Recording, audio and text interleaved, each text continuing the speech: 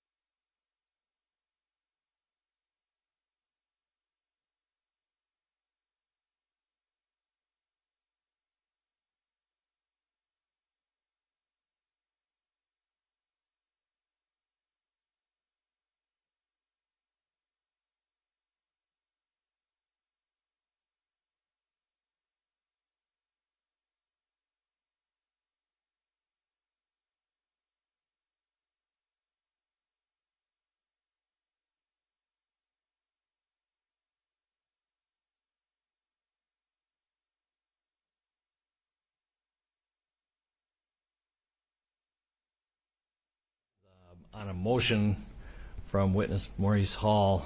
Mr. Hall, could you spell your names? We've gotten different spellings on your name.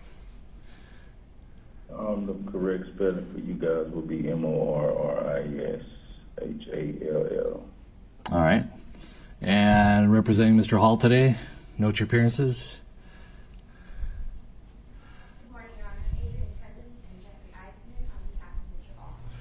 And Mr. Hall, your attorneys are present when they address the court. They're going to go to the podium, so you should be able to see them at that time. But obviously we are not in a position where you can consult privately with them today, but you've had a chance to talk to them. Is that correct? That's a yes? Yes. All right, thank you. All right, this is Mr. Hall's motion as a witness to quash the subpoena. Who would like to address it? Ms. Cousins, if you would.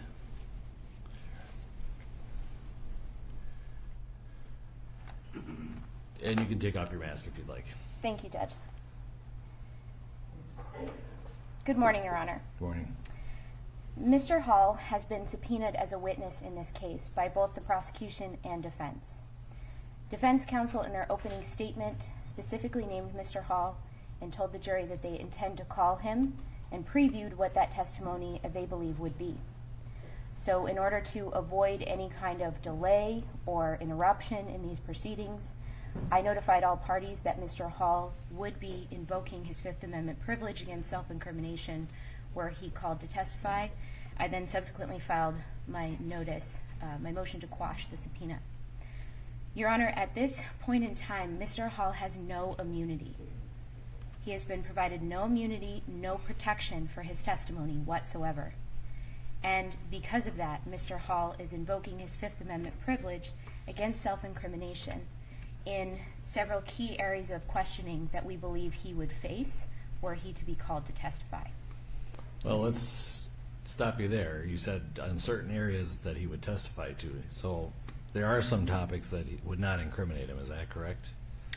Your Honor, I cannot envision any topics that Mr. Hall would be called to testify on that would be both relevant to the case that would not incriminate him.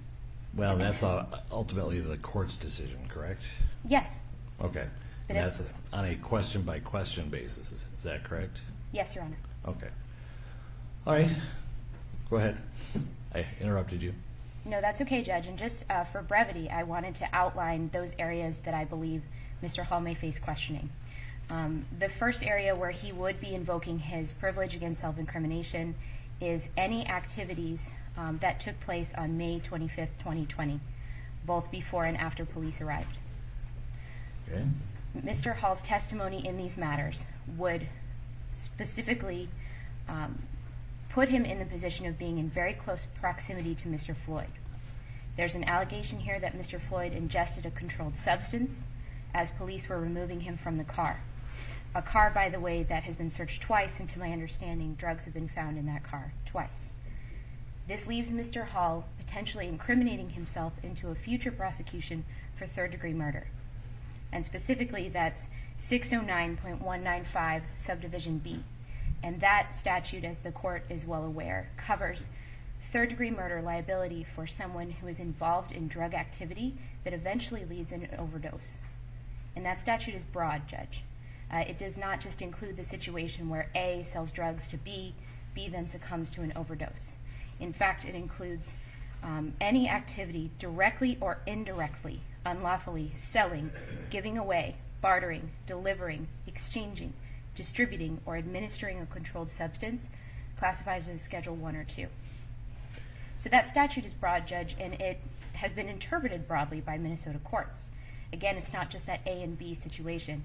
In fact, anyone who can be pointed to as a link in the chain of distribution, someone who prepares drugs for someone else, someone who acts as a go-between, can be implicated in third-degree murder. And so any of the activities that Mr. Hall would be testifying about throughout that day, and including before police arrived on May 25th, 2020, could potentially incriminate him in that charge, not to mention drug sale and drug use. Additionally, the other area of testimony in which Mr. Hall would be invoking his Fifth Amendment privilege is any personal knowledge that he has of drug use by George Floyd up until and including May 25th for the exact same reason, Judge. It leaves him open to exposure on a potential future third-degree murder charge. Any testimony regarding his activities with Mr. Floyd could leave him open to potentially incriminating himself. Right. I think what I'm going to do is ask Mr. Nelson to list for the court the topics and areas and whether there's something outside of what you just outlined.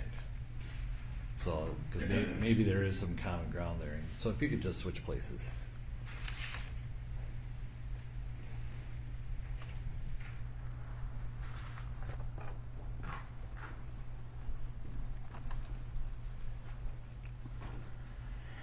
Your Honor, it would be the defense intent to inquire of Mr. Hall as to the following. Certainly, any events leading up to Mr. Hall and Mr. Floyd's arrival at Cup Foods earlier in the day, where they were, what they were doing. Mr. Hall's interactions with Mr. Floyd in the Cup Foods, including whether either party gave the other a counterfeit bill. Whether or not Mr. Hall gave, sold, or otherwise provided Mr. Floyd with controlled substances. Specifically, whether Mr. Floyd, his behavior in the car, Mr. Hall previously described that Mr. Floyd was falling asleep, that it was sudden. I would ask him questions about Mr. Hall's previous statements to law enforcement that Mr. Floyd had indicated he did not intend to, or that he was planning on taking these pills later when they got home, implying that Mr. Floyd took them before they left.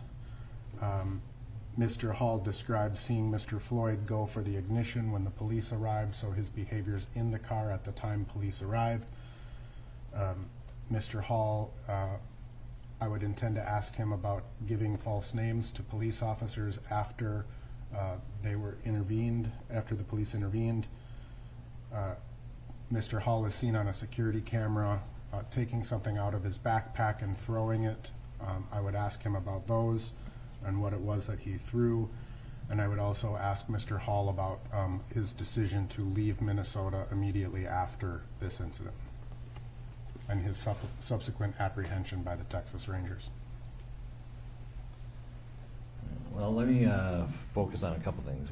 I think you would agree that any questions that he answers about the counterfeit bill falls within his, could incriminate him. Would you agree with that? Yes.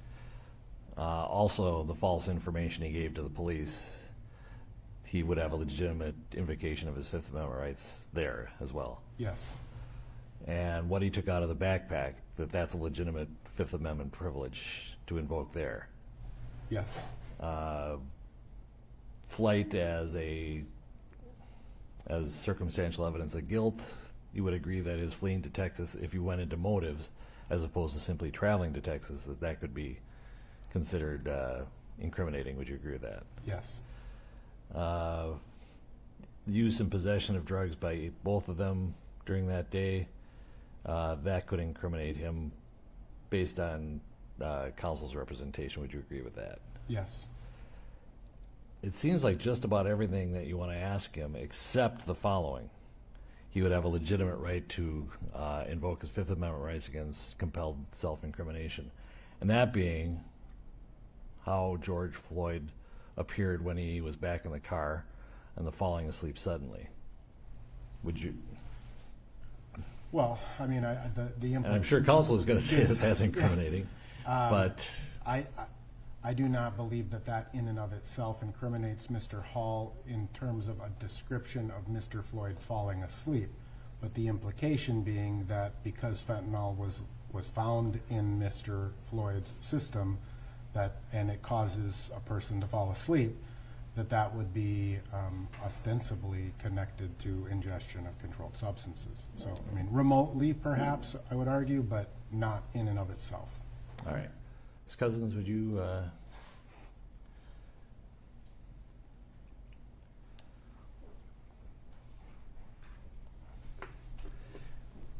and unfortunately you don't have the benefit of having sat through all the testimony, but it appears that this would be a proper invocation of his Fifth Amendment rights for just about everything Mr. Nelson was talking about. The one exception appears to be his observations sitting in the passenger seat of the car as how Mr. Floyd appeared, that he was falling asleep and that it happened suddenly.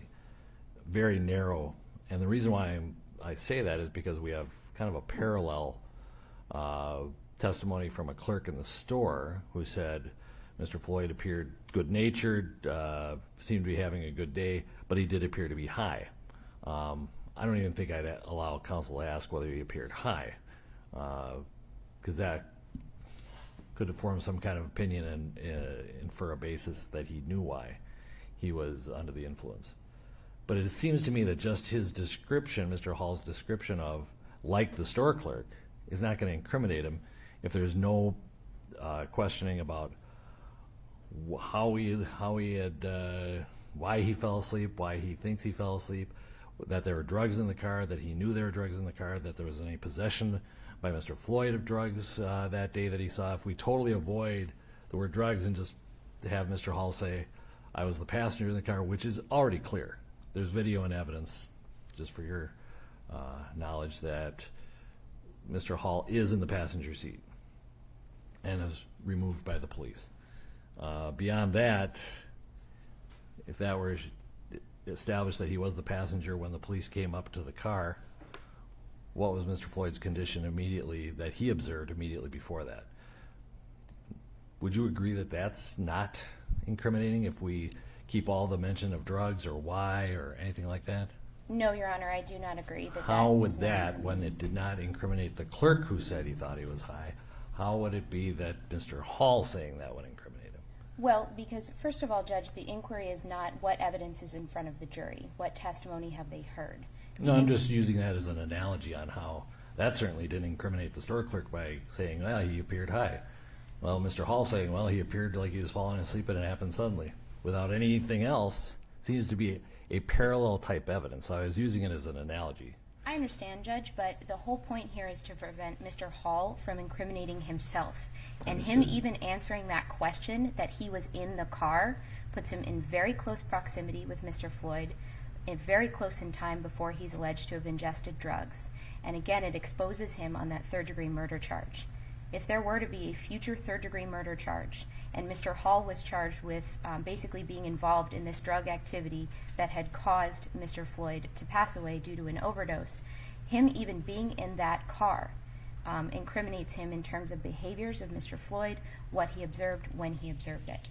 So, no, Your Honor, I would argue that it definitely would expose him to potential incrimination. Well, not to mention, Judge, that this is a car where drugs have been found twice.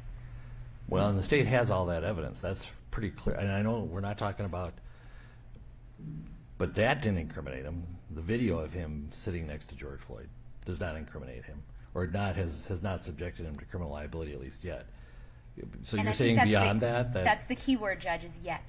Yeah. Is yet. The But question you is, think his observations of how George Floyd looked would incriminate him? Absolutely. I don't see how that would put him closer to criminal liability just with those observations.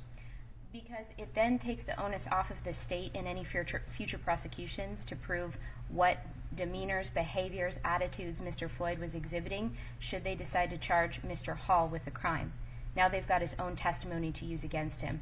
That's the very definition of a Fifth Amendment privilege, Judge. Well, if it incriminates. Yes, Just the fact that he testifies does not make it incriminating. but his testimony would be used to incriminate him in a future prosecution. Well, anyway, Mr. Frank, do you need to weigh in on this? I don't think you have a dog in the fight at this point. Well, I do, Your Honor, and I would like to be heard briefly. Sure.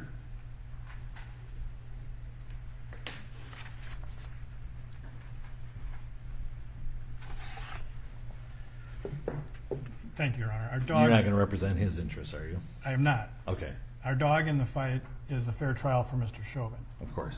and one trial.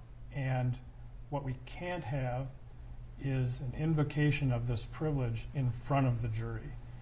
And this questioning that the court is offering or suggesting creates a huge problem. And the reason why I cited the Caldwell case to the court is because this questioning would not exist in a vacuum. And we have to remember, too, that the standard is not just whether this evidence itself is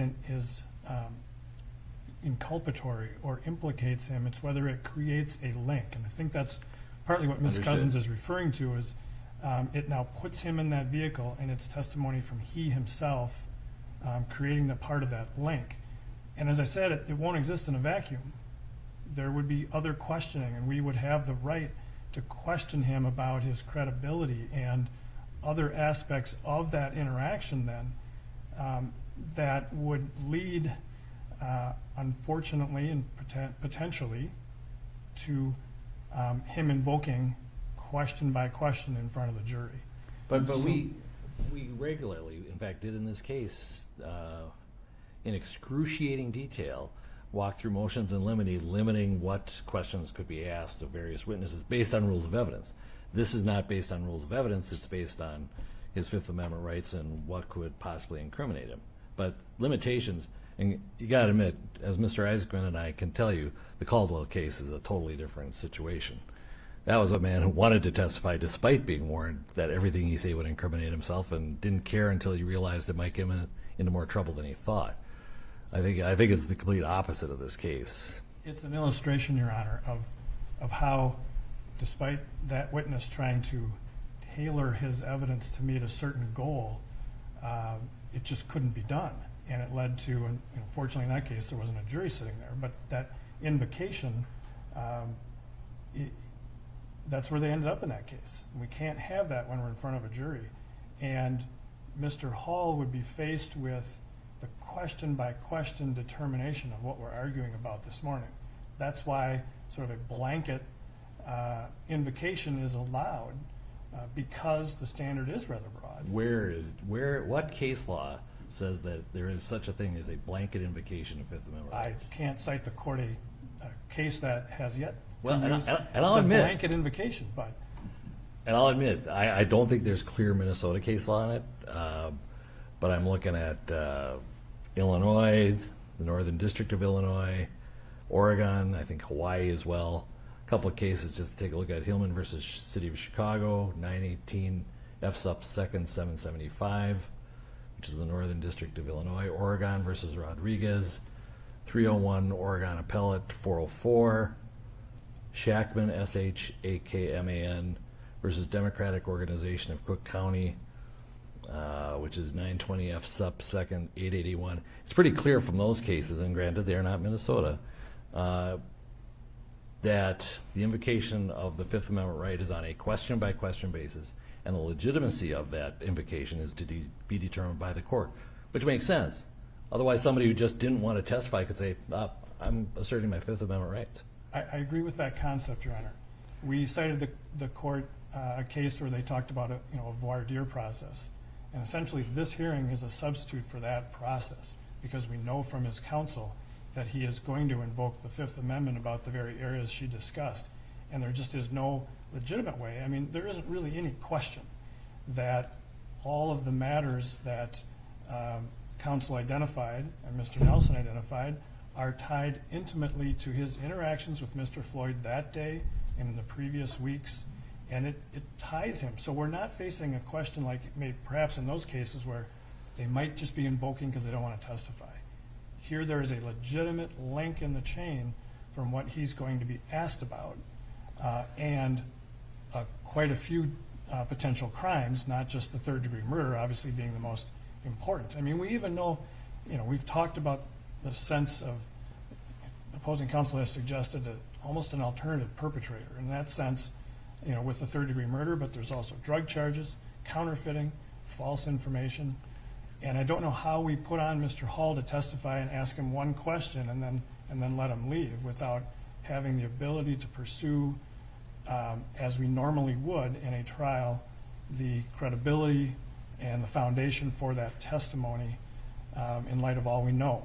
So I think that this case doesn't raise the kinds of questions that maybe are being brought up in the cases the court cited. I'm sorry, I can't speak to them personally right now, but here there's no question that the singular questions the court is inquiring about are intimately linked to George Floyd and the activities of that day, all the other areas that Well, I think if you look at the case law, it's much closer to incriminating behavior, like the Shackman case, it's really clear that I would have not ruled the way they did. I would have said that was a proper invocation. And they're like, no, it's not a problem. Well, that's Illinois. Yeah, let's do this step by step. I appreciate your argument, and I think I know where we're kind of heading with that. This is what I'm going to propose. We're not done today with this.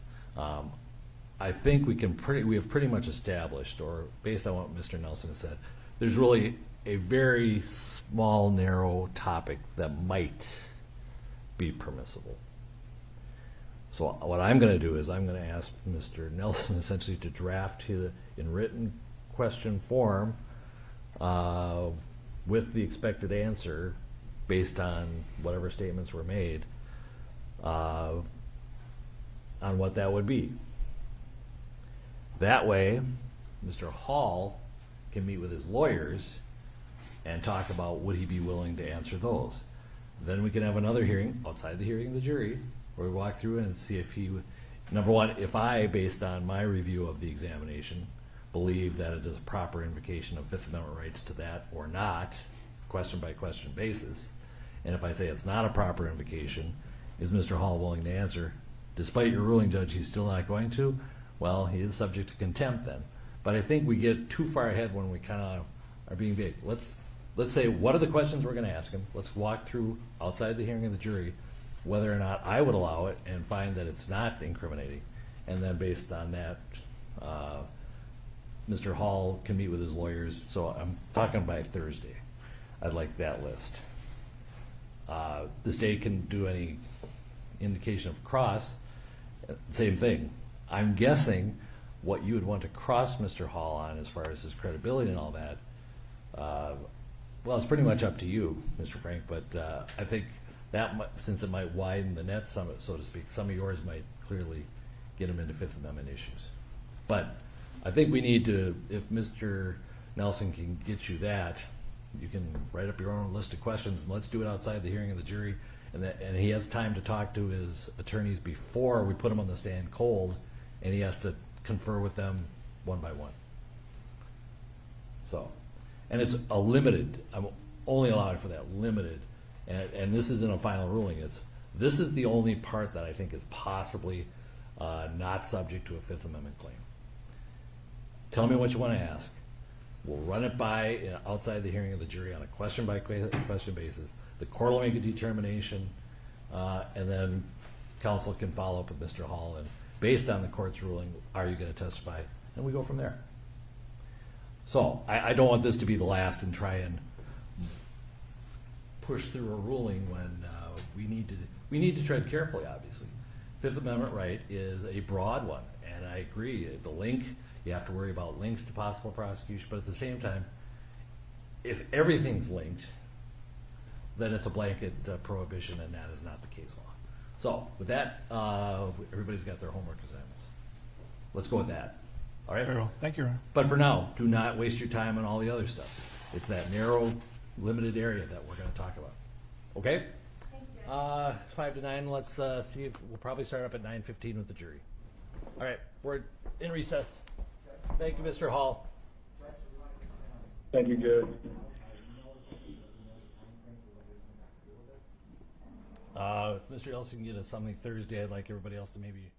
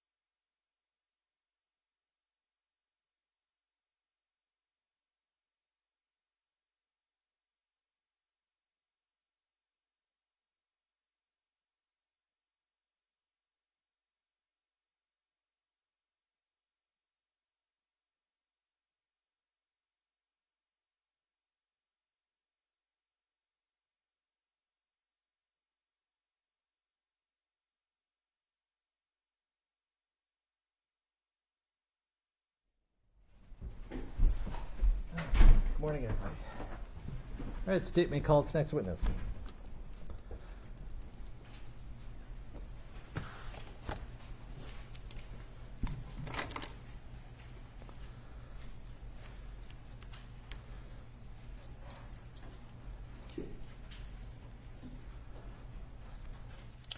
Your Honor, the state calls Kerr Yang.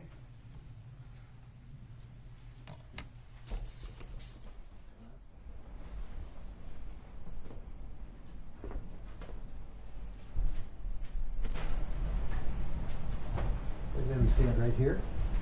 Just raise your right hand.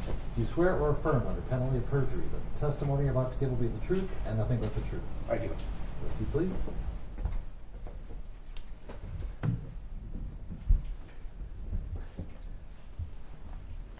And first of all, if you feel comfortable doing so, we'd appreciate if you could remove your mask so you could be heard more clearly. Yes, sir. And then begin by stating your full name, spelling each of your names. My name is Kerr Yang. First name is spelled K-E-R, last name is spelled Y-A-N-G. Mr. Slisher. Thank you, Your Honor. Good morning. Good morning, sir. How are you employed? I am employed with the City of Minneapolis Police Department. How long have you been employed by the City of Minneapolis? I have been with the department for approximately 24 years. And what's your current position with Minneapolis? My current position is I am the Crisis Intervention Training Coordinator for the department. And your current rank? I hold the rank of sergeant. First, I'd like you to tell the jury a little bit about yourself. How old are you, sir? I'll be 50 this year. Okay. And you indicated you've been employed by MPD for 24 years? Approximately 24 years, yes.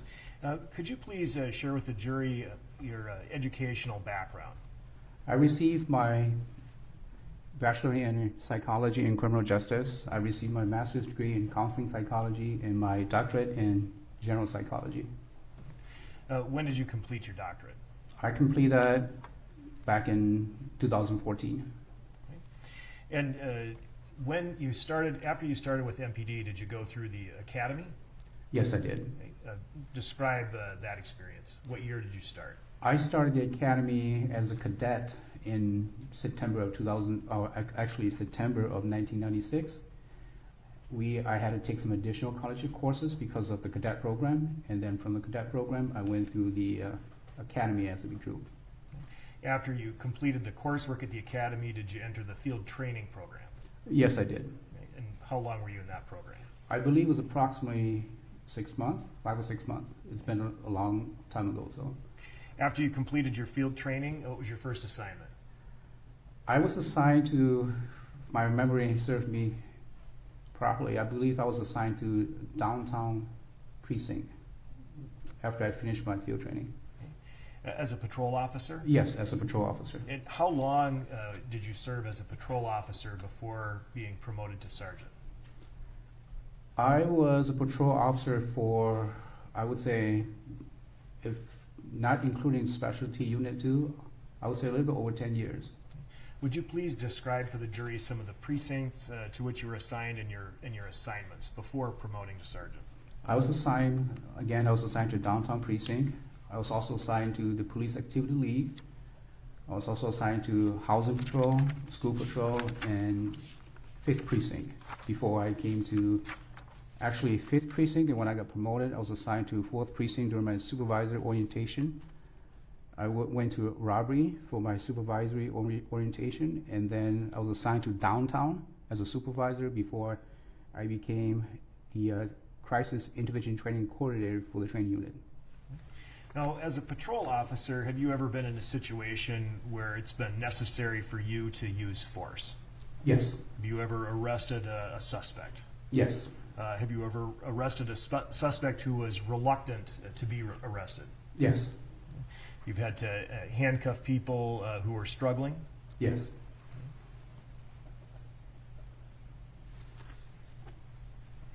And now you're the crisis training coordinator. Where are you assigned as the crisis training coordinator? I am currently assigned to the training unit. Where's that located? It's located on the north side at what we call the Special Operations Center. at 4119 DuPont Avenue North. Can you please describe your role as the crisis training coordinator? As the crisis training coordinator, I am responsible for collaborating and coordinating with mental health professionals and community members and civilians to come and teach our officers about crisis and crisis de-escalation. And at times, I've also trained our officers too. What do you mean by crisis? Crisis could be any event, situation that is beyond a person's coping mechanism. And during that, when it's beyond their control, sometimes they don't know what to do. And we train them to assist a person to bring them back down to their pre-crisis level. Could you please share with the jury some examples of types of crises? Crisis could be mental health, mental illness related, or it could be situational. It could be that somebody got into a car crash, for example, and they're just so affected by that they don't know what to do, and that could be a crisis. So that could be an example of a crisis. Can intoxication be a crisis? Yes, intoxication could be a crisis too, yes. Through drugs or alcohol? Yes. Certain types of anxiety could be a crisis? Yes. Does the Minneapolis Police Department have a policy pertaining to persons in crisis? Yes, it does. And at a high level, can you explain what that policy requires? The policy requires that when it's safe and feasible, that we shall de-escalate. Does the Minneapolis Police Department, I'm assuming as the crisis training coordinator, you're aware of any training or tools that it provides law enforcement officers to abide by this policy? Yes. Does that include training officers to recognize when persons may be in crisis? Yes. Some of the signs of crisis and types of crisis? Yes. And there is a specific crisis intervention training course that the Minneapolis Police Department sponsors or puts on down at the training center. Is that right? That is correct, yes. And in your role as coordinator, you bring the instructors in for that. That is correct. Have you been through the course itself? I have been through the course, yes, and I have sat through some of the courses too, yes. Right. Now, Exhibit 203, which we won't publish at this time, contains some training records, and those training records indicate that crisis intervention training was offered within 2016 and also 2018. And I'd like to talk to you about the larger block, the 2016 block. Now, first I have to ask you, do you recognize the name Derek Chauvin? Yes. How do you recognize it? I recognize the name Derek Chauvin through training. Okay. You're familiar with this person? No. Would you recognize him if you saw him? Yes. All right. Do you see him in the courtroom today? He has a mask on. I'm assuming that's him. All right. May the record reflect that the witness has identified the defendant. Record also reflect. Exhibit 203, the training records indicate that in 2016, the defendant participated in a lengthier course, approximately a 40-hour course in crisis intervention training. Are you familiar with that type of course, the 40-hour crisis intervention training course? Yes. And is that a course that you've personally participated in as a student? That course was delivered to the department, to the officers by Minnesota CIT Officers Associations. And can you, just in general terms, explain what that course covers? That course covers individual in crisis, symptoms, and de-escalation strategies that may be used for individual in crisis. So it's a scenario-based training. What do you mean by that? The trainer, Minnesota CIT Officers Association, brings in professional actors to come in and to conduct crisis scenarios where they're in a state of crisis, and then our officer has to use de-escalating strategies to bring them down to pre-crisis level or to help them out. And so the officers are given an opportunity to practice recognizing what may be signs of persons in crisis and respond appropriately? Yes. I'd like to talk to you about a related concept. You're familiar with the critical decision-making model? Yes, I do. How are you familiar with that model? I attended the critical decision-making model was introduced to us by the police executive research forums. I, along with some of my colleagues, we attended a training session that was conducted by a representative from PERF, or the Police Executive Research Forums, and we adapted that model to MPD's use to guide our officers in their decision-making process. And does the critical decision-making model, is there an application to crisis intervention? Yes, it does. Also an application to use of force? Yes. And sometimes those decisions will have to be made contemporaneously, is that right? Yes. At this time, I'd like to publish Exhibit 276, the critical decision-making model. You recognize this document? Yes, sir. And this is the critical decision-making model with which you're familiar? Yes, sir. Could you please explain, based on your familiarity with this graphic, the middle circle? The middle circle, what you see in the middle circle are voice, neutrality, respect, and trust. Those are the pillars of procedural justice that was introduced to the department. What is procedural justice? Procedural justice basically is the legitimacy in our action. What we do are our actions legitimate, and that is what procedural justice is about, is legitimacy. And the training center also offers courses in procedural justice as well, is that right? That is correct, yes. This critical decision-making model is adapted in part from those materials, the procedural justice materials. That is correct, yes. Okay. Now, going back to the outer part of the circle, the first step of information gathering, and you see that it goes kind of a wheel that's supposed to represent critical decision-making or thinking, is that right? That is correct. Would you please, we've heard a little bit about this critical thinking decision-making model already, but I'd like you to discuss how this works in the context of crisis intervention, starting with the first block. Starting is information gathering. We believe that this model has application not only for crisis, but especially for crisis. That is why it is part of our crisis curriculum.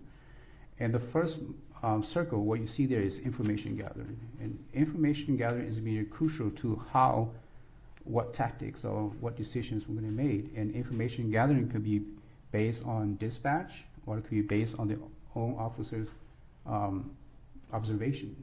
Observations of what?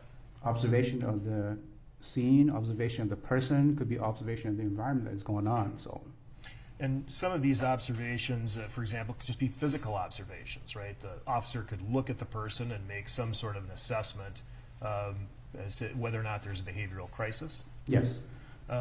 Listening, is that also important? Listening is important, yes. Any other information that an officer would generally assess or take in when considering whether a person is in crisis? Even listening, listening is key. Other observation, even touch, for example. If you officer hands is on the person, you can sometimes sense tensing up, and you can tell that maybe the person's in crisis or not. So, then going to the next step, taking that information and potentially assessing it. What's the threat risk assessment block? risk is the possibility that something bad or dangerous may happen, and threat, in a sense, is the danger, and whether that danger is going to cause harm or not. Now, with risk, you say it's the potential, right? So it doesn't necessarily mean that the person is being threatened or themselves is threatened. Is that right? That is correct, yes, sir. It's just the mere possibility. And many people could present some sort of a risk. Everybody presents some sort of a risk, right? Yes. And it's up to the officer in the information gathering to determine whether that risk is small, large, or elevates to a threat. Sustained. And how does the, I apologize, Your Honor, how does the officer then assess whether or not a threat, a risk is small, large, or could develop into a threat?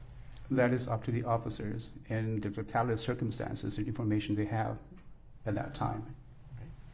The next step then, after the threat or risk assessment, authority to act, could you please describe how that step is taken in the context of crisis intervention? The authority to act is based on our policy and also based on state statutes and case law too for individual in crisis. And those are some of the authority that we have in handling people in crisis. Some of those policies and the authority could include the use of force policy, Yes. the de-escalation policy, Yes. and the crisis intervention policy. Yes, sir.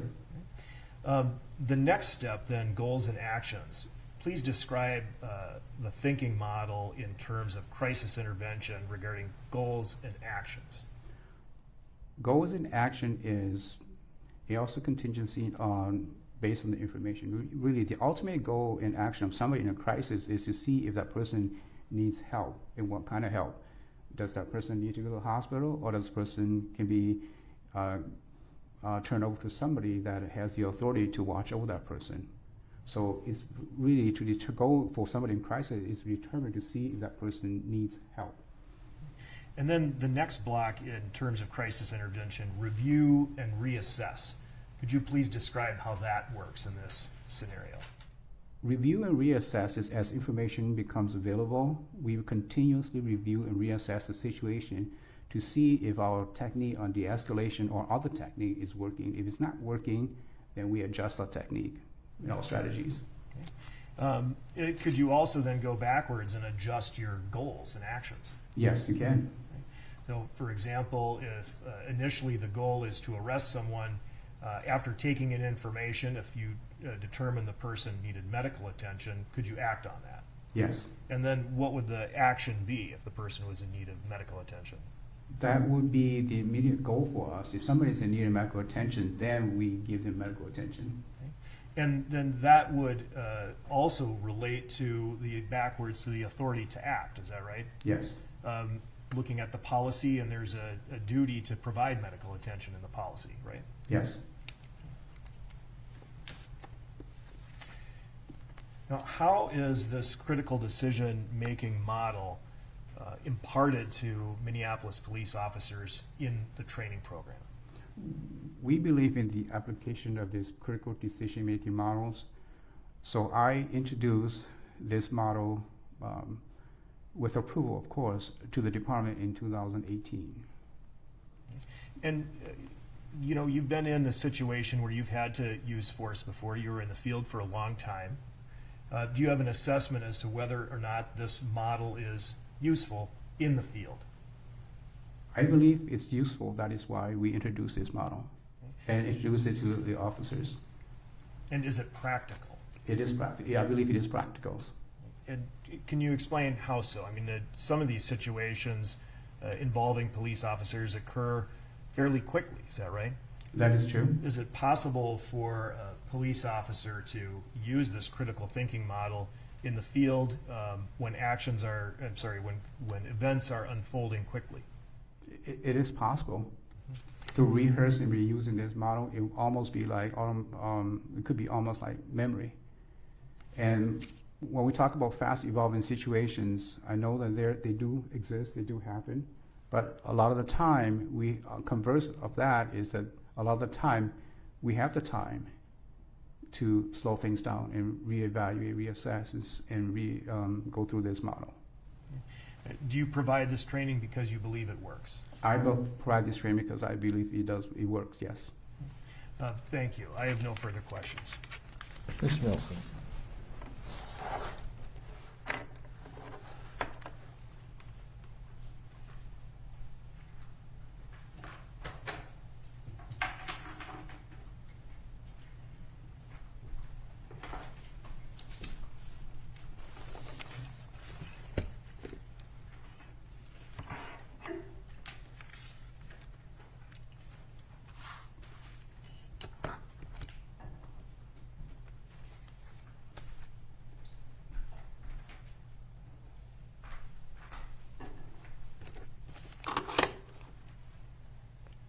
Good morning, sir.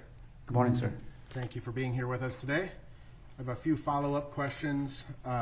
So your role with the Minneapolis Police Department is currently training officers involved in the crisis intervention techniques, That's correct, sir, yes. as well as the critical decision-making model, correct? That's correct, sir. And you assisted the Minneapolis Police Department in developing its policies and procedures surrounding both the crisis intervention technique as well as critical decision-making policies, right? Yes, sir. Right. You said you introduced these policies with the approval from the chief or the higher-ups, right? It has to be approved before we can deliver this training, yes. Right. And these trainings then ultimately helped form some policies of the Minneapolis Police Department. Yes, but not the critical decision-making model. It's not in the policy. Right. But the crisis intervention technique is in the policy. Crisis intervention is in the policy, yes. Okay. So, and you have a long career as a police officer, both in the field and also in the training and investigation units. And so you have your own personal experiences in dealing with people out on the street, right? That's correct, yes, sir. Now, are there situations in your own experience where you've had to use force on someone and other people observing the use of force don't like what you're doing? Yes, sir. And in fact, I believe you would describe sometimes that the public doesn't understand that police actions can look really bad. That's correct, sir, yes. Right. But they still may be lawful even if they look bad, right? Yes, sir. And part of the whole goal of the crisis intervention technique or policies is to not only deal with the suspect, but also other people who may be watching, correct? That's correct, yes, sir.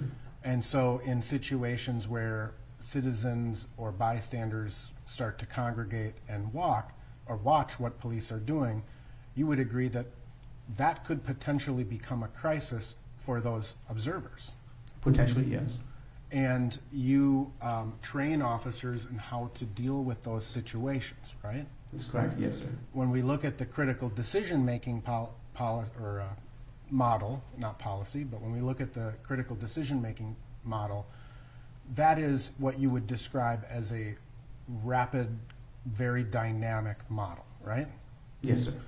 It's not just focusing on one particular thing, it's assessing many, many things that are happening in the context of an arrest, right? Yes, sir. And some of those things could be the interactions that you're having with citizen observers, right? Yes. And the training that you provide, there are materials that the department maintains, correct? That's correct. So I'm going to ask the court to just display to the witness. I switch this here. What has been marked as Exhibit 122. Do you recognize this to be training materials prepared by the Minneapolis Police Department Crisis Intervention Team? Yes, sir. All right.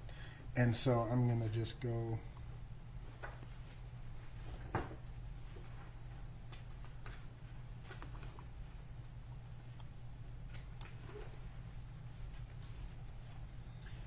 So I'm going to have you just look at this. This is the material and the training materials that the crisis intervention team present to the officers in this 40-hour training, right? No, sir. This is the training that you received? This is the training that I created. It wasn't delivered to Chauvin or the other officer. Okay, so this is something that you created to train Minneapolis police officers? Yes. All right. But this is a more recent model than the 2018 model? This is a program that we created really to target the recruit in the cadet academies. Okay. Yeah. So this is separate from what Chauvin and the other officers went through. Okay. But some of the information is generally applicable to all police officers who are trained in crisis intervention as well as de-escalation, right? Yes, sir. And officers are trained to look for potential signs of aggression from suspects or crowd observers, right? Yes, sir.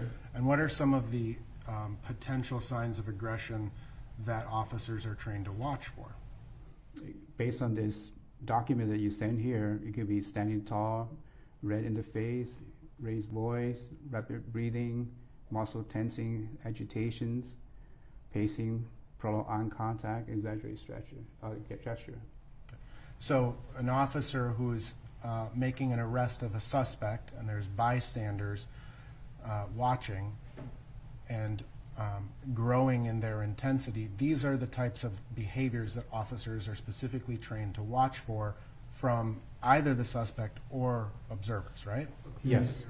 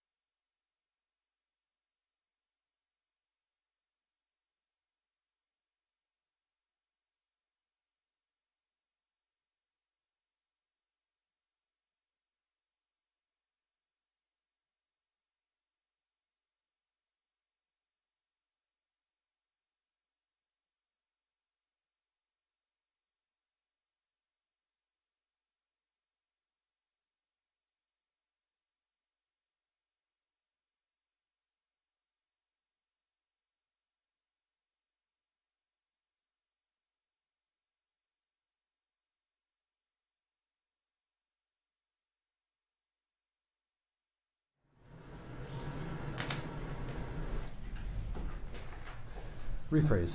Thank you. Mr. Yang, as a part of, or excuse me, Sergeant Yang, as a part of your role in the Minneapolis Police Department, do you train both cadets, recruits, as well as veteran officers? Yes, I do. Okay. And can you describe the difference between the training that a cadet would receive versus a veteran officer? Something like this will be given to the recruits and officers that have gone through the Minnesota CIT Officers Association's training on crisis de-escalation. We will give them a progression training. We will introduce other topics like autism to them and go through different type of topic that is part of crisis training. So it's a little bit different. It's different from what the recruits and the regular officer will get. Now, the information that is presented to recruits versus veteran officers, is it generally the same type, broad categories of information? It's possible the same, yeah, similar. We want to be consistent, so it's similar, yes. Right. And so the information that a veteran officer would receive in a 40-hour training would be inclusive of what to look for in terms of crisis, would it not? Yes. Right. You would train officers on the policy about crisis intervention, correct? Yes. You would train them about what to look for when a person is in crisis, right? Yes. Are you talking about recruit training or the veteran officer? Veteran officer. The veteran officers, are you referring to the 40-hour training? Or Yes. 40 hours training, I have nothing to do with the 40-hour training for the veteran officer. That's Minnesota CIT Officers Associations. Okay. So you don't know any information that the veteran training officer, the veteran officers would receive? I do know some of it, but not the entire curriculum. Okay. You've trained veteran officers yourself? I do, but not in the 40-hour week. Understood. But in the refresher type In the courses? refresher type course, yes. Right. And in the refresher type courses, do you discuss with officers the policy of crisis intervention? Yes. Do you discuss with officers the signs to look for, both in terms of suspects as well as individuals observing? Especially the suspects. Especially the suspects. Yes. But ultimately, you would agree that that training also includes the critical decision-making model, right? Yes. And the critical decision-making model is not limited to or focused on simply the suspect, correct? He's back onto a topic where he can lead now. Correct? I'm sorry. I was just answering the objection. It's overruled, so you can answer. Okay. Will you repeat that, sir? Sure. I have to remember my question. The critical decision-making policy that you train veteran officers on would be inclusive of people other than just the suspect. Is that correct?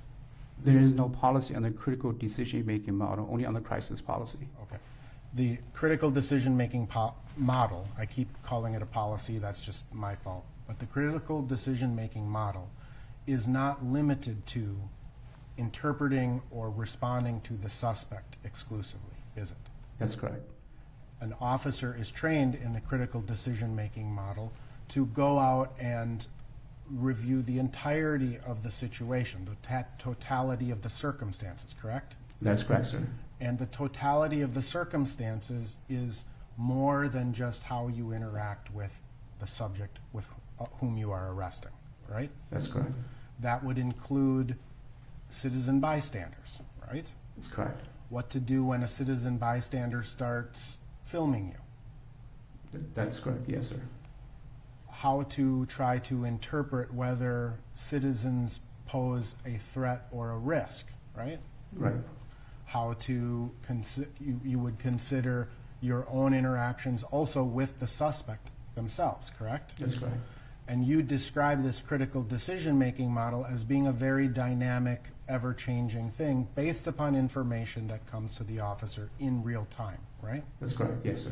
And so an officer may consider, who has used force, may move backwards in the policy, but may have to jump somewhere else in the policy because new information comes, or the model. Yes, sir. And so it is a constantly evolving process where an officer is entrusted to make decisions based on all of the information that he or she perceives, correct? That's correct, sir. Yes, sir. Right. And that also would include training, right? Their training. Yes, sir. And other things that may not be apparent to a citizen. Yes, sir. Right. Tactical decision-making, for example. Yes, sir. Knowing that medical help was on the way, right? Yes, sir. Making decisions about officer safety, right? Yes, sir. So all of these, it's not just one small thing that you're focused only on the subject that you're arresting. You're taking in a lot of information and processing it all kind of simultaneously through this critical decision-making model. Agreed? That's great. Yes, sir. All right.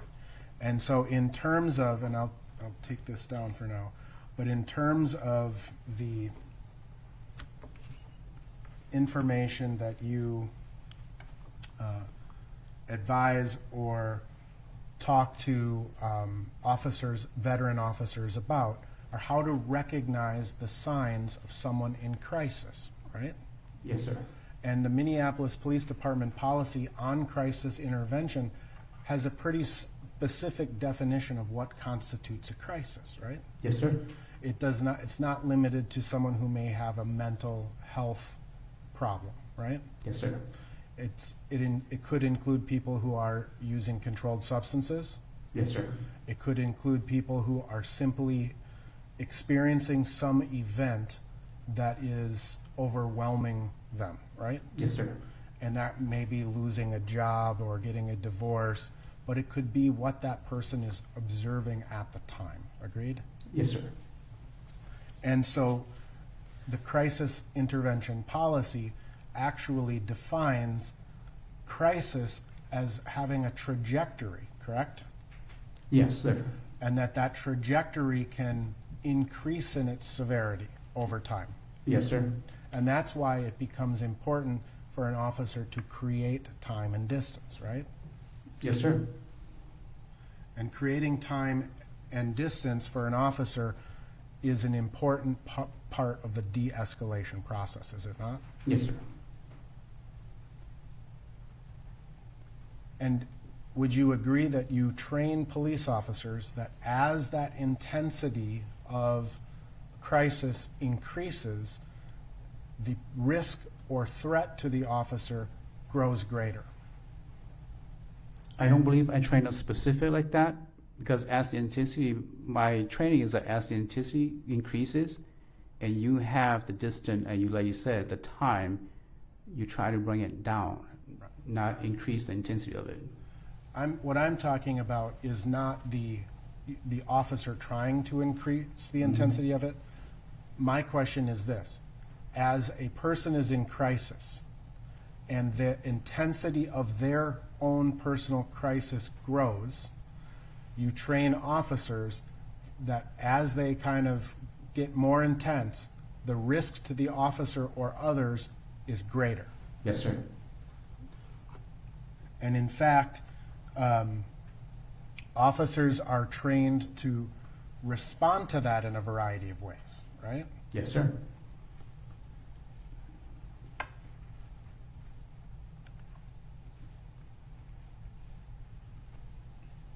And some of the techniques that the Minneapolis Police Department trains both veterans and recruits would be to have a confidence about them, right?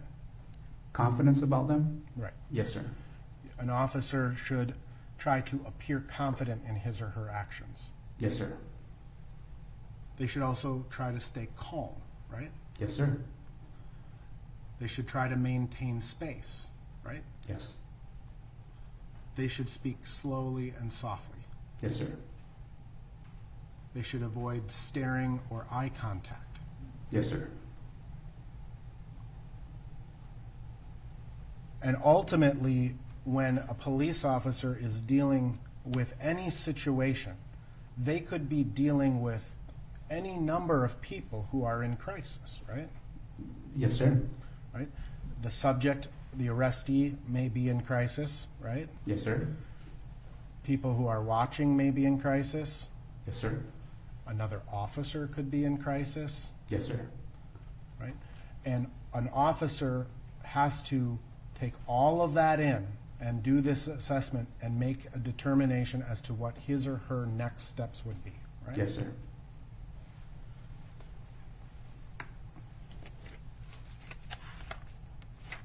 And the observations of the officer in that situation, I think you described on direct examination, you described that an officer will also take into and apply to the critical decision-making model his or her own sensory perception. Yes, sir.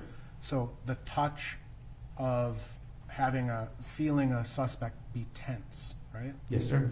Or loose, right? Yes, sir. What they may hear comes into play. Yes, sir. So if they hear people threatening them or potentially threatening violence, that goes into that critical decision-making model as well, right? Yes, sir.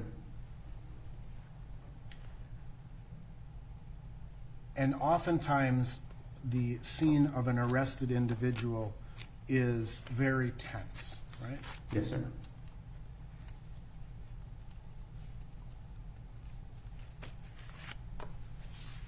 I have no further questions. Any redirect?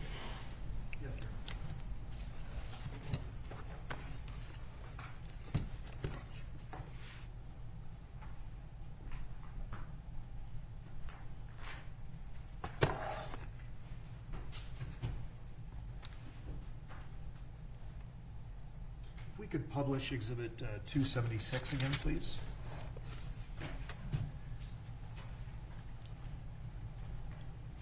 They'll let,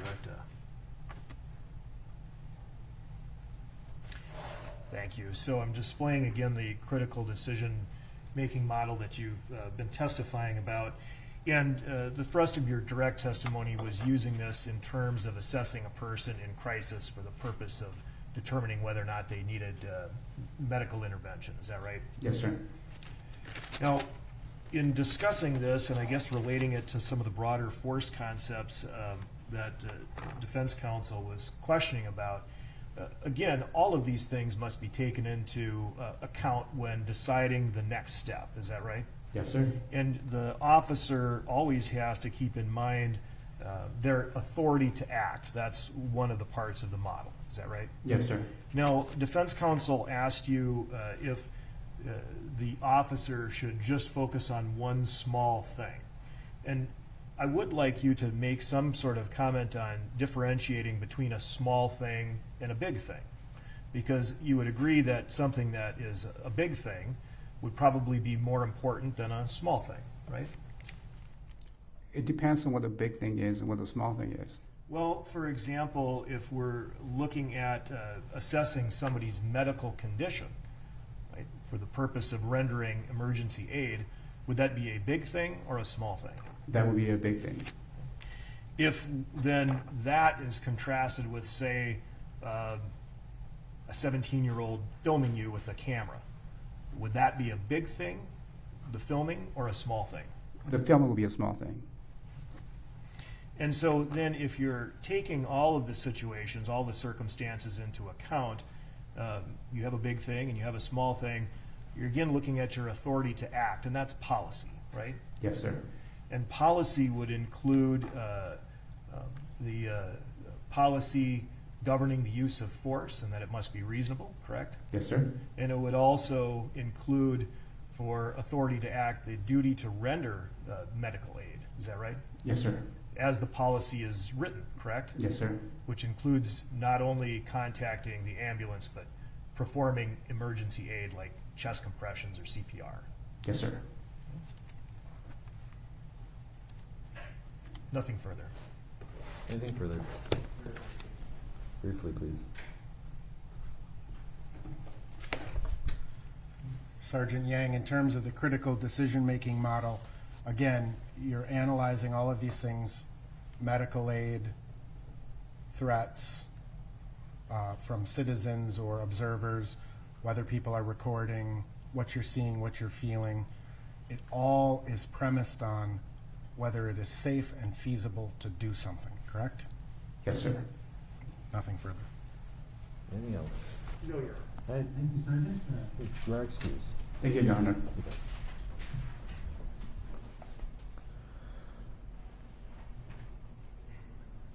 And is that your water, sir? Or is it? Oh, okay, thanks.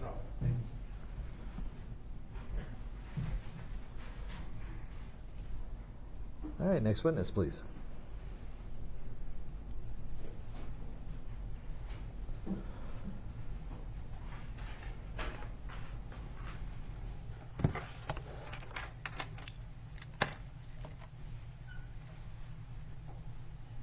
Thank you, Your Honor. Your Honor, the state calls Johnny Mercil.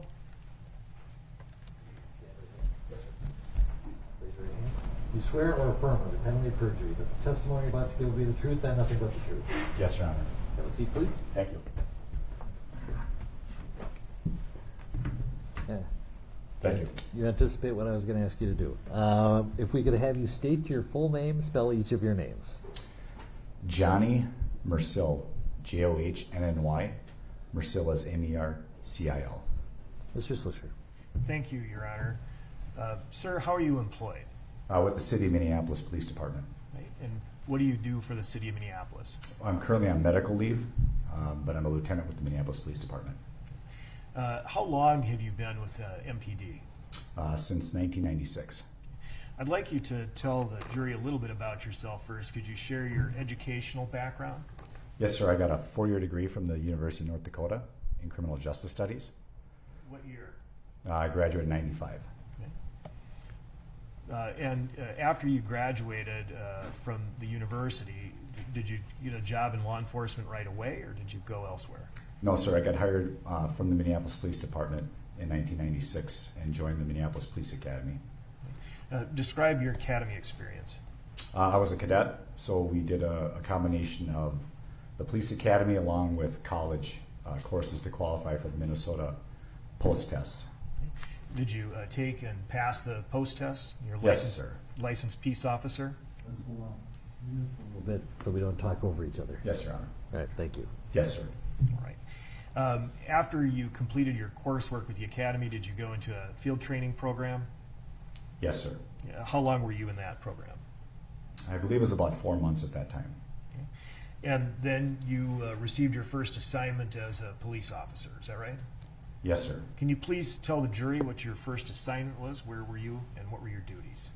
Yes, I was a patrol officer assigned to the 3rd Precinct, which is southeast Minneapolis. And duties are patrolling the streets, answering 911 calls. Okay. How long did you serve as a patrol officer in the 3rd Precinct? Initially for a couple of years, and then I went to the community response team, which is a plainclothes unit. What is it's also referred the community response team? I've heard it called the CRT. Yes, sir. Well, CERT team. CERT team. What does that do? They respond to the local community's concerns about crime, prostitution, drug dealing, gang activity. How long were you with the CERT team? I did that for about 3 years. And then what was your assignment afterwards? From there, I went to the Mounted Patrol unit, and that was technically downtown unit at the time. What does the Mounted Patrol unit do? We patrol on horseback, mainly crowd control. For busy times in Minneapolis, we focused on bar close in downtown Minneapolis. Yeah, how long did you do that? Full time for about 1.5 years, and then I went to patrol in downtown Middle Watch, the precinct. Okay. How long were you in the downtown Middle Watch assignment? I was on downtown Middle Watch until 2006, and then I got promoted to sergeant. In order to be promoted for sergeant, did you take an exam and pass it? Yes, sir. It's a civil service exam along with an assessment center. And after you were selected as sergeant, you received your first assignment? Yes, sir. What was that? I went to the robbery unit in downtown here at City Hall. And then from there, I went to the juvenile unit. And then I eventually ended up back downtown on patrol as a supervisor. Okay. And how long did that take? What year are we up to now? Oh, I think we're at about 2007, 2008. Okay. And after that? I was there for a couple of years. I ended up going back to Mounted Patrol full-time as a sergeant in charge of the unit. That went through 2009. I went back to the street for about 1.5 years, and then I went to the Minneapolis Police Department's gang enforcement team as a sergeant. Okay. And then we, from there, investigated gang crimes, gun crimes. And then after that assignment, I ended up on the north side on patrol for about 1 year, 1.5 years, and then I went back downtown as a sergeant on the community response team, the CERT team downtown. And then in 2017, I took the exam for lieutenant and passed and was a lieutenant in 2017. And where were you assigned then as a lieutenant? After I got promoted, I was transferred to the training division in charge of use of force. I'd like you to talk to the jury a little bit about your own background in the use of force. You're familiar with the Minneapolis Police Departmental policy regarding the use of force? Yes, sir. I trained for several years for that. That was a part of your academy training? Partially. You get to be familiar with the use of force through the academy. And then after you left the academy, did you have to take refresher courses, which would have included use of force training every year? Yes, sir. In order to maintain your post license? That's correct, sir. Have you had training beyond that, beyond what was presented at the academy and your yearly certification? Yes, sir. Could you please describe it? Yes, I became a part-time use of force instructor in about 2010, and I maintained that part-time status as a use of force instructor up until I was promoted to lieutenant, where I went to the training unit full-time. What did you have to do to become qualified to be a use of force instructor? Went through different courses designed to train us up on use of force. I also started training Brazilian Jiu-Jitsu for the department as part of our ground defense initiative several other classes in different academies I went through too. And I'd like to maybe qualify a few terms, if we may. We've talked about use of force and use of force training. We also hear the term defensive tactics. Can you differentiate between the two? I think they're interchangeable. I think use of force is probably the more appropriate term, but I think defensive tactics has been more of a term that's been used longer, so people tend to refer to use of force instructors as defensive tactic instructors. Would a defensive tactics, in terms of defensive tactics instruction, include more hands-on type instruction? You'd mentioned Brazilian Jiu-Jitsu, for example. Yes, sir. Right. Were you interested in Brazilian Jiu-Jitsu before becoming a police officer, or how did that develop? No, sir. I was in martial arts through college, and then I got interested in it from some of the other use of force instructors, kind of recruited me to do that, and really fell in love with the art form and really what its implications and uses are for law enforcement specifically. Would you please just provide a very high-level overview of what Brazilian Jiu-Jitsu is and some of its basic principles? Yes, sir. It's a form of martial art that really focuses on leverage and body control, de-emphasizes strikes. In a true Brazilian Jiu-Jitsu, there aren't strikes. There's no punching or kicking. It's using your body weight, kind of like wrestling, and joint lock, manipulation, neck restraints, things that, pain compliance as well as physical body control to get people to comply. So you use that phrase, pain compliance. What is that? Pain compliance is using a technique that causes the person you're using it against to have pain so they comply to your whatever it is you're asking them to do. So if we were to use an example maybe from childhood, you're familiar with the game Mercy? Yes, sir. Right, where you lock fingers and twist down and then somebody has to submit. Is it similar to that? Yes, sir. All right.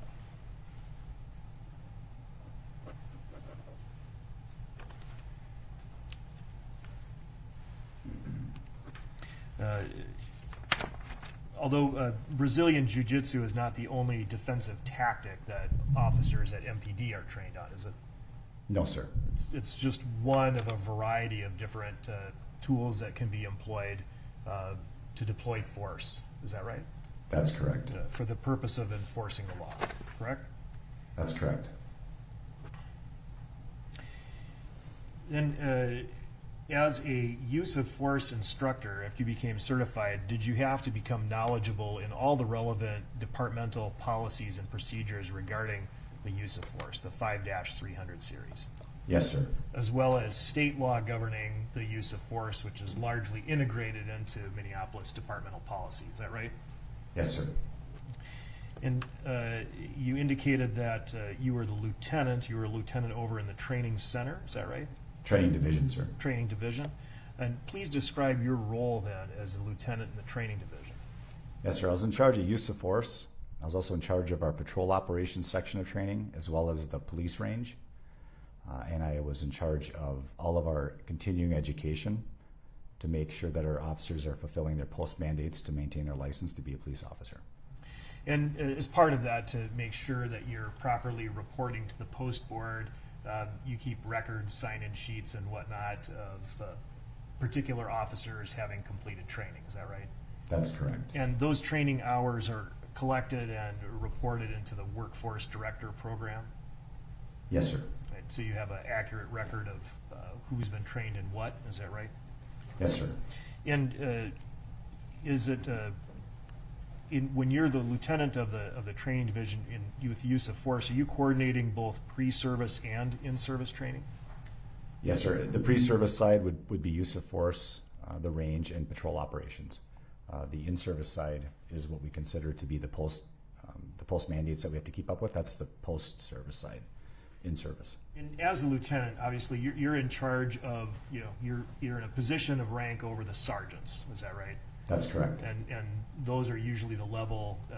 The trainers would largely be at the sergeant level. Is that right? Mainly officers with some sergeants overseeing.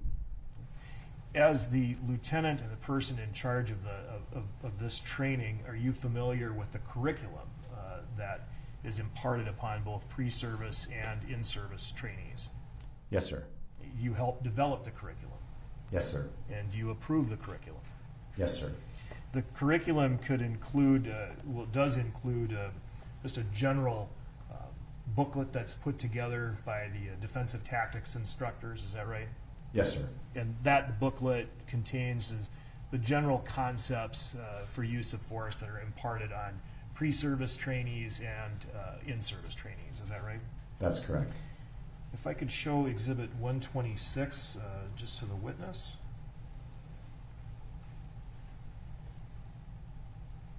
All right, I'm showing you what's been marked for identification as Exhibit 126. That's labeled Minneapolis Police Department Use of Force Manual Academics and Techniques, produced by the MPD Defensive Tactics Team. Are you familiar with this document and its predecessor documents? Yes, sir. Does this document contain sort of the general curriculum and knowledge that's imparted upon MPD pre-service and in-service trainees? Yes, sir. Offer Exhibit 126. 126 is received. And we won't publish that at this point. And do you also participate in and approve various classroom PowerPoint training sessions that are imparted upon both pre-service and in-service trainees? Yes, sir. And at this time, just to the witness, I would like to show what's been marked for identification as Exhibit 119. Exhibit 119 is a slide deck that's labeled 2018 Defensive Tactics in Service. Is that right? Yes, sir. If you could show the witness the second page. And do you see your name on the slide deck listed at the top of the instructors? Yes, sir. Are you familiar with the contents of this particular PowerPoint presentation or slide deck? Yes, sir. Did you help create it? Yes, sir. And you approved its use during the training, is that right? That's correct. And it's listed as fall of 2018, so this is what would have been provided for in-service training, so experienced performing officers during this 2018 session, correct? That's correct. And is the training that's provided, you have quite a few Minneapolis police officers who have to go through the training, right? Yes, sir. So they're not all taking it at the same time. That's correct. But if someone has completed the fall 2018 in-service defensive tactics training, does that mean that they saw this slide deck? Yes, sir. I'll offer Exhibit 119. 119 is received. And we talked about training records as well and sign-in sheets, and so I'd like to show the witness Exhibit 124. Exhibit 124 is labeled 2018 Annual In-Service Training Program Group B. Is that right? Yes, sir. And I see your name at the top as one of the instructors. Is that right?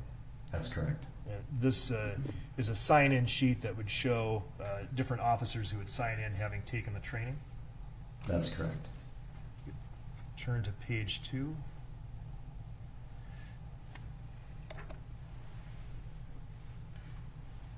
Do you see the name Derek Chauvin on this training roster? Yes, sir. Are you familiar with that name, Derek Chauvin? Yes, sir. Chauvin, I'm sorry, Derek Chauvin. Do you would you recognize Mr. Chauvin if you saw him in the courtroom today? Yes, sir. Do you see him today? I do, sir. Would you please point to him and describe what he's wearing? Yes, sir. He's got a dark blue tie, light blue shirt, and a gray jacket. May the record reflect the witness has identified the defendant.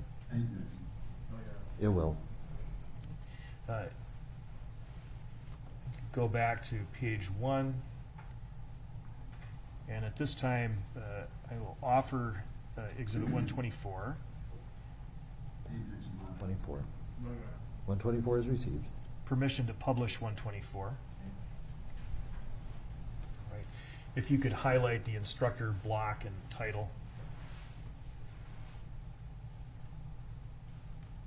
All right, again, you see that this is the 2018, this training was provided on October 1, 2018, is that right?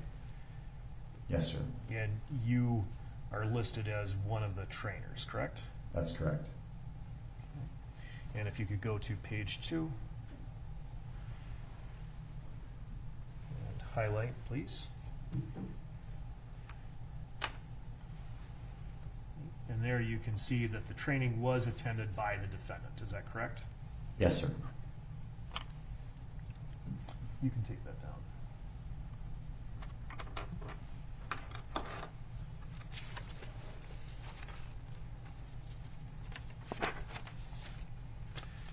How many times do you think you've provided training like what we saw in the exhibit to various officers over the years?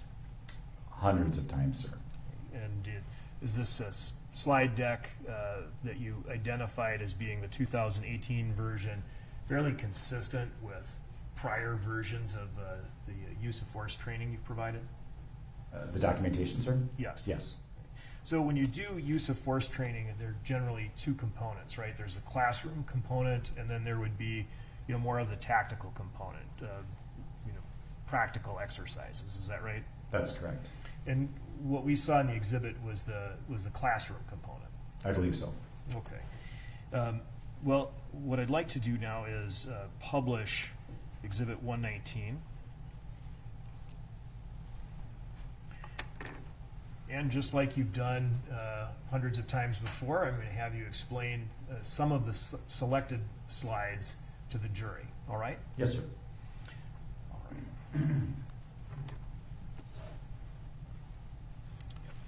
Please turn to page 2, 119. And again, you can see your name listed on this in-service training as one of the instructors. Is that right? Yes, sir. And turn to page 4. Page 4 of the slide deck contains a policy reference. Is that right? Yes, sir, it does. And you testified that you're familiar with the policies, the use of force policies. One of the objectives of training is to impart the policies, teach those policies to the attending officers. Yes, sir. And so this is from the Minneapolis Policy Manual 5-301. Could you please describe to the jury what this slide is intended to convey? Yes, sir. Looks like there's 3 bullet points. The first one is sanctity of life and the protection of the public. That is the cornerstone of our use of force policies is the sanctity of life and the protection of the public. Also, clear and consistent force policies. We like our policies to be easily understood. And then the use of force standards do fall under the Fourth Amendment reasonableness standard. And since we're talking about use of force, I'd like to turn to page 7 of the exhibit, 119. When we talk about use of force, explain to the jury what is force. It's listed on this slide here. Intentional police contact involving any weapon, substance, vehicle, equipment, tool, device, or animal that inflicts pain or injury to another, physical strikes to the body, physical contact to the body that inflicts pain or injury, or restraint applied to manner or circumstance likely to produce injury. So you train officers that restraint is a form of force, is that right? Yes, sir. And when applying force or applying restraint, the restraint has to be reasonable, correct? Correct. And it has to be reasonable at the time it starts and the time it stops? Correct.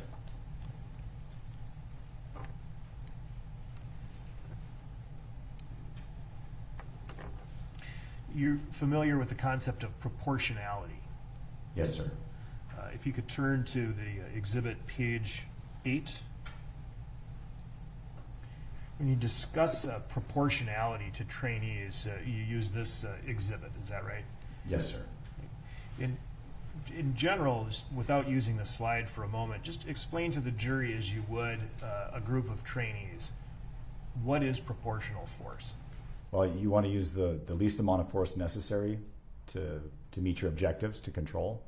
And if those lower uses of force do not work, would not work or too unsafe to try, then you can increase your level of force against that person. You say do not work, would not work, or unsafe to try. It sounds like you maybe have used that phrase a time or two. Yes, sir. Is that a phrase that you've used in pretty much every training that you've given on use of force? When there's a PowerPoint or we talk about use of force, we discuss proportionality regularly. Okay. And you said that you want to use the least amount of force as necessary. Yeah. Yes, sir. Why is that? Because if you can use a lower level of force to meet your objectives, it's safer and better for everybody involved. And when we talk about proportionality, is proportional to what? I would say the level of resistance you're getting. And the level of resistance would be dependent upon who? The subject that you're using force upon. The specific subject. Yes, sir. All right. At this time, I'm asked to publish Exhibit 110, and this is an item that's already been received into evidence. Do you recognize what's in Exhibit 110? Yes, sir. What is that? Well, it's technically called the Defense and Control Response Training Guide, but a lot of people refer to this as a use of force continuum. Okay. And when we were discussing the concept of proportionality, you talked about subject behavior. Is that right? Yes, sir. Subject behavior is over here on the left-hand side, correct? That's correct. And the subject behavior can vary from, I guess, nothing, to passive resistance, all the way to active aggression, correct? Yes, sir. And then in terms of proportionality, there's various tools that are available to a law enforcement officer based on the subject behavior, correct? That's correct. And some of these tools, if we can take an example with active aggression, one response could be what? Up to and including deadly force.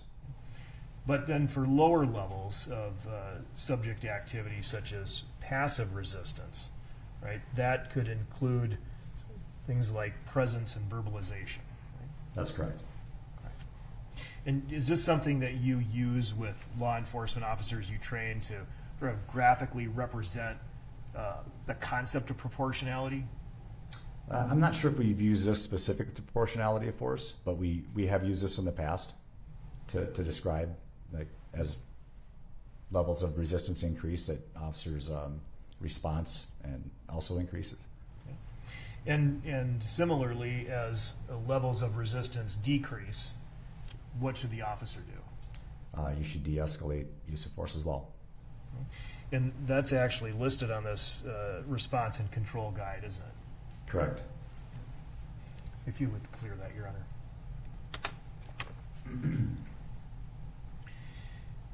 And you'd indicated that you train officers that they should use the least amount of force that is available or that's reasonable under the circumstances. Is that right? To meet the objectives, yes. And explain that. So you want to use the least amount of force if you're trying to control somebody, might be a lower level of force than if you're trying to get them in handcuffs and they're fighting. So you want to use the lowest level of force possible in order to meet those objectives. And lower levels of force, fair to say, when you're using force, people can get hurt. Yes, sir. The subject can get hurt, the officer can get hurt. Yes, sir. Is that one of the reasons why it's better to use a lesser amount of force? Yes, sir. And another reason is that it's required. Is that right? Yes, sir. If you could go back to Exhibit 119 and publish page 12. And you train this to officers. This is back to your training materials. Is that right? Yes, sir. The Minnesota statutes provide, and this is integrated into the MPD policy, the concept of minimum restraint. Is that right? That's correct. And I'd ask you if you could please highlight the first section. I'm sorry, the second section.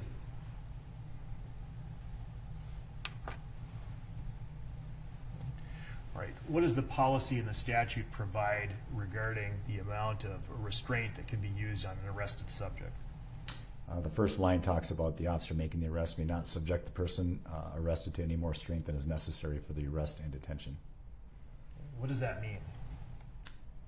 It means the minimum amount of force that you need to accomplish the objective of arresting and detaining somebody is what you should use.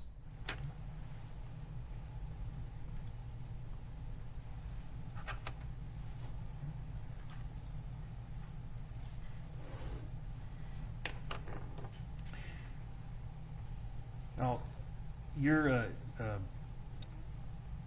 familiar with the circumstances that bring you here today, is that right? Yes, sir. And I need to show you a photo that's been received into evidence, and it's Exhibit 17, if you'd like to publish that. All right. You see Exhibit 17, and you see the defendant on top of a subject that you know to be George Floyd, is that right? Yes, sir. Is this a use of force? Yes, sir. If you could take that down, please.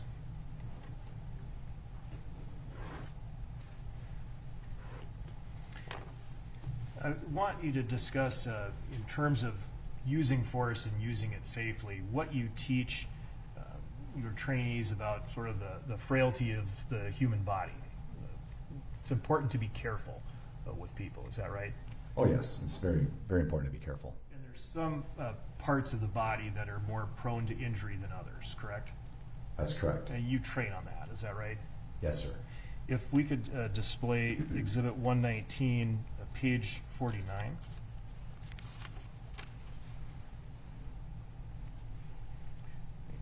Now, this is from strike training, is that right? That's correct. But is it generally helpful in describing what some of the more sensitive parts of the human body are as you train Minneapolis police officers? Related to strikes, yes. Could it be related to other types of restraint as well? I think you could stretch that some.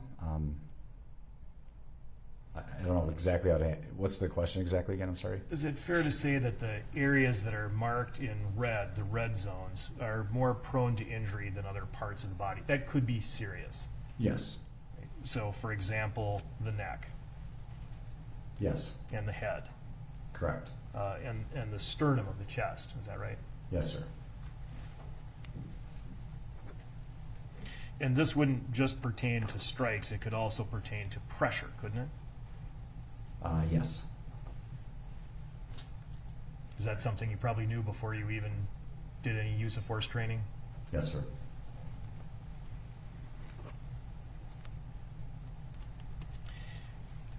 Well, I'd like you to then discuss with the jury the concept of neck restraints.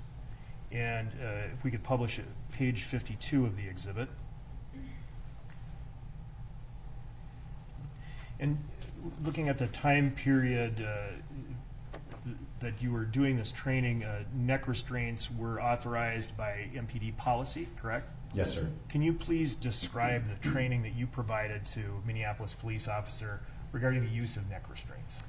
Yes, sir. We'd go over the techniques, definitions of neck restraints, and we'd go through different reps of the neck restraint to get the officers comfortable in doing it. Could you just give the jury an overview of what a neck restraint is? Yes, sir. So neck restraint is constricting the sides of a person's neck, and they refer to it as a vascular neck restraint. So you're slowing the blood flow to and from the brain with the intent to gain control of a subject. And there are two different types of neck restraints in the MPD policy. Is that correct? Yes, sir. And those are what? The two levels are conscious neck restraint. So that means you've wrapped somebody up and they're still conscious. And you can gain compliance with many people with that. And then there's unconscious, and that's applying pressure until the person, when they're not complying, you put enough pressure that they become unconscious and then therefore comply. How does one actually apply a neck restraint?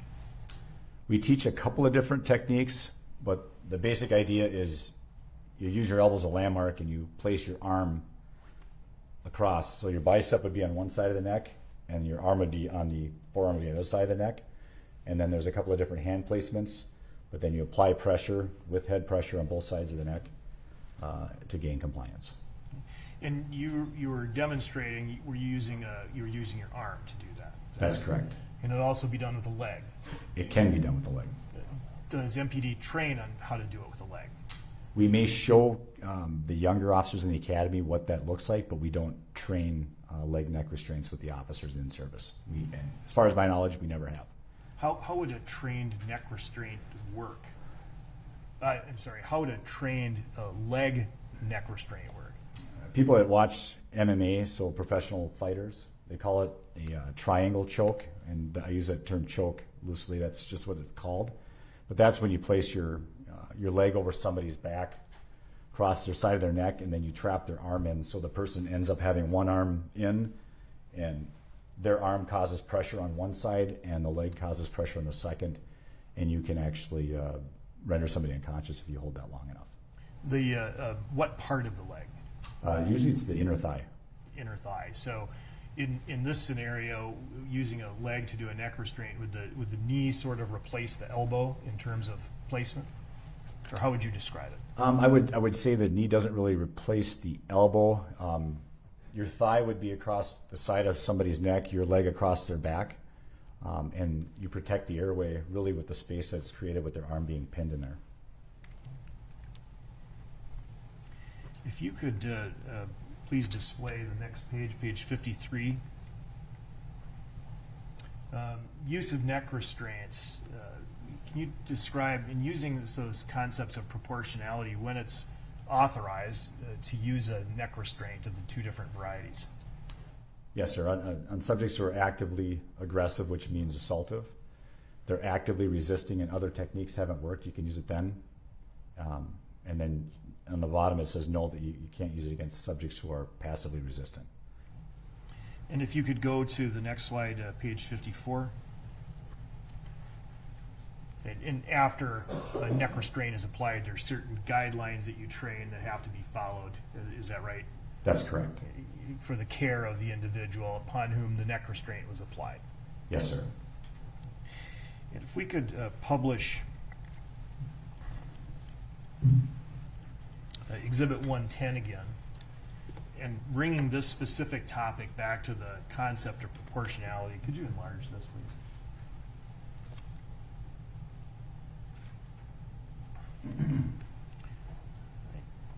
Do you have one of those stylus up there? Oh, I guess I do. You can touch the screen and make a mark here. Unconscious neck restraint. An unconscious neck restraint is when the person would actually be rendered unconscious, correct? That's correct. And intentionally so. Yes, sir. Could you please underline unconscious neck restraint as you see it in this response and control guide? Yes, sir. And what subject activity, what level of subject activity would be required to use an unconscious neck restraint? Well, according to this chart, it's in the red area, so it would be active aggression. Okay. And do you agree with that? Yeah. I think in the last slide we talked about active resistance if other techniques didn't work, but definitely in active aggression is where it's placed. If we look then, you can also find a conscious neck restraint, and that's the neck restraint that's used for the purpose of control, correct? Correct. Could you underline where that is in this force continuum, Exhibit 110? And so the conscious neck restraint is authorized in circumstances where there's, in fact, active resistance. Is that right? Yes, sir. Okay. So then if there was something like passive resistance, right, neither the conscious neck restraint nor the unconscious neck restraint would be authorized. Is that right? Would not be authorized? Would not be authorized. That is correct. And an unconscious neck restraint would not even be authorized for some forms of active resistance, would it? That's correct. And if the subject is offering no resistance, obviously, then no neck restraint would be authorized. That's correct. Or any restraint, would it? Or any restraint, if there's no... Yeah, generally, no. Okay.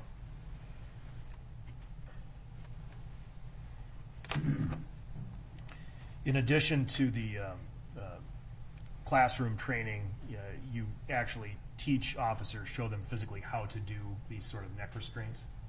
Yes, sir. At this time, I'd like to republish Exhibit 17. So Sir, is this an MPD trained neck restraint? No, sir. Has it ever been? Not to my neck restraint, no, sir. Is this a MPD authorized restraint technique? A knee on the neck would be something that does happen in use of force that isn't unauthorized. And under what circumstances would that be authorized? How long can you do that? I don't know if there's a time frame. It would depend on the circumstance of the time, Which would include what? the type of resistance you're getting from the subject that you're putting the knee on. And so if there was, say for example, the subject was under control and handcuffed, would this be authorized? I would say no. If you could take that down, please.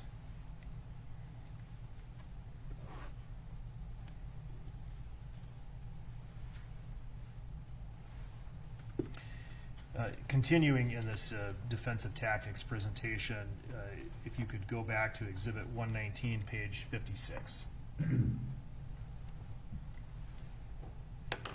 You also teach officers the proper handcuffing and techniques, is that right? Yes, sir. And according to the handcuffing techniques, they're to be handcuffed behind the back, and the handcuff is to be double locked. Sure.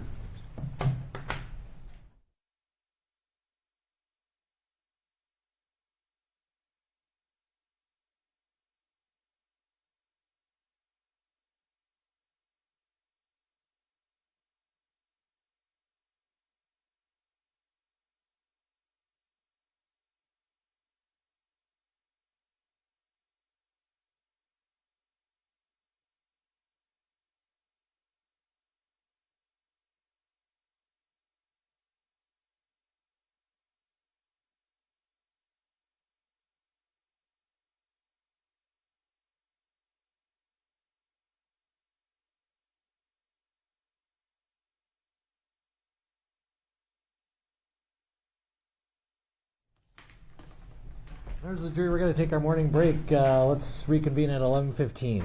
Thank you. Lieutenant, you can step down for now. Thank you, sir.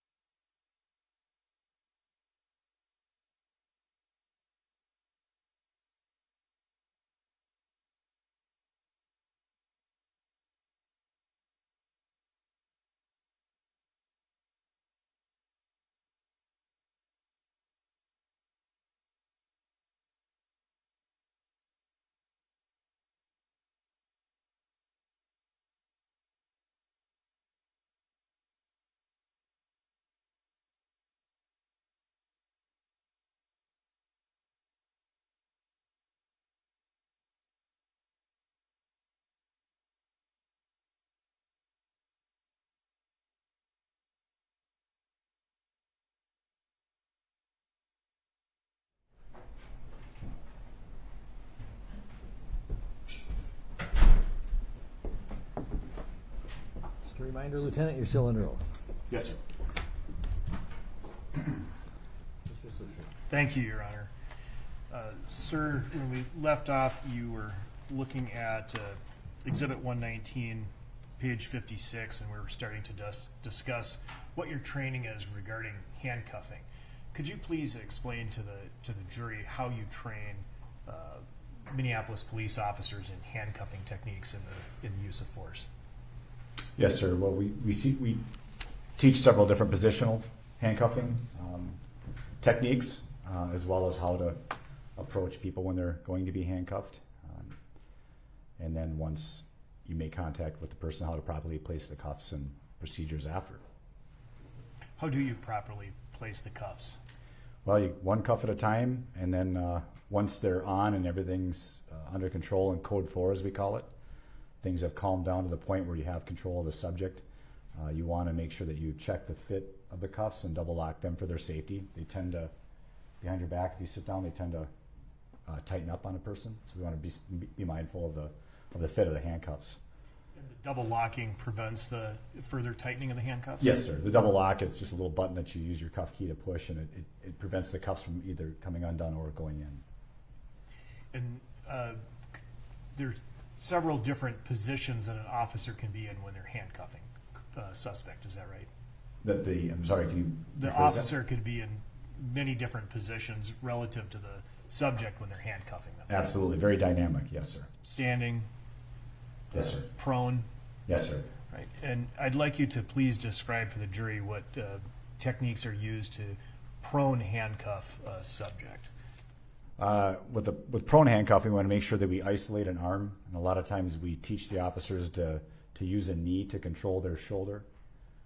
Generally, you put one knee on each side of the arm, so one would be on the upper shoulder, one about middle of the back, excuse me, and then isolate that arm, present the wrist for cuffing, and then handcuff.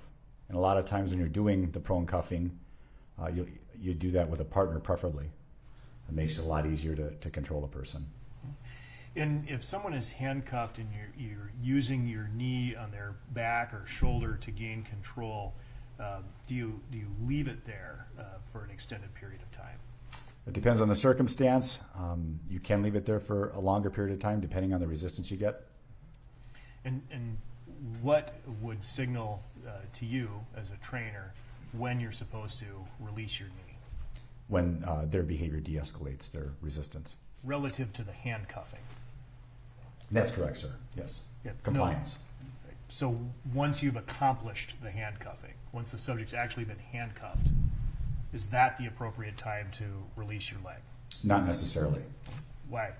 When people are handcuffed in the prone position, they can thrash around, writhe around, and they do present a little bit of a threat. They can kick, bite, some other things. So control doesn't end with handcuffing always. If the subject is resisting, correct? That's correct. The mere possibility that it's potential that a subject could resist like that, kicking, is that justification to leave your leg in place? No, sir. I would say you need behavior that would lead you to leave your knee there. So once the subject is handcuffed and compliant or not resisting, is the officer to remove their knee? That would be an appropriate time. And how long then is the person, the subject, to be left in the prone handcuff position once they're compliant? It depends on the circumstances that you're involved in with this person and the surrounding environment. So assume the circumstances that I just stated. The subject is prone, handcuffed, and no longer resisting. I think when it's reasonably necessary, you have the time to do it, then you should get them in a different position. What position is that? It depends on circumstances, but you can put them in the recovery position on their side. You can sit them up. You can stand them up. And why would you want to put them into a different position? There is the possibility and risk that some people have difficulty breathing when the handcuffs are behind their back and they're on the stomach. And what is that known as? I'm sorry, rephrase. Are you familiar with the phrase positional asphyxia? Oh, yes, sir. Is that the danger you would be trying to avoid by putting someone in the side recovery position? That is one of the dangers you're trying to avoid, yes. Sustained. Last answer, stricken, rephrase. You testified that you're familiar with the term positional asphyxia. Yes, I am. Okay. Why would you roll someone into the side recovery position after they've been handcuffed and are compliant? Several reasons are there, but one would be to prevent a potential situation where they might be subject to positional asphyxiation. And how soon is a subject to be placed into the side recovery position after they've become compliant and no longer resistant? When the scene is code 4 and you're able to do it.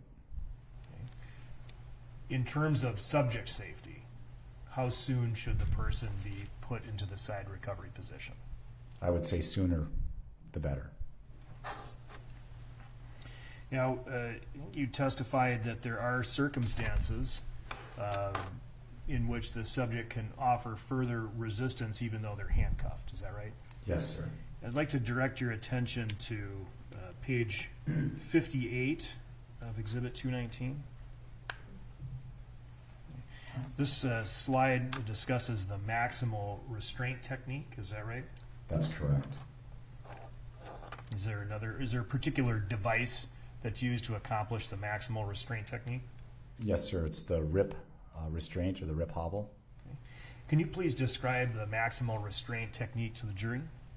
Yes, sir. If you have a subject that is handcuffed behind their back, generally, and that's the way we like to handcuff people, and they continue to cause a threat to you or other people or themselves, we have taught our officers to use the maximal restraint technique, which is taking this RIP restraint, which is a nylon strap with a clamp on it, and you would wrap that around their legs and then connect it to the front of the body if possible, like a belt loop or a second restraint around their waist.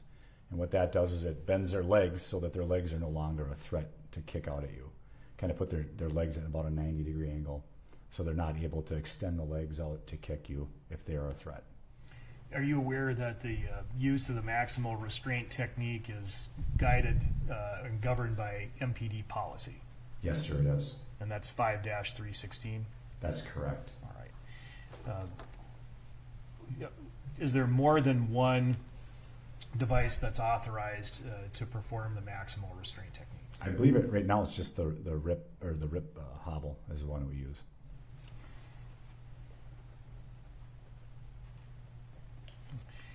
And so if an officer reasonably believes that a subject is thrashing, would you recommend that they use this maximal restraint technique to ensure their safety? Yes, sir. And if they do so in accordance with MPD policy 5-316 in your training, what does the officer need to do after the subject has been placed in the MRT and is prone? Place them in the recovery position. How soon? As soon as possible. Why? Because when you further restrict their ability to move, it can further restrict their ability to breathe.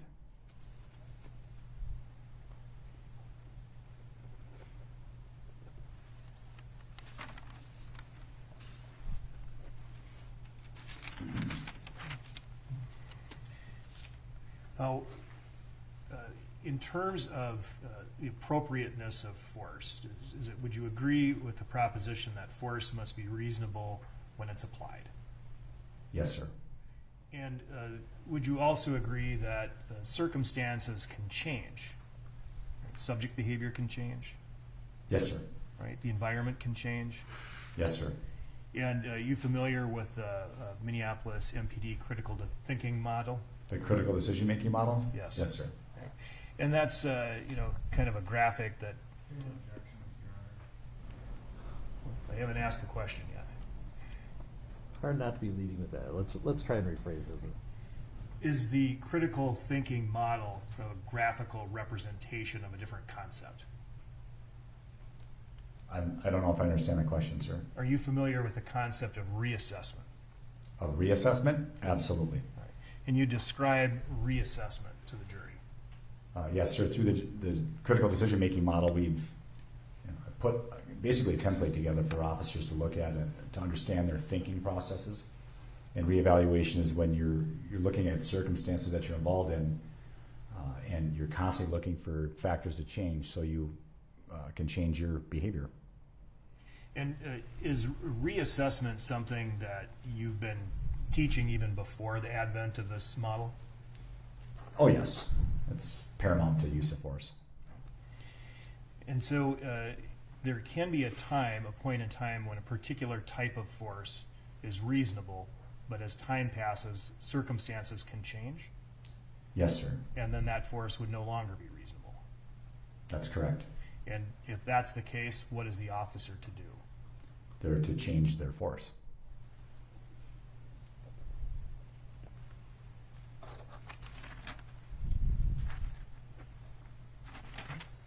Thank you, Your Honor. I have nothing further.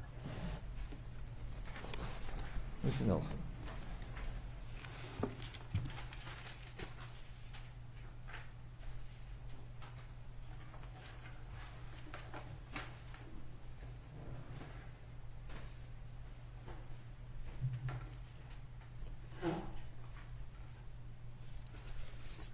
If I may have just a moment, Your Honor.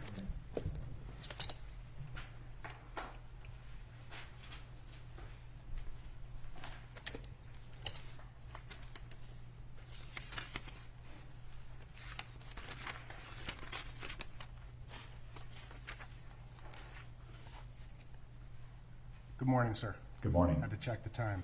Thank you for being with us today. I have a few follow-up questions regarding the training the Minneapolis Police Department provides. You testified that one of your specialties, or I believe that you talked about how you developed the ground defense program. I was one of the people that founded it, yes. Okay. Can you just describe generally what is the ground defense program? It's using techniques other than strikes to control individuals. I mean, that's the broad term. And essentially that was a program that was introduced some 10, 15 years ago to the MPD? I believe it's 10 years now. Okay. And that's using different, like jujitsu moves or different body control methods versus punching or striking an individual, right? That's correct. And that was a program, again, that you helped develop and found, and you continued to train throughout the Minneapolis Police Department during your time as in the training division, right? That's correct, sir. And it's fair to say that when you train a police officer, you're training them in particular moves that will help improve their ability to gain compliance of a subject, right? That's the goal, yes, sir. But certainly there's no strict application of every single rule, agreed? Or every single technique. That is correct. Officers, Objection.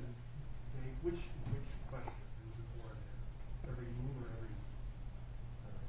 Objection is sustained. Compound question. Rephrase. Sure. Answers are stricken. there is no strict application of every technique that an officer is trained, is there? No. Officers are trained to be fluid, correct? Yes, sir. And sometimes officers have to do things that are unattractive to other people Correct. in terms of the use of force. Yes, sir. And an officer, you would agree that being a police officer is a relatively dangerous job? Yes, sir. You yourself, in the course of your career, have had to use force against suspects. Yes, sir. You've arrested many people, I presume. Yes, sir. And would you agree that sometimes people aren't particularly happy about being arrested? Very rarely, sir. And sometimes they fight with you, Yes, sir. and sometimes they argue with you, Yes, sir. sometimes they make excuses. Yes, sir. And ultimately, one of the things that a police officer has to do is try to determine, is this person pretending or trying to give me some excuse not to get arrested, or is this person experiencing some other crisis, right? Yes. Right? And ultimately, in terms of an arrest, that's one of the things that an officer has to ascertain, right? Yes, sir. And again, when you've arrested people, have you had people plead with you not to arrest them? Yes, sir. Have you had people say they were having a medical emergency, Yes, sir. have you had people say, I can't breathe? Yes, sir. And were there circumstances during the course of your career as a patrol officer where you didn't believe that that person was having a medical emergency? Yes, sir. And that's all part of the analysis in terms of the use of force, right? It plays a part, yes, sir. And so if someone comes to you and says, if you tell someone I'm under arrest, one way that a person can resist arrest is through the use of their words, agreed? Yes, sir. And that's a form of what you would call passive resistance? Depending on the types of words that are used. Right.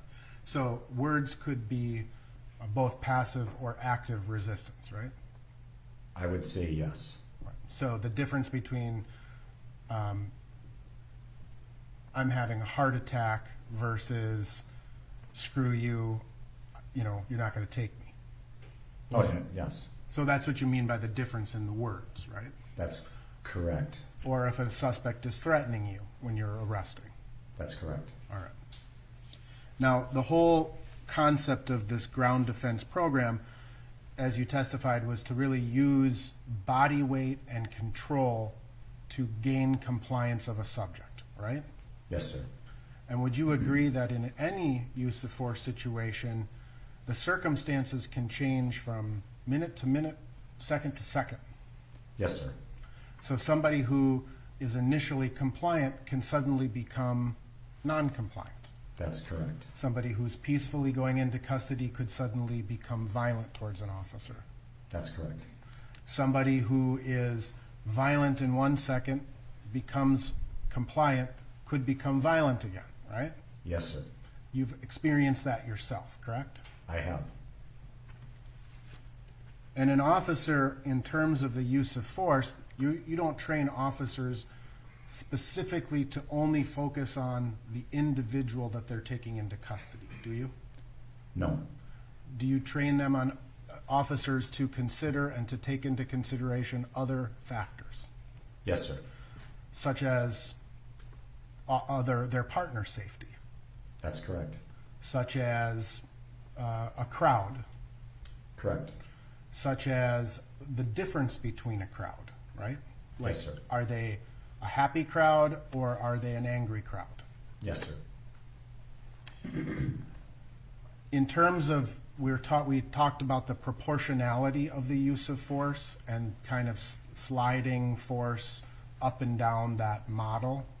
Do you recall that? Yes, sir.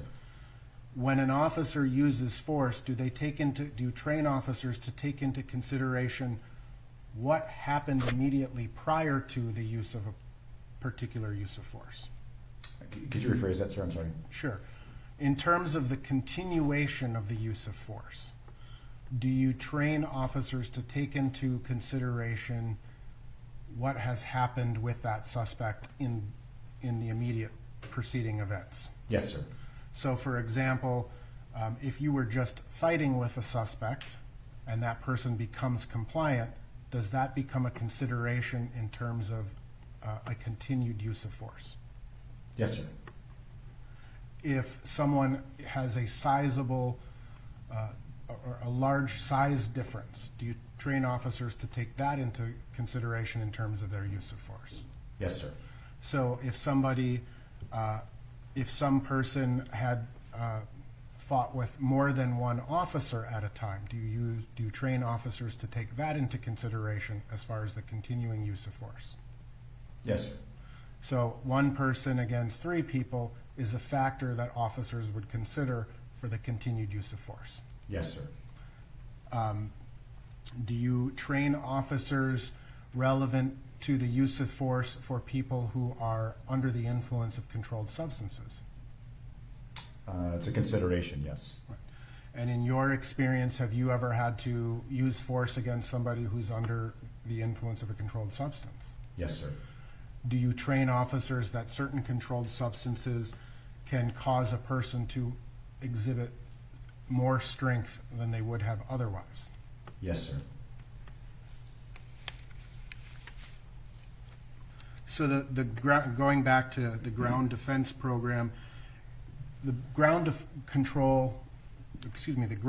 program really uses a lot of joint manipulations, correct? Yes, sir. Pressure points, Not so much pressure points with ground control. Okay. But body weight, pins. yes, sir. Using the officer's body weight to physically control an individual, correct? Yes, sir. Now, you were previously interviewed by the FBI in connection with this case, Yes, sir. and you are aware that your statement was recorded, transcribed, and were you aware of that? I was aware of that. Have you had an opportunity to review your statement to the FBI? Nope. Okay. So I'm going to ask you just some general questions, and if I need to refresh your recollection, I'll do so, okay? Okay, thank you. So, in terms of Minneapolis Police Department policy, there's a difference between a chokehold and a neck restraint, correct? That's correct. A chokehold is considered a lethal or deadly use of force, correct? Correct. And a chokehold is defined by Minneapolis policy as specifically blocking the trachea or the airway of the suspect from the front side, correct? Correct. So essentially what you would kind of think of as almost strangulation, putting your hands around someone's neck and squeezing the front of their neck, correct? Yes, sir. In this particular case, have you had an opportunity to review the body-worn cameras, the bystander surveillance, or the bystander cameras? I have seen both, sir. Okay. At any point, did you see Officer Chauvin use a choke hold in this case? No, sir. Now, in terms of neck restraints, you testified that you have been involved in the martial arts since college, Yes, sir. and I believe, if I'm not mistaken, that you also train MMA fighting. No, sir, I do not. Have you ever? No, sir. But in the course of your training, both in martial arts as well as like Brazilian Jiu-Jitsu, and your training to become a use of force instructor, you have experienced neck restraints, correct? Yes, sir. And you have taught individual officers, I believe you say hundreds of times, and hundreds of officers on how to use a neck restraint, correct? Yes, sir. And a neck restraint, as you have described it, requires both sides of the neck to be compressed in order to render a person unconscious, correct? That is what we teach, yes. How much pressure has to be applied to both sides of the neck in order to render a person unconscious based on your training? It depends. Okay. On what factors? Size of the person, your skill, whether they're on narcotics or not, whether they're having an adrenaline rush, heart rate, general physical health. There's just a lot of factors involved. Okay. Typically, do you have to apply a lot of pressure to, let's say, a healthy individual for a long period of time in order to render someone unconscious? I would say no. Right. Do you recall what is the percentage of pressure that you would generally expect to have to apply? I don't know if I can. Overruled. Question again, sir? What amount of pressure do you have to apply typically in order to render someone unconscious? I don't know if I can answer that. It's very individual. Okay. So you said factors such as controlled substance use play into it, correct? Yes, sir. And if a suspect is on a controlled substance, does that speed up the process of rendering someone unconscious or slow it down? I think my experiences are that it speeds it up. And if someone has, you said another factor is if someone has an adrenaline surge, right? Yes, sir.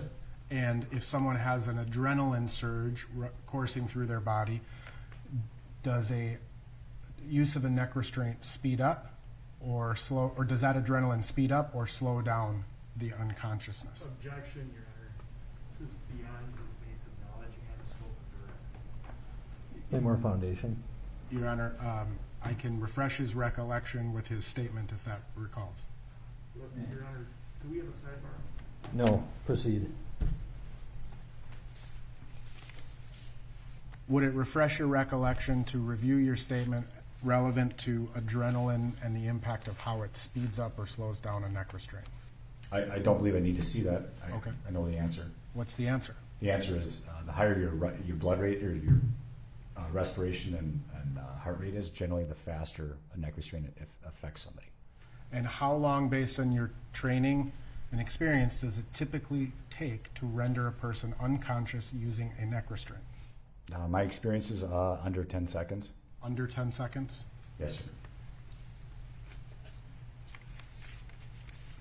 Now, when a neck restraint is applied, does the Minneapolis Police Department specifically train people to be cautious when reviving or attempting to revive a suspect? I'm not sure I understand the question, sir.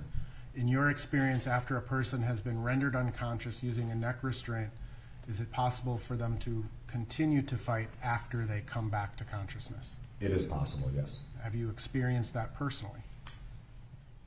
I have not experienced somebody fighting after a neck restraint. Okay. But you're aware the Minneapolis Police Department trains people that is a possibility. Yes, sir. And in fact, sometimes they can be just as aggressive or even more aggressive after coming to consciousness. That is possible, yes.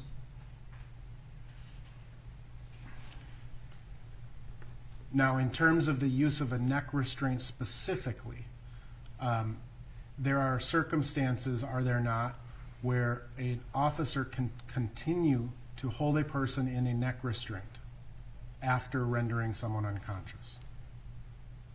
Hold somebody? Yes. And for a period of time, correct?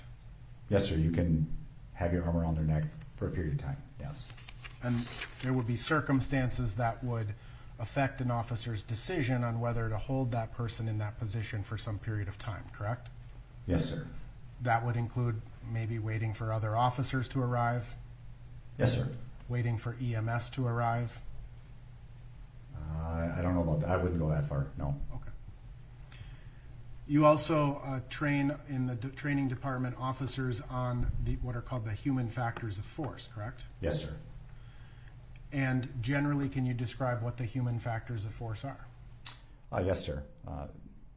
It involves either a startle response to the officer or getting scared or having an adrenaline rush or adrenaline dump in their body.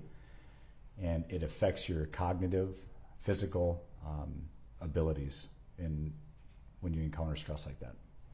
So it's fair to say that when an officer is engaged in a use of force incident, him or herself, they may experience a rush of adrenaline as well, right? Yes, sir. You've experienced that yourself? Yes, sir. And after a situation has calmed down to some degree, the officer experiences an adrenaline rush, or dump, excuse me. The adrenaline can continue to course through the body, yes. And at some point it leaves. Yes, sir. And that adrenaline, officers are trained on this, correct? Yes, sir. It's a part of the standard training for both recruit officers in the academy as well as veteran officers in their in-service. That's correct. How frequently is the human factors of force taught to police officers? I believe we teach it about once a year. We discuss the human factors of force. You also train officers to be very much aware of their surroundings at all times, correct? Yes, sir. And you were asked a series of questions about continuing to hold someone in a prone position, and you use the term, you could hold them there until the scene is code 4. Do you recall that? Yes, sir. And so it's fair to say that the Minneapolis Police Department would train officers under certain circumstances to hold a person in a prone position until the scene is safe, correct? There are circumstances where that is appropriate, yes. And some of those circumstances could be the reaction of bystanders, correct? That may be a factor, yes. It could include where you are physically located in terms of a geographical area, correct? Yes. Right. Where you are in terms of other hazards that may present themselves to an officer or to the suspect, right? Yes, sir. Being in a busy street, in the middle of a busy street, versus being in a park or a yard or something. Yes, sir.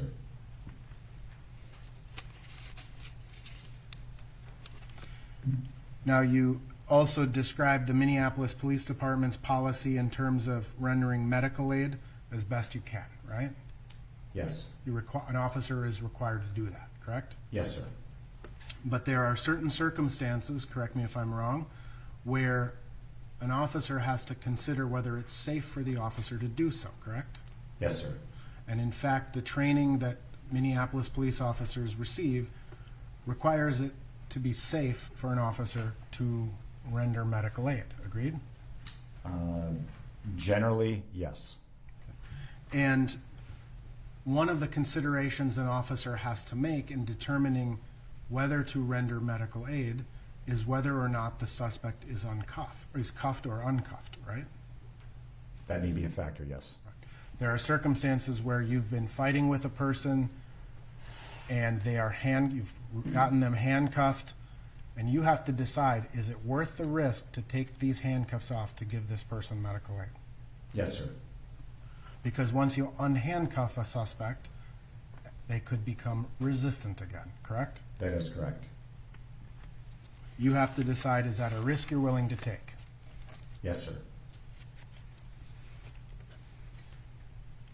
You also described the recovery position, correct? Yes, sir. And the recovery position could be rolling someone on their side, sitting them up, or standing them up, right? Yes, sir.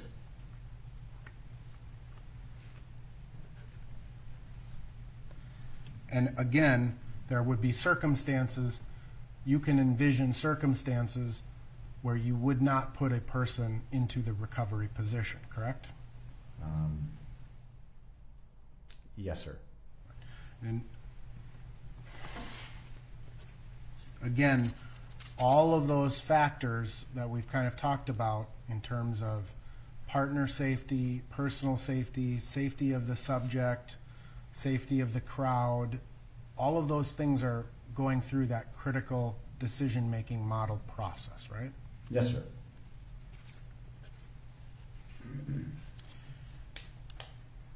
Now, in terms of the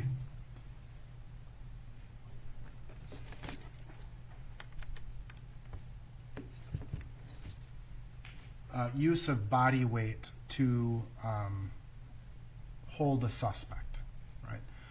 You train officers to use their knee across the back, shoulder, or the shoulder to the base of the neck of a subject, correct? Yes. That is something that is specifically trained by the Minneapolis Police Department, whether it be for handcuffing purposes or simply prone control of a subject. Yes, sir.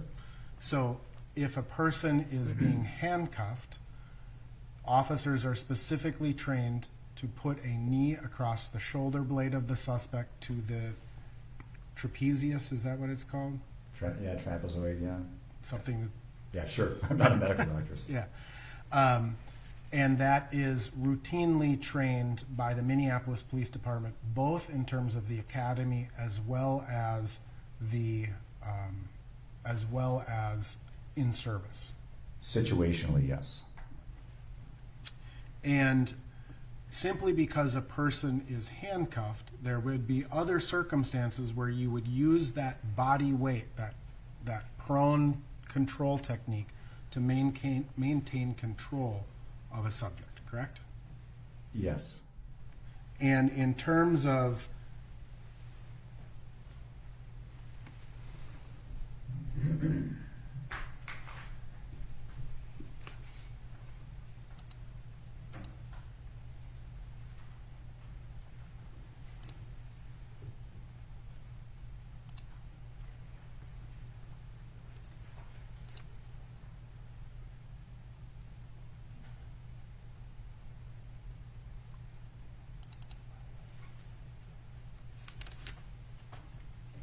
we could publish Exhibit 17. Your Honor.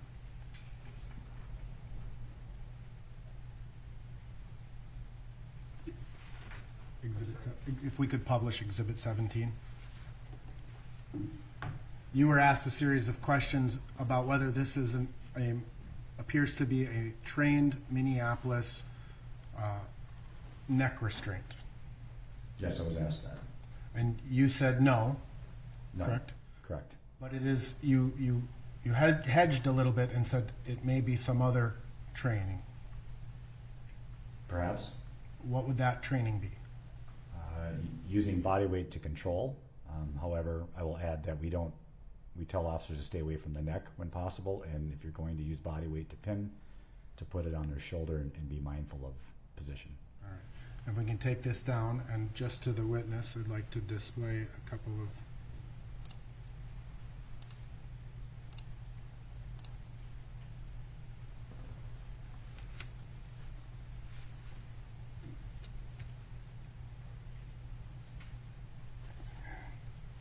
This is page 41 of Exhibit 126. Just show this to the witness. Can you see that, sir? Not yet. Oh, sorry. Oop, this is already in evidence, but in this bottom corner here, Yes. do you see a photograph of an individual demonstrating how to handcuff a person? Yes, sir. And that knee is across the neck of that individual, correct? The knee is on his far shoulder. Across the neck, the base of the neck. The shin would be from his toes up to the knee. Yes, the shin is across the back of the neck. So that's when we're talking about prone handcuffing. This is a specific kind of photograph that demonstrates the placement of a knee as it applies to prone handcuffing, correct? Correct. And ultimately, if that person were to be handcuffed and circumstances dictated, the officer would be permitted to continue to hold his knee in that same position. Agreed? I would say yes. However, we've cautioned officers that be mindful of the neck area and to look for the shoulder for placement. Perfect. We can take this down.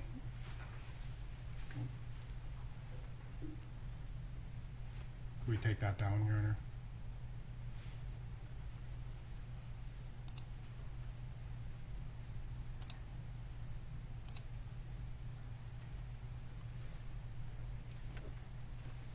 I'm going to show you what has been introduced as Exhibit 56 already. Can you see that, sir? A little glare, but yes, sir.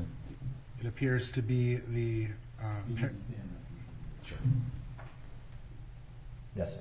it appears to be the paramedic checking the carotid pulse of Mr. Floyd. Yes, sir. In your experience, this is already admitted as Exhibit 56. In your experience, would you be able to touch the carotid artery if the knee was placed on the carotid artery? No, sir.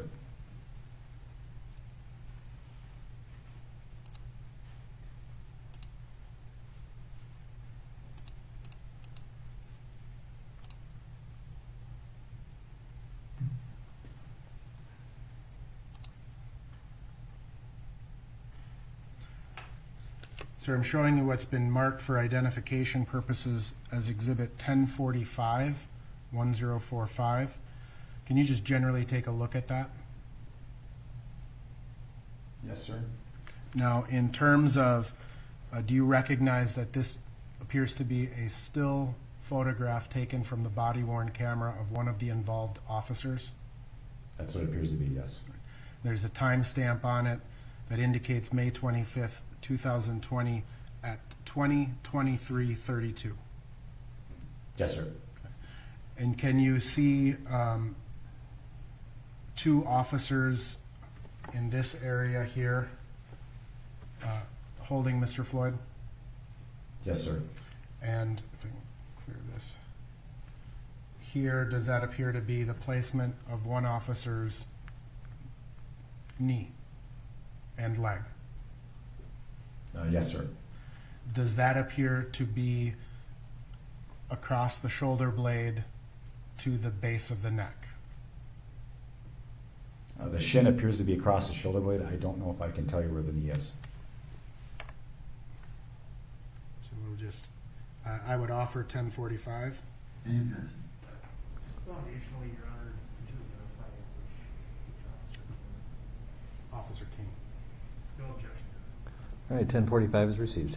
Permission to publish. Can we clear that? Oh, okay.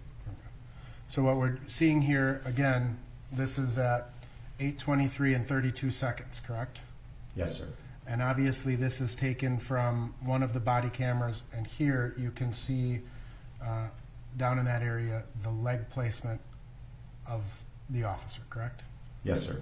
And based on your observation of this photograph, it appears that the shin is coming from the top of the shoulder across the shoulder blade, correct? Yes, sir. And appears to be at an angle pointed in towards the squad car, correct? Yes, sir. All right. If we could take this down, Your Honor.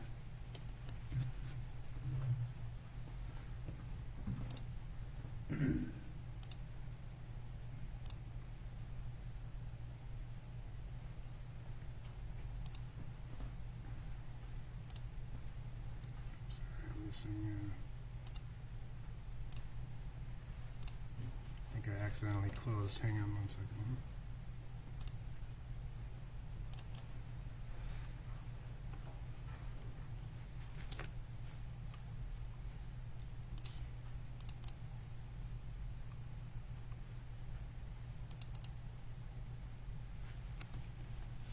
Sure, I'm showing you what's been marked for identification purposes as 1046. Does that appear to be a similar angle? Yes, sir. And I apologize, it was actually Officer Lane's body-worn camera. 1045 and 1046. Again, can you see what appears to be the placement of the leg of one of the officers at the shoulder blade of Mr. Floyd? It appears so. You can see in this area here what appears to be the back or the calf area coming across the shoulder blade, correct? Yes, sir. Again, the time stamp is 10:26 and 40 seconds. Yes, sir.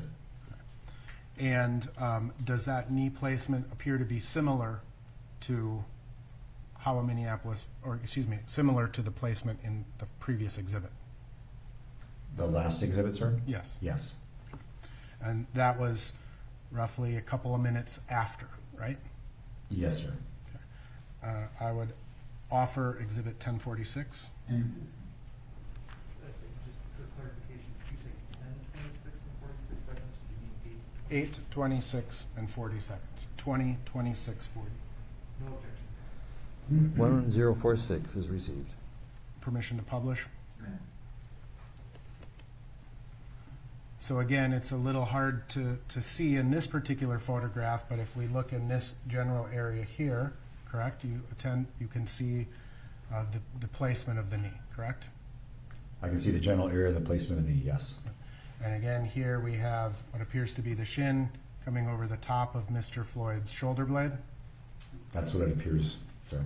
and that would be angled in towards the squad car, correct? Correct. You take that down, Your Honor.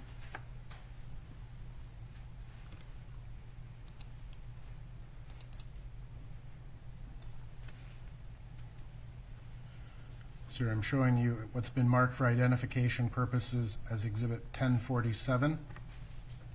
Does that also appear to be a still frame image taken from a body-worn camera of a Minneapolis police officer? Yes, sir. Timestamp being 8:27 and 49 seconds, Yes, sir. 20:27:49, correct? Correct. And it appears that the officer wearing this body-worn camera has now stood up, correct?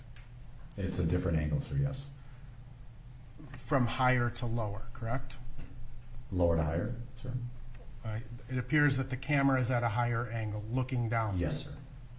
And can you see in this photograph what appears to be the knee and shin placement of the officer? Yes, sir. And would you agree that it appears that the knee is placed in the center between Mr. Floyd's shoulder blades? It appears to be between his shoulder blades, sir, yes. I'd offer 1047. Any objection? Lane, No objection. 1047 is received. permission to publish. So again, here in this particular photograph, you can see the placement of Mr.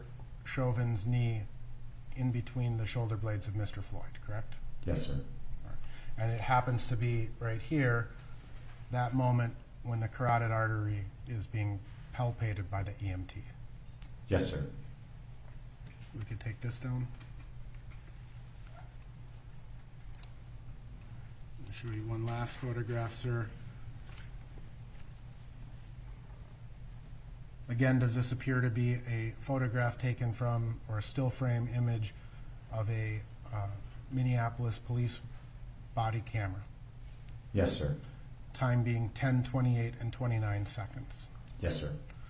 Excuse me, 20:28, 29, 20, 28, 29, sir, yes. which would be 8:28, 29. Correct. And again, can you see the placement of Officer Chauvin's knee? Yes, sir. Can you see Mr. Floyd's head? Yes, sir. I'd offer 10:48. Any objection? Yes, they're all laying. No objection. 1048 is received. Permission to publish? And again, it's a little hard to see here, but you can see Mr. Floyd's head in that area, Yes, sir. and Mr. Chauvin, Officer Chauvin's knee between the shoulder blades of Mr. Floyd. Yes, sir. Does this appear to be a neck restraint? No, sir. Does this appear to be a prone hold that an officer may apply with his knee? Yes.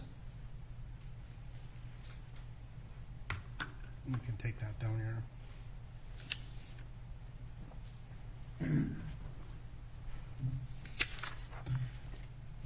Now, you have talked about taking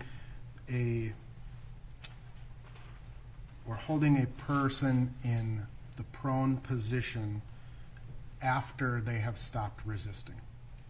Do you recall talking about that? Yes, sir. And are there circumstances in your career where you have had to use your body weight to hold a suspect down for longer periods of time than, say, 2 or 3 seconds? Yes, sir. And are there times where you have had to use your body weight to hold a suspect down for 10 minutes? I'm not sure if I have held somebody down for 10 minutes or not. I don't have a recollection of that, sir. Is it possible?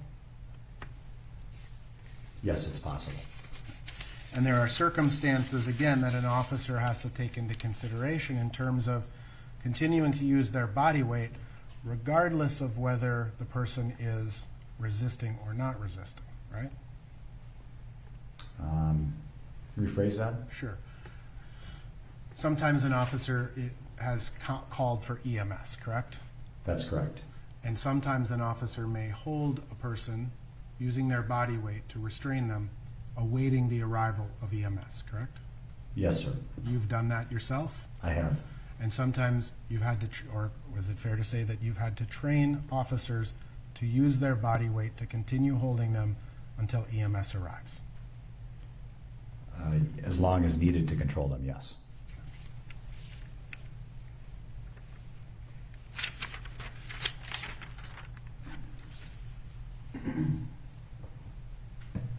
You would agree that a scene where force has been used and a crowd congregates and is voicing their displeasure or their concern or whatever you want to say, that can be a chaotic situation for an officer, right? Yes, sir. And you would agree also that what you train Minneapolis police officers to do, relevant to their use of force, is to consider the totality of the circumstances. Agreed? Yes, sir.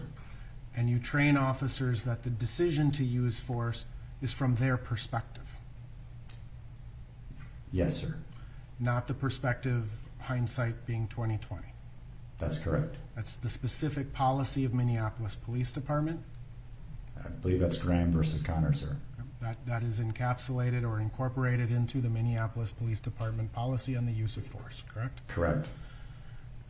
Because situations are rapidly evolving, correct? That's correct. And sometimes just because an incident is 10 minutes long or 20 minutes long, that doesn't mean that it can't instantaneously change. That's correct. Right?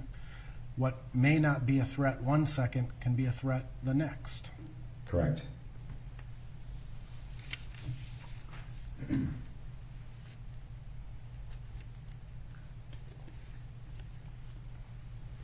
Have you ever been trained or trained others to say that if a person can talk, they can breathe?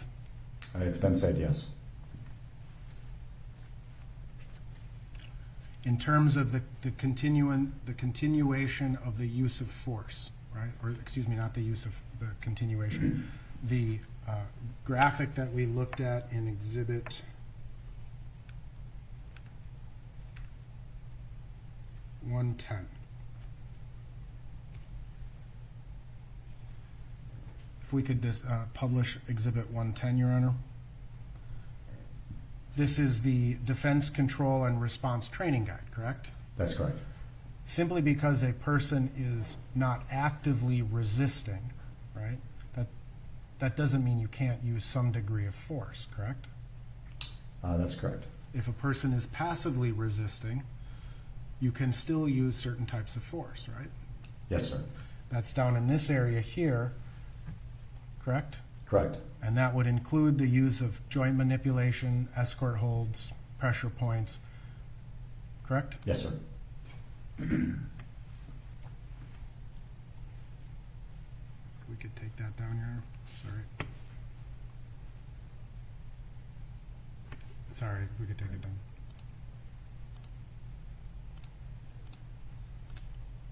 You were asked a series of questions about the strike chart and the neck, the red, yellow, and green zones. Yeah, it's called the Monadnock chart, sir. Yes, for striking. That chart is designed specifically for punches, baton strikes, things of that nature, correct? That's where we use that graph, yes.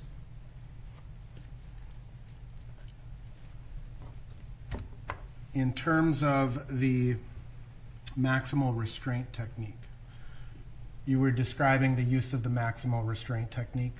Yes, sir. And again, officers are trained to sometimes escalate the use of force in certain circumstances, correct?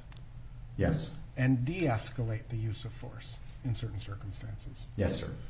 If an officer decides initially to use the maximal restraint technique and then subsequently decides against it because of a medical situation or because of a lack of resistance, or would that be a de-escalation of the use of force? Yes.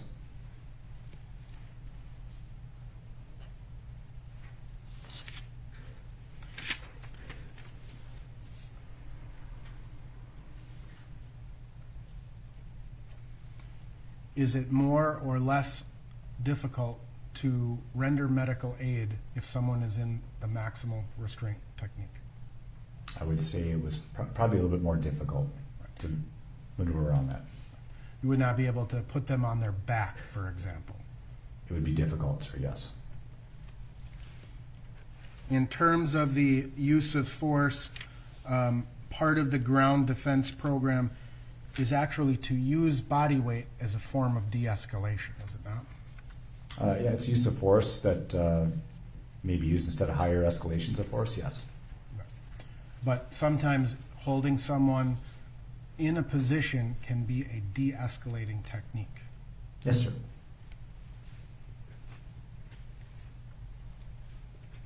And ultimately, again, in terms of the use of force and deciding how much force should be used, the difference in size of an officer to a subject is a consideration, It is a consideration, yes. as well as the presence of other officers, right? Yes, sir.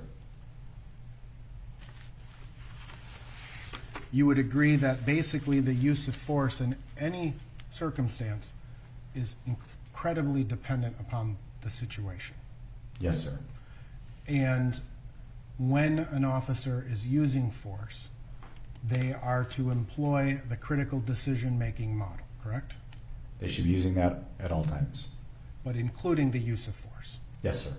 And that critical decision-making model is not simply focused exclusively on the subject of the force being used, correct? It's a situational awareness tool.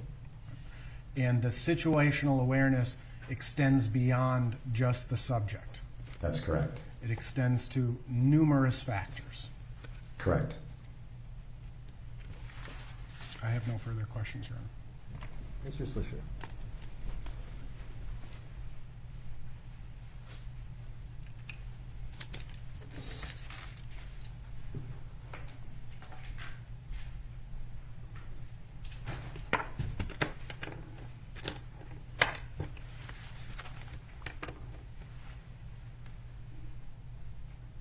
Thank you, Your Honor.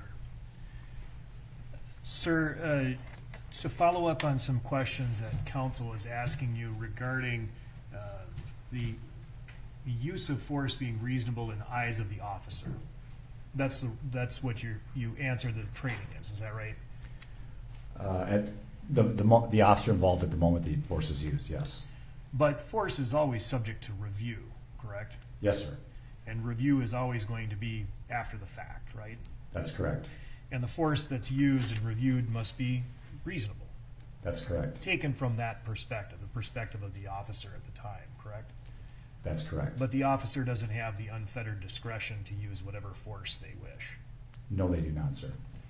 Now, if we could take publish the Exhibit 110 again, which is the control guide continuum. Now, when we look over here on the left-hand side and we're talking about what force can be used and what's proportional, we see that the officer is to look at the subject behavior. Is that right? For force on the subject, yes, sir. And the amount of force that they use that's proportionate has to be proportionate to the subject's behavior, correct? Generally speaking, yes. So if, for example, a group of bystanders were doing something that the officer might find annoying, such as videotaping, right? That act would not be subject-controlled behavior, would it? No, sir. And that act would not justify the use of force or escalation of force by the officer, would it? That alone, sir, no. Because that's not subject-controlled behavior, correct? Correct. So if we could then publish Exhibit 184. Exhibit 184 has been received into evidence, and what you see here is a group of bystanders. Is that right? Yes, sir. And in a couple of instances, you can see the bystanders have something in their hands, correct? Yes, sir. And those appear to be video cameras. Is that right? Or smartphones. Yes, sir. That extra fact would not justify an increased use of force, would it? Just the camera, sir? No.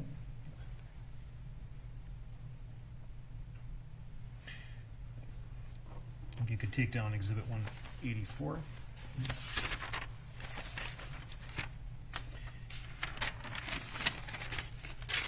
The acceptable use of a knee across a subject's back, it's a transitory position, is that right?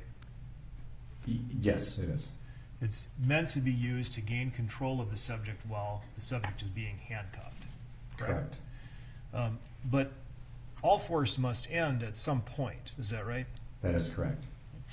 And once a subject is under control and no longer resistant, it's inappropriate to hold them in a position where you're draping your knee across their back or neck, isn't it? I would say it's time to de-escalate force, sir. And get off of them. Yes, sir. You talked about the prone position in and of itself being something that can lead to positional asphyxia, is that right? Yes, sir. Would that risk be increased by the addition of body weight? Yes, sir. And so if an officer was placing body weight on the knee, with the knee on the neck or the back, or the neck and the back, that would transfer the officer's body weight onto the person, correct? Yes, sir. And that would increase the restriction, I guess, decrease the ability of the subject to breathe. Is that right? Potentially, sir, yes.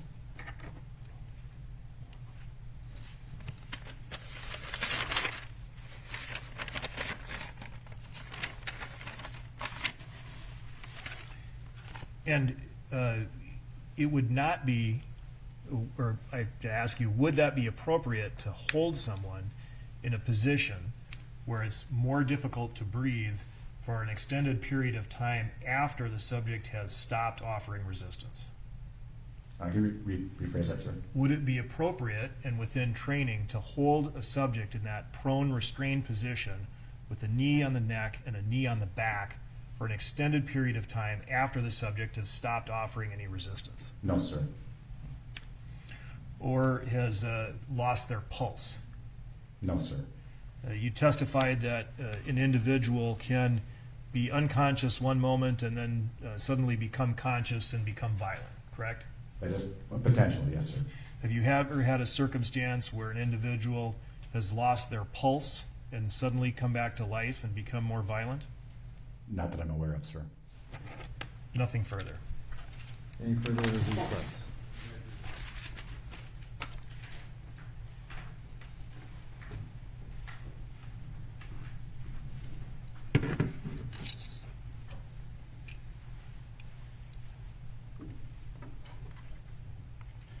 Sir, in terms of the use of force and the continuation of the use of force, you were just shown Exhibit 184. I'm going to ask to republish 184.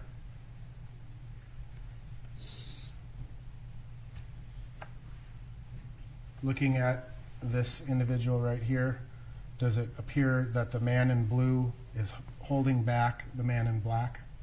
Yes, sir. The guy with the boxing shirt on? Yes. Sir. He's holding back. That's at a glance. Yep. Now, in terms of the continuation of use of force, and we're talking about involvement of onlookers, right? The words they use matter, correct? Yes, sir, they do. If they're cheering on and saying, "Good job, officer," that's one consideration, right? Correct. But if they're saying, "I'd slap the fuck out of you," or "You're a pussy," or "You're a chump," would that reasonably tend to rise alarm in a police officer? Yes, sir. I have no further questions.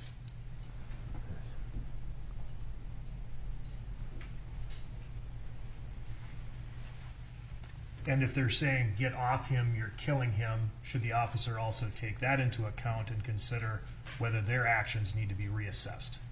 Potentially, sir, yes. Nothing further. Thank you, Lieutenant. Thank you, sir. You're Your Honor. excused. Appreciate that. Members of the jury, we're going to take our noon recess. I have 2 meetings, so we won't be able to reconvene until 1:30. Thank you.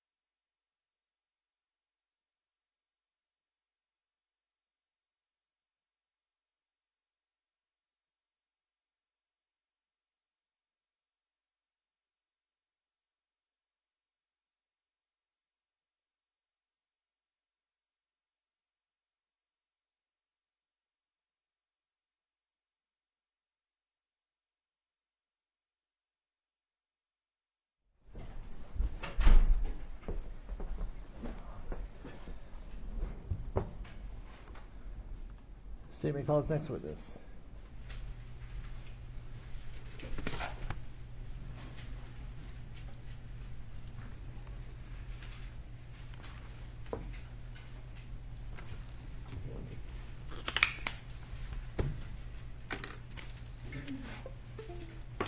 Thank you, Your Honor. The state calls Nicole McKenzie.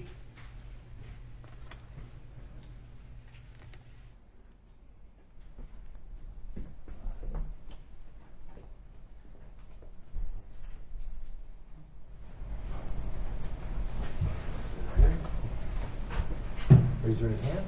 You swear or affirm under penalty of perjury that the testimony you're about to give will be the truth, that nothing but the truth. Yes, Your Honor. Have a seat.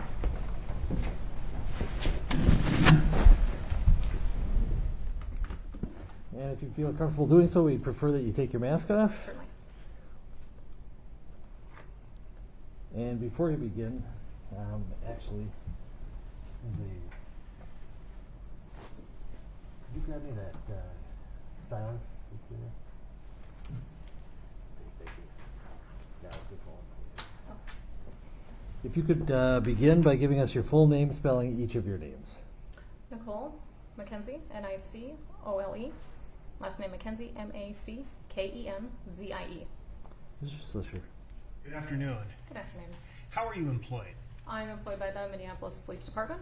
How long have you been employed by the police department? About 6 years. And what is your current role there? I am a police officer. Do you have a specific duty assignment? I do. I am the medical support coordinator for the department. All right. Now, before we talk about that role, I'd like you to share a little bit about yourself with the jury. How long then have you been a police officer or in law enforcement? I've been in law enforcement for about 6 years, that whole time with the Minneapolis Police Department. And did you have a career prior to going into law enforcement? I did, yes. I worked in human resources. What's your educational background? I have an associate's degree in human resources. I have a bachelor's degree in business. I am an EMT. I also have my law enforcement certificate, and I'm also an EMR instructor. You worked in human resources. That was your original plan? Correct. How long have you wanted to be a police officer? Actually, it's something I had always wanted to do. I just kind of talked myself out of it for one way or another, but eventually found my way back. Can you please tell the jury how you entered law enforcement? Did you go through the academy? I did, yes. I came in as a cadet, which means that the department sponsors the education components that make you eligible for the post exam in the state of Minnesota. And how long of a program was that? I think it was about 9 months total. After you completed the in-class or the classroom portion of the academy, did you go through field training? I did. How long was that process? The field training at that time was about 5.5 to 6 months. And as an officer with the Minneapolis Police Department, are you familiar with some of the officers who also work in the department? I am. Are you familiar with the name Derek Chauvin? I am. How are you familiar with that name? He was actually one of my fill-in FTOs for one day while I was on FTO. I think my FTO was sick, but also he's attended my training that I've conducted with the department. All right. And would you recognize him if you saw him? Yes. Do you see him in the courtroom today? Yes, sir. Would you please point to him and describe what he's wearing? Yep. It's the gentleman here in the light gray suit. All right. May the record reflect the witness has identified the defendant. Any objection? It will. You indicated that you're the medical support coordinator, is that right? Yes, sir. Could you please describe for the jury what that role entails? Certainly. There's a couple different components to it. Primarily, it's going to be the first aid education that all of the officers receive. I do the training for the academy, both the recruits and the cadets, as well as the in-service, which is more like the continuing ed for all of the current officers. And I am also administrator of the Narcan program that we have. What is the Narcan program? The Narcan program is the training and administration of pharmaceutical to use to temporarily reduce opiate overdoses. And is Narcan, is that something that officers have available to them Yes, sir. And you provide the specific training regarding the use of Narcan. Is I that do. right? Okay. And also, you provide medical training both at the academy and in service. Is that right? Correct. Are you familiar with the requirements from the department and the post requirements for how often officers are supposed to train in medical procedures? Yeah, with the Minnesota Post Board, when you're able to apply for the examination, you do have to have your EMR certification, and that's Emergency Medical Responder. Beyond that, the Post Board doesn't require anything terribly specific, but with the Minneapolis Police Department, we do continuing education every year on medical-related topics. You said that the Post Board doesn't require anything more specific. Can you explain that? With their education requirements as far as the continuing ed, as long as you've met the minimum number of hours, there are certain topics that they require you to complete. Other ones, because with the Minneapolis Police Department, we go above and beyond what the Post Board requires. So that's where we add in extra medical training. And you do that every year? We do. Are police officers required to have a specific CPR card? Not a card, no. You're not required to have that beyond your initial post certification. When you're initially post certified, you need one. Correct. And that's a part of the EMR certification that's required to be eligible to take the post exam. And some officers will continue to obtain the CPR card. Is that right? Correct. You know what is required in order to obtain that card? It's about a 4-hour class. There's a written test and a skills examination test out. And what does it cover? It includes adult CPR and AED, infant CPR AED, as well as choking. Now, at this time, I'd like to display to the witness and not to the jury Exhibit 277 for identification.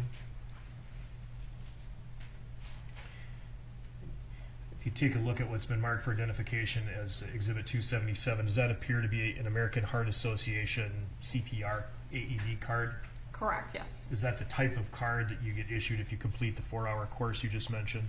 Yes. While it's not required, some officers continue them, and those cards are maintained in the records of the Minneapolis Police Department. Is that right? If they had taken a full AHA course through the Minneapolis Police Department, we would be the record holder. All right. And then if we can take a look at Exhibit 278, that also appeared to be a CPR card, just of a different year. Correct. Okay, I'm going to offer Exhibits 277 and 278. Any objection? No, Your Honor. 277 and 278 are received. If we could publish Exhibit 277 and highlight the portion. Does this appear to be a Heart Saver CPR AED card issued to Derek Chauvin, March 2012 through March 2014? Correct. And if we could display Exhibit 278. Again, a CPR card issued to the defendant from January 2014 to January 2016. Is that right? That's correct.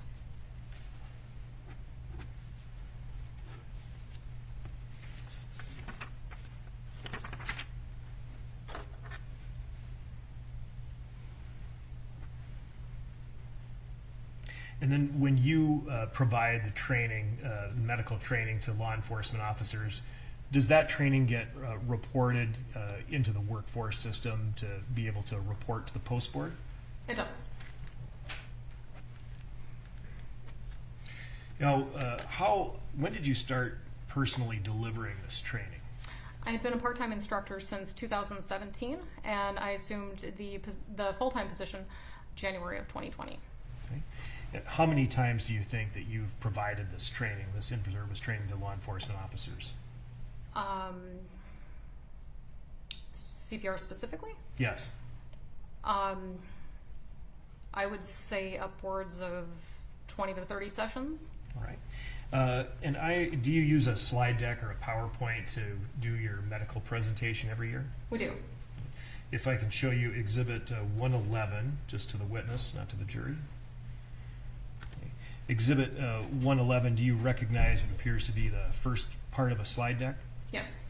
And if we can turn to the second page of 111, does that appear to have, it says MPD CPR? Is that right? Correct. Have you personally delivered this slide deck before? I have. Approximately how many times? This was in service of 2019, and my best estimation, this was probably carried out over the course of maybe 12 sessions or so, 12 to 15 sessions, and I was responsible for about a third of them. Right. Did the defendant attend any of your sessions? I'm not sure. But you were providing the block of training that everyone consistently took back in service in 2019? Correct. I was the assistant instructor here, and I ran one of the skill stations. So theoretically, everybody from the department would have come through my skill station at some point. Now, at this time, if I can, you can take that down here. I'm going to offer Exhibit 111. Any objection? 111 is received. In general terms, then, you provide the jury an overview of the specific medical training that you provide to law enforcement officers on an annual basis. For in-service specifically? For in-service, yes. Okay. We do offer a wide variety of different kind of trainings, depending on how many training sessions are going to be available to us in a year. But at a minimum, every year we are touching on CPR and AED. And then in alternate years, we're also going over a refresher class on Narcan. Okay. And that's the minimum standard. If we have more training spots available to us, we can add in more classes. And are you aware whether the Minneapolis Police Department has a specific policy regarding rendering of emergency aid? We do. And could you please provide the jury just a high-level overview of what that policy requires? Certainly. It's a high-level summary of our first aid policy is going to be requesting EMS resources to anybody that needs it or anybody who requests it, and also rendering first aid that's consistent with your training that you've received. Okay. And does the policy allow you to do one or the other? Can you just call for the ambulance and not do the emergency medical procedures? It depends on the situation specifically. If there was really no need for immediate first aid, maybe like a small cut or abrasion, it would be then appropriate to just wait for EMS to arrive. But if it's a critical situation, no, you have to do both. I'd like you now to kind of walk us through some of the specific training that you provide, and we'll use Exhibit 111 to do so. If you could publish Exhibit 111 starting at page 6. Well, let's go back to page 1. All right, why don't you explain page 1 of this? Okay, so this is an image of a clip that's taken from the classic movie Dumb and Dumber. And this is a video clip that we show at the very beginning of training. It's more or less just kind of a lighthearted way to get people a little bit more engaged in the class. As not a substantive slide. No, absolutely not. All right. Now, I'd like to then cover the substantive portions. If you could go to page 6 and review the portion of the slide deck that says agenda. You please describe to the jury each of these different portions of the training that you provide. Certainly. So this block of training was primarily focused on CPR, but we did throw in a couple of extra pieces of information because we had the time available to us.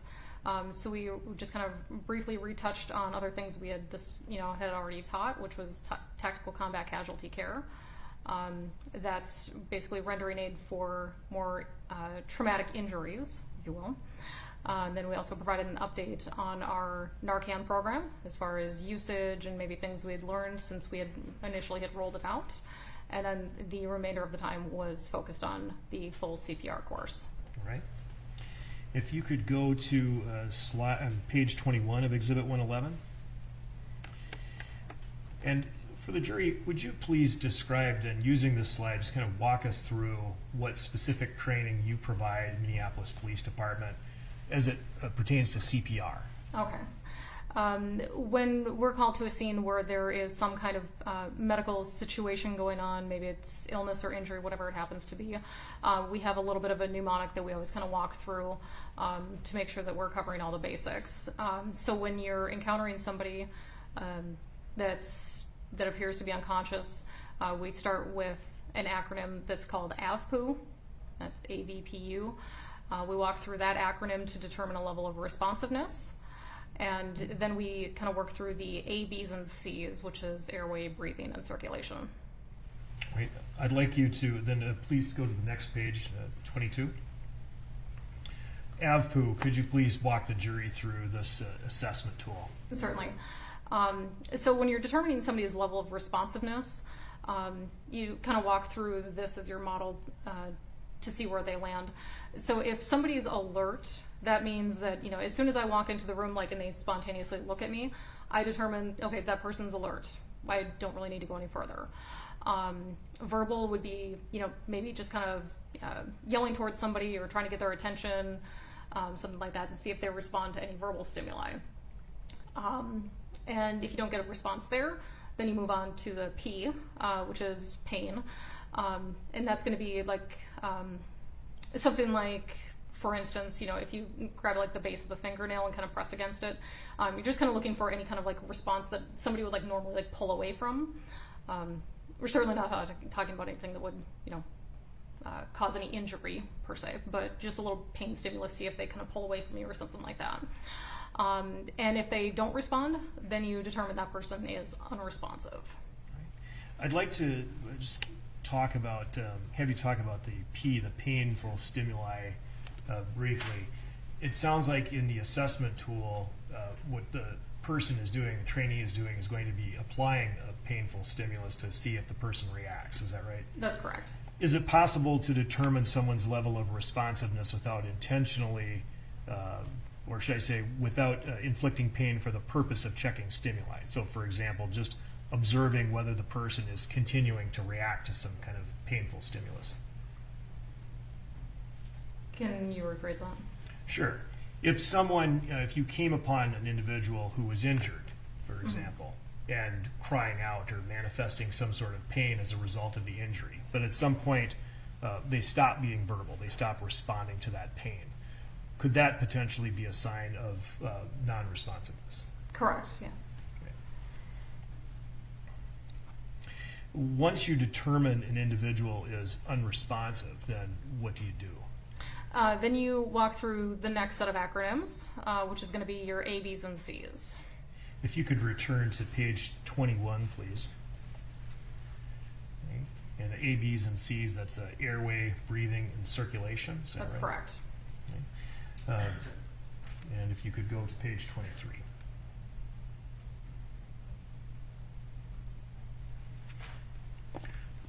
Can you please describe to the jury then what you train officers to do based on this slide within Exhibit 111?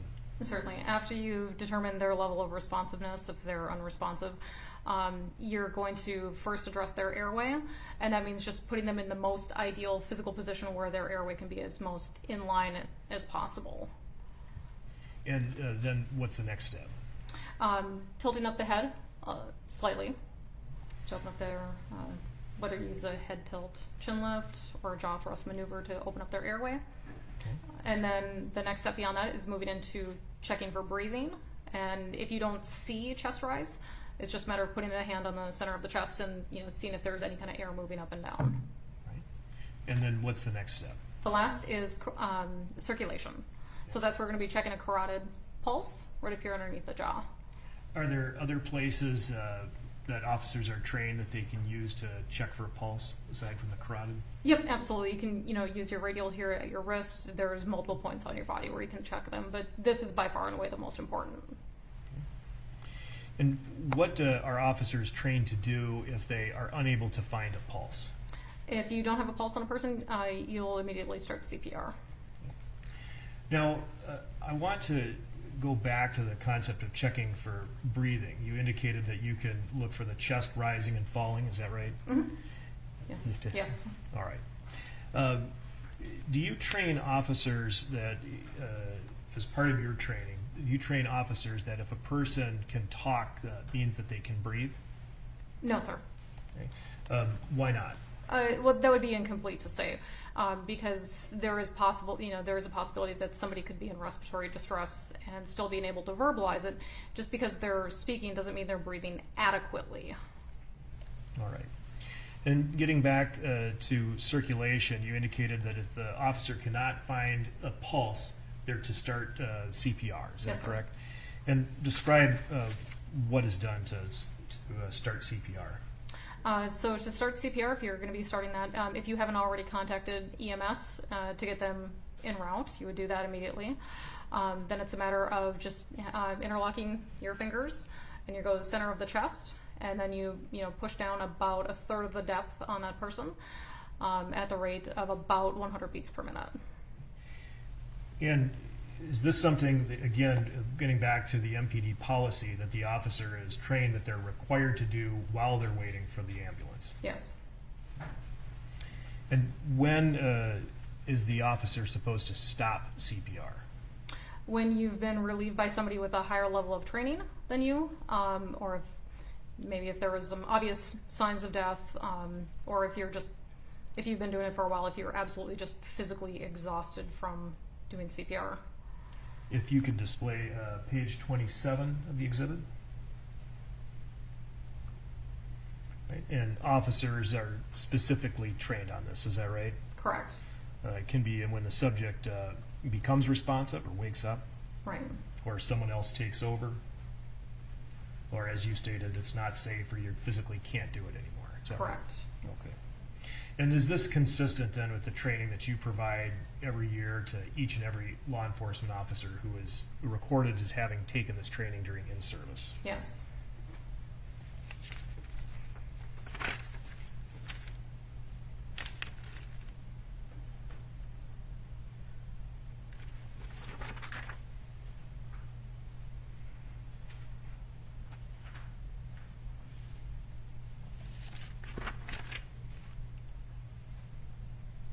All right, I have nothing further.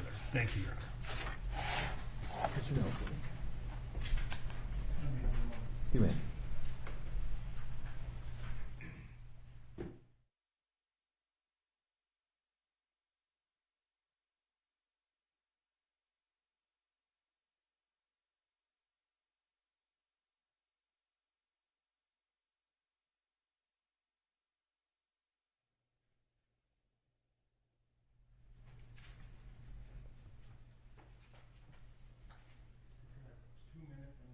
You may.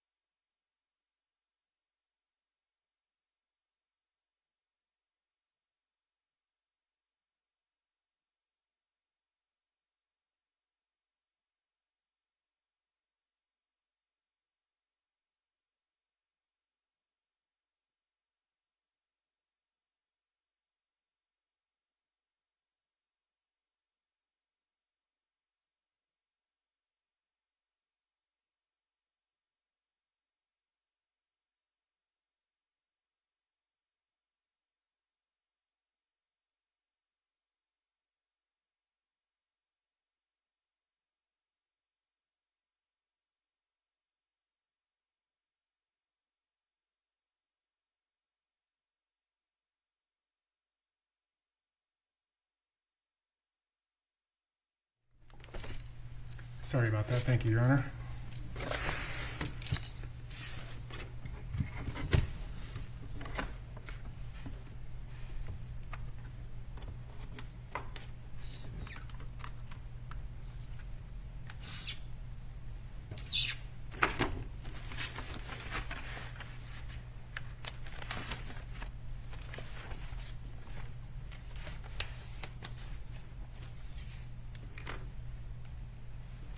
Sorry about that, ma'am.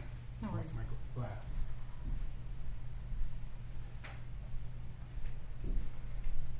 All right, I think I'm ready now. Thank you for joining us today. Just a few follow-up questions. You have been with the Minneapolis Police Department for about 6 years at this point? Correct. And prior to that, you said you were an EMT as well, right? Correct. Now, as far as the Minneapolis Police Department is concerned, there are officers are trained as essentially first responders, correct?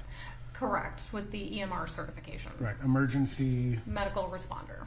And so it's sort of it's a lower level of medical training, correct? Then an EMT, that is correct. Right. So you may go to a CPR class, then you have your first responder, and then an EMT paramedic, correct? That would be a natural progression, yeah. Right. And so you have experience, did you work as an EMT as well as? I did. Okay. And so you have experience both as a police officer as well as an EMT, correct? Correct. Now, you testified that part of your role now as running the medical program is to present officers with information as to multiple medical issues that they may encounter. Correct. It's not just limited to first aid or first responder, CPR type stuff, correct? No, we also teach like wellness classes, whether it's sleep, nutrition. We have a wide variety of classes. Okay. And you have classes on topics including excited delirium? Correct. And you have topics including the administration of Narcan? Correct. And officers, are all Minneapolis police officers permitted to carry Narcan, assuming they've had the training? Yes. And do all Minneapolis police officers receive that training? Yes. And so some of these medical topics at these continuing education classes, they may come up an hour here or a half hour there during an in-service, right? Depends on the topic, yes. Right.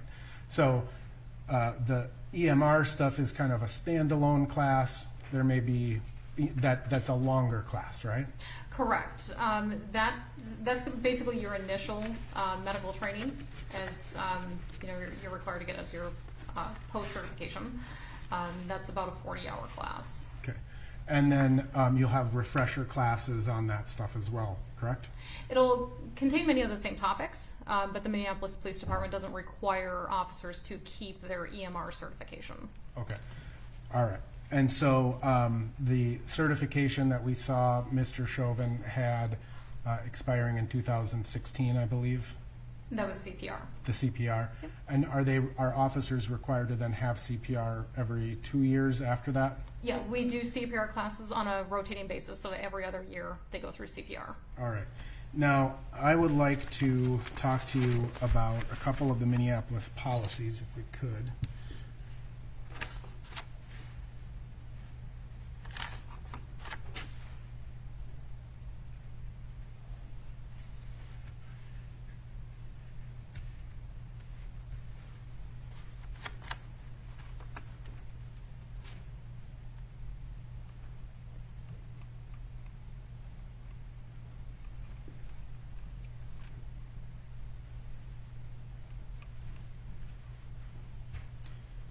So there's essentially two Minneapolis police policies that deal with emergency medical response, correct? Correct. One being after a use of force, correct? That is correct. And that being as soon as reasonably practical, determine if anyone was injured and render medical aid consistent with training and request EMS if necessary, correct? Correct. That's policy 5-306 involving a use of force, correct? Yes, sir. And so the policy is somewhat qualified, correct? Meaning it's as soon as reasonably practical, correct? Correct. So in the course of the medical training, one of the things that you train officers to do in the administration of first aid is to consider other circumstances, right? Correct. So you'd have to make sure that your scene is safe before you're able to render aid. Right. And there's the scene being safe could be, not being safe could be come from a number of factors, correct? Absolutely. Environmental factors such as where you're located, right? Yes. Whether there's a lot of traffic, correct? Yes. Or whether there's a lot of bystanders, correct? Correct. Depending on their behavior, right? Yes. Okay. So scene safety is important, and in fact, Minneapolis police or the EMTs won't come to a scene until it's declared code 4 generally, correct? Generally, yes. And so oftentimes it's not uncommon for EMTs to stage off-site until police call a scene code 4, correct? Correct. Code 4 being all clear, all safe, come on in. Yes. And so in that situation, if a scene is unsafe, EMTs don't come in at that point, Correct. right? The other policy that we deal with here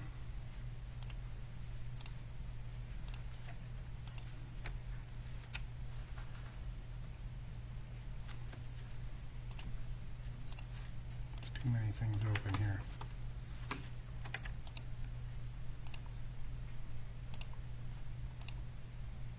Is policy, Minneapolis Police Policy 7-350. That's in front of you right now. It is. And again, instant or relative to the emergency medical response, Minneapolis police officers are required to request EMS as soon as practical, correct? Correct. And so there may be certain things that prevent an officer from calling in EMS, right? Absolutely. So both of the medical policies are somewhat qualified or contingent upon what's going on at the scene at the time, right? Yes. Now, in terms of, I believe it was this, Exhibit 111, which is the CPR presentation that you've presented, turn to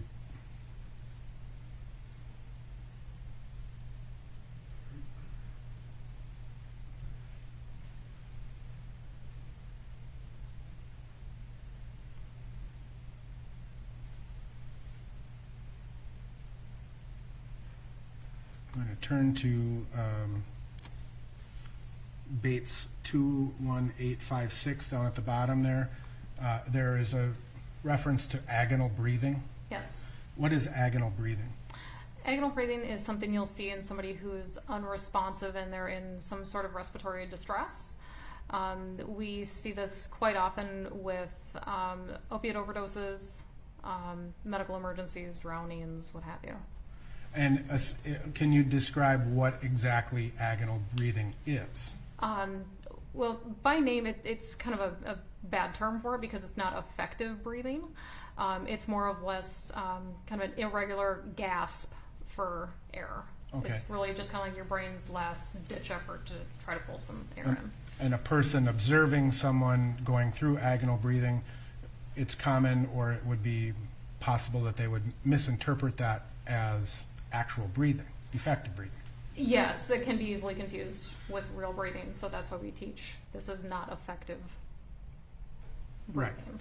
So an officer is dealing with someone who's experiencing agonal breathing. It would potentially be possible for an officer to misinterpret agonal breathing for effective breathing. It could. And in certain circumstances where there's a lot of noise or a lot of commotion, would it be more likely that that could happen? Yes.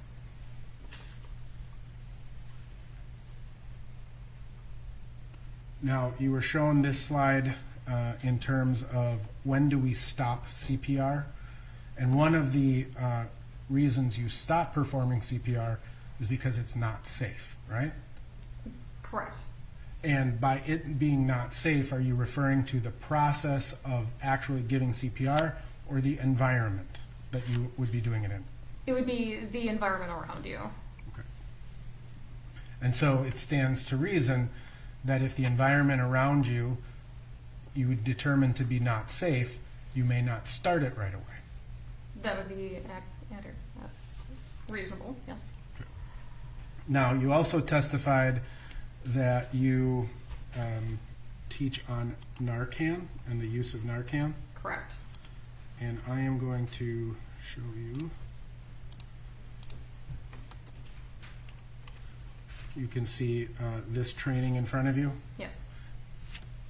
Is this training that you provide to Minneapolis police officers? Yes. And this is the this is the program on like the broader course on how to administer Narcan, correct? Correct. And do you recognize this as a record that you keep in the ordinary course of your business? Yes, sir. This, Mr. Slisher, I had labeled as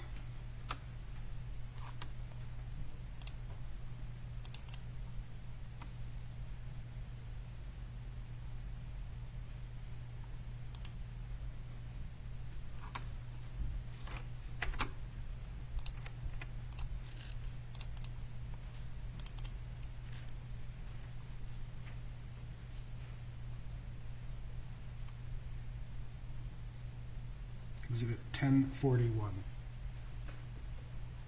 And I would move to admit Exhibit 1041. No objection. 1041 is received.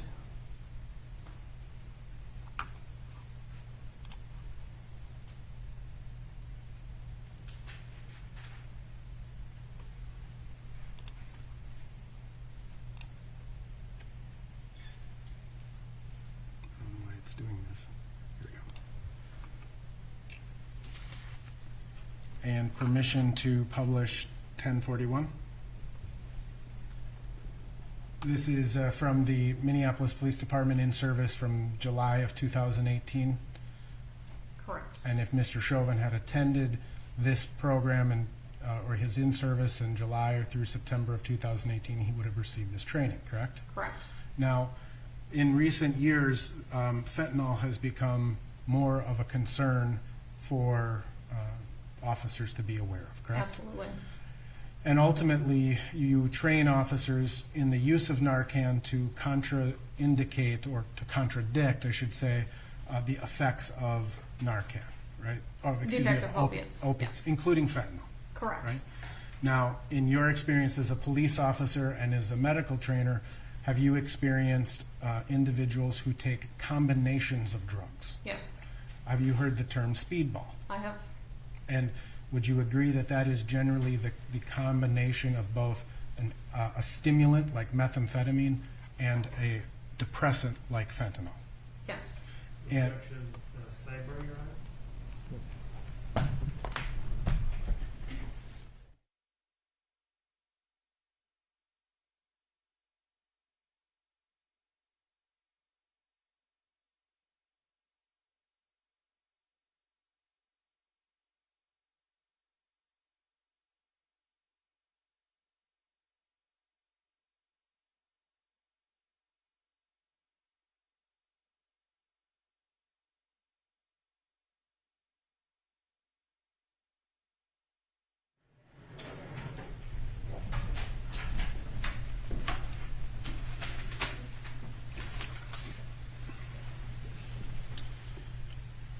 can you describe for the jury what a speedball is?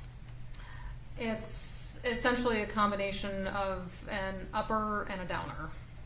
And has that become commonplace in your experience? Yes.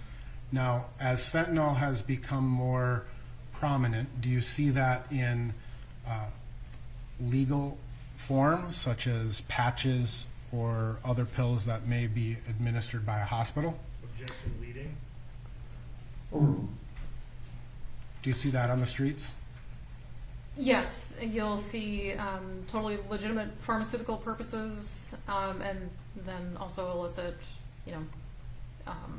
drugs that were manufactured outside of lines. Can you explain for the jury whether, in your experience, you've seen illicit fentanyl use on the rise? Yes, Becoming more absolutely. And I'm going to just show you, generally when you talk about someone, you show it to officers in this training, when someone is on the experiencing an opiate overdose, you may see this type of behavior. Is that correct? You could, yes. Someone may fall asleep, someone may be very tired, kind of out of it, right? Correct. Leading. Yeah, let's get back to direct question. Sorry. Would this be consistent with what you would see generally on a opiate overdose? It could be. Have you ever been at a scene where an opiate overdose, someone can be more responsive, Yes, even though they've taken an opiate? correct. Now, in terms of fentanyl, can you explain this slide? Certainly. So this is a diagram to show you just what could be considered a lethal dose of fentanyl. Just it's more of a visual indicator because we already know how dangerous heroin is, and you can see a trace amount of that could be deadly with fentanyl, and even more so with carfentanil. And so even fentanyl, even in very small doses, can be fatal. Would that be accurate? Objection, Your Honor. Sidebar. I'll rephrase the question. Persist in the objection, Your Honor.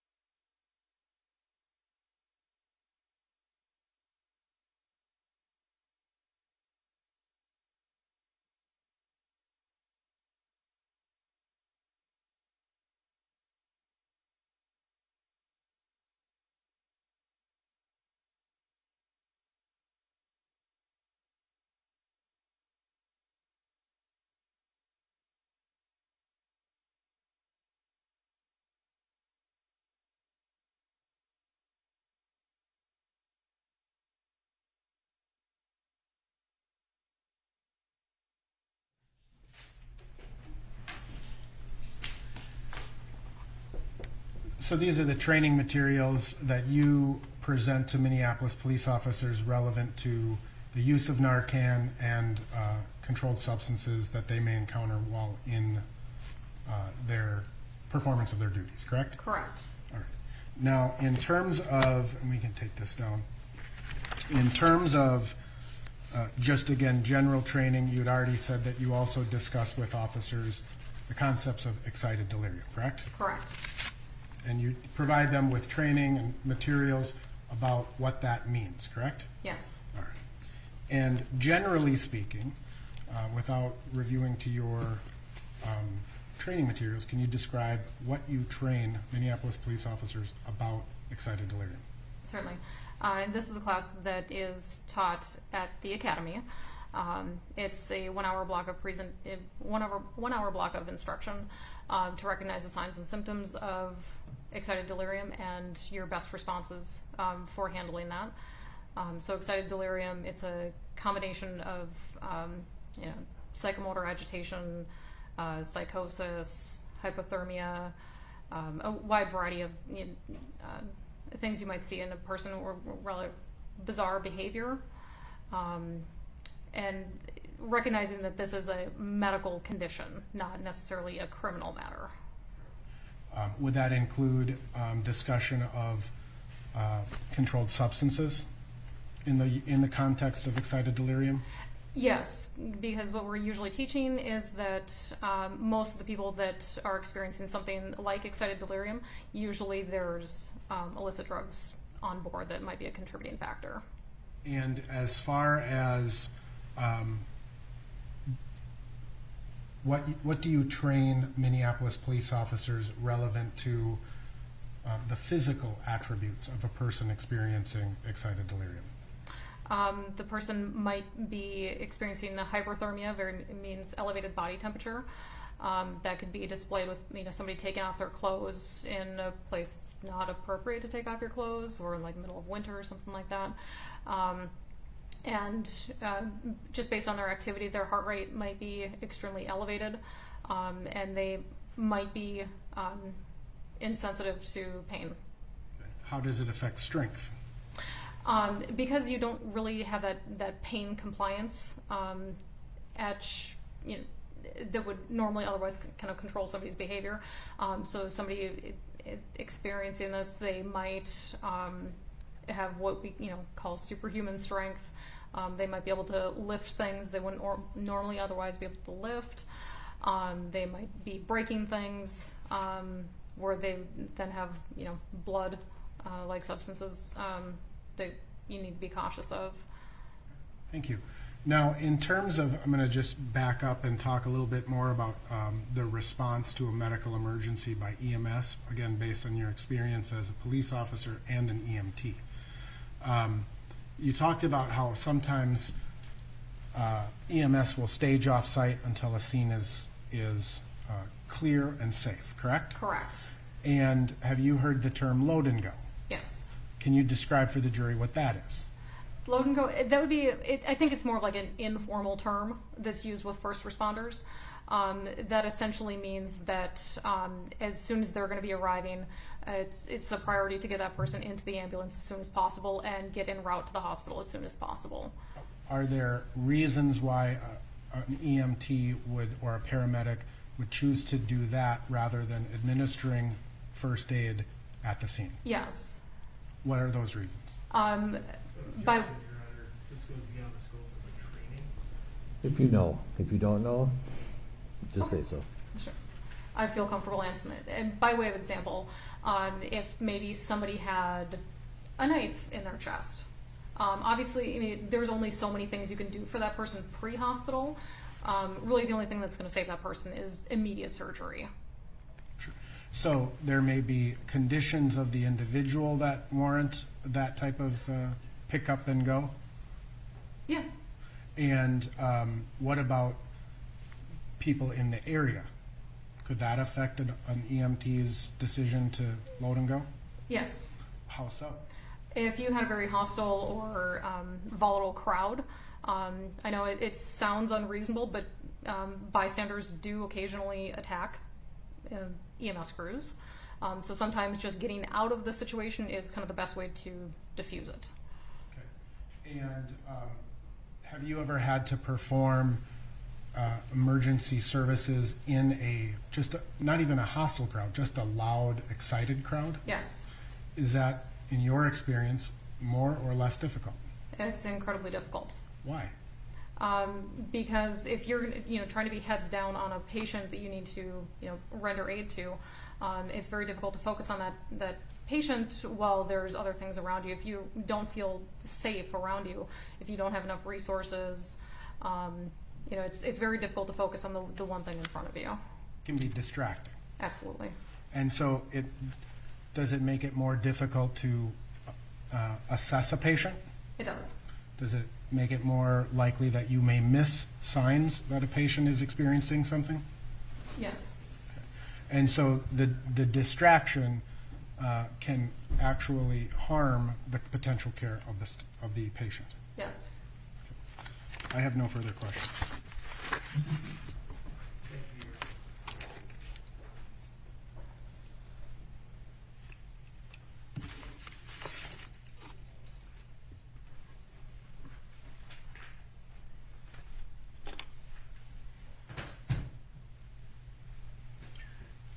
Are officers trained that sometimes they have to provide emergency medical services in less than ideal conditions? Yes. The rendering of emergency aid in practice does not happen in a classroom setting, does it? Correct. Right? And so you're in the environment as you find it. Is that right? Yes. And in terms of a crowd and a crowd being hostile, how would you define hostility? That would be a growing contingent of people around. If they're yelling, being even verbally abusive to those that are trying to provide scene security. Okay. What else? If there's people trying to interfere with a crime scene or interfere with a patient. Absolutely. Perhaps use a weapon. Yep. Throw rocks or bottles. Yes. Something like that could prevent someone from providing emergency aid. Is that right? Absolutely.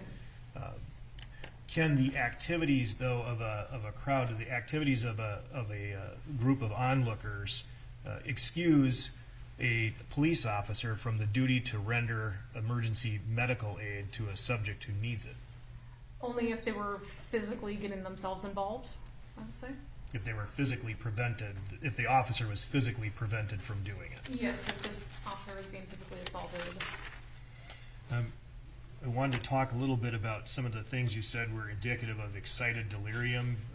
You said superhuman strength, is that right? Yes. And I think what you said was that it was because of the inability to feel pain, is that right?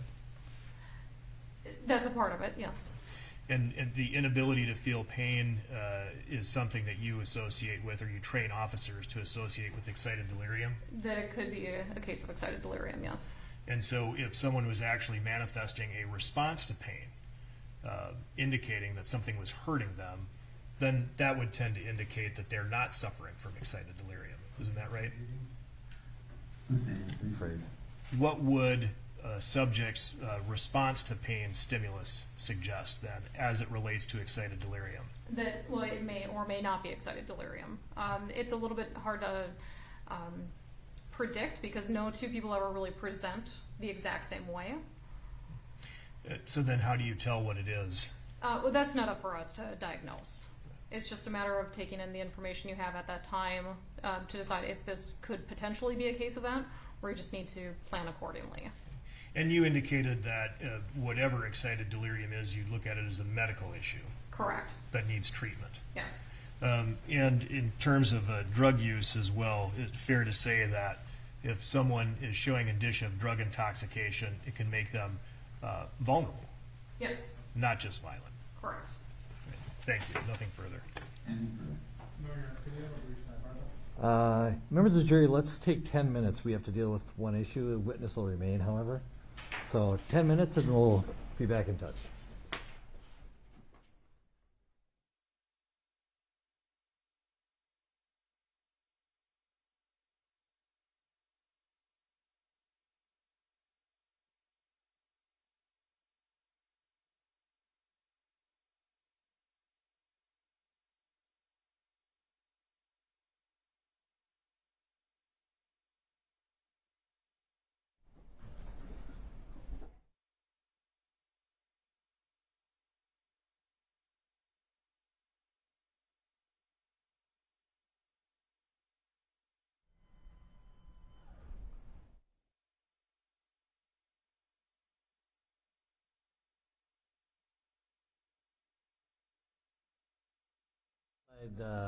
The hearing of the jury, but on the record.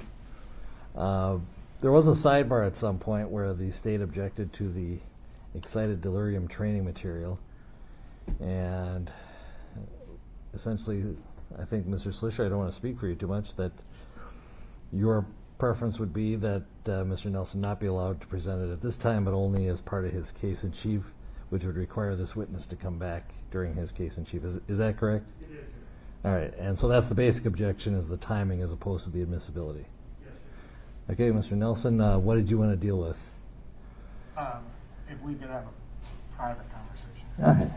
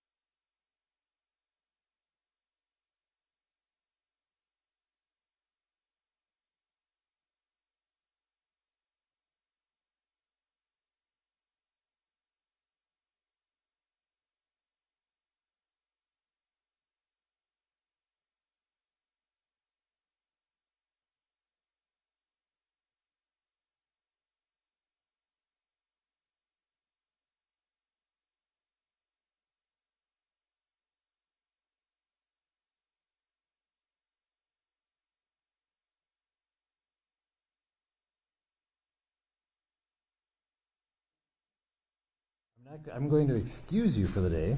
She can be excused at this point, is that correct? Yes. You can be excused for the day, but the defense would like to call you back during their case. And so Mr. Nelson will serve a subpoena on you at some point so that you've got it mostly for his contact information. Sure. Because in the interim, I'm going to order that your subpoena that you were previously served still is in force, and that you should, unless you hear otherwise, come next Tuesday at 9 a.m.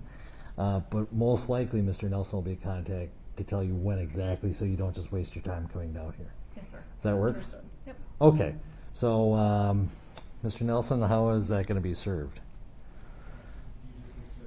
Department, Normally, yes. so I can just serve the police through the normal or through the federation or something? Yeah, absolutely. All right. We'll make sure that gets done. But for today, you're excused. Oh, Thank you. All right. We'll be in recess until 2:35 at least, if not 22.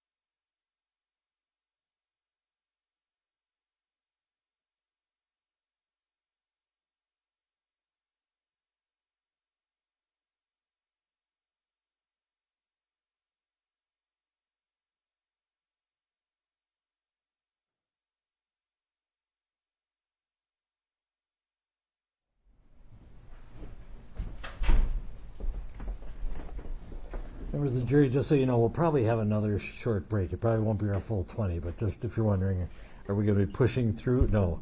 We all need to stay well. And so we're going to take another break eventually this afternoon. Mr. Slisher, you may call your next witness. Thank you, Your Honor. The state calls Jody Steiger.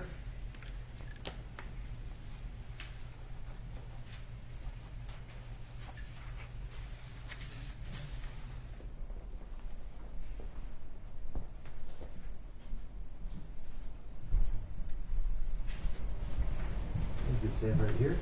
Sir. Raise your right hand. Do you swear or affirm under penalty of perjury that the testimony you're about to give will be the truth and nothing but the truth? Yes, I do. Have a seat. And if you wouldn't mind, if you would use this to grab that stylus that's there and give it to me. All right. Thank you. And we're going to swap it out with it. And I'd ask that you remove your mask if you feel comfortable doing so. Yes, sir. And let's begin by having you state your full name, spelling each of your names. Yes, sir. Jody Steiger, Jody Stiger. Mr. Slisher. Thank you, Your Honor. Sir, how are you employed? I'm employed with the Los Angeles Police Department. In what capacity? I'm a sergeant. And you understand that you're here today serving as a retained expert for the state in this matter. Is that correct? Yes, sir. So this is outside your typical duties as a sergeant with the LA Police Department, correct? Yes, sir. I'm on vacation. All right. Well, welcome to Minnesota. Thank you. Sir, before we begin your testimony, I'd like you to just introduce yourself and share a little bit about your background with the jury. First, how old are you? I'm 50 years old. Okay. And you indicated that you're currently a sergeant with the LAPD. Can you please describe for the jury how you came to be involved in law enforcement? Yes. So shortly after leaving the Marine Corps, I joined the Los Angeles Police Department in April of 1993. Yesterday was my 28-year anniversary. Did the police academy. After graduating the police academy, I was assigned to a patrol division, and from there, I was recruited to work undercover in the high schools to buy drugs. In Los Angeles high schools? Yes. Okay. And you were working as an undercover? Yes. How long did you have that assignment? Approximately 6 months. What did you do after that? After that, I was assigned to another patrol division in South Los Angeles, Southwest Division, near the campus of University of Southern California. And I worked there until 1998. All right. And what were your duties just generally as a patrol officer in that particular area of Los Angeles? For the first 2 years of patrol, was just handling calls for service primarily. During that time, it was a pretty violent time in Los Angeles. I believe on average, in our division, we averaged anywhere from 100 to 200 homicides a year. So it was a pretty dangerous area. Okay. And after then, you said you held that position as a patrol officer for how many years? Just for patrol specifically, I was there for 2 years, and then I was recruited to work the gang unit at the same division. In the same geographic area? Yes. Describe that work for the jury. It was primarily gang intelligence. I was assigned a specific gang and neighborhood, and our assignment was to gather intelligence, make arrests, and handle any calls of service that were specific to that specific gang. How long did you work in the gang unit? In that specific gang unit for 3.5 years. And where did you go after that?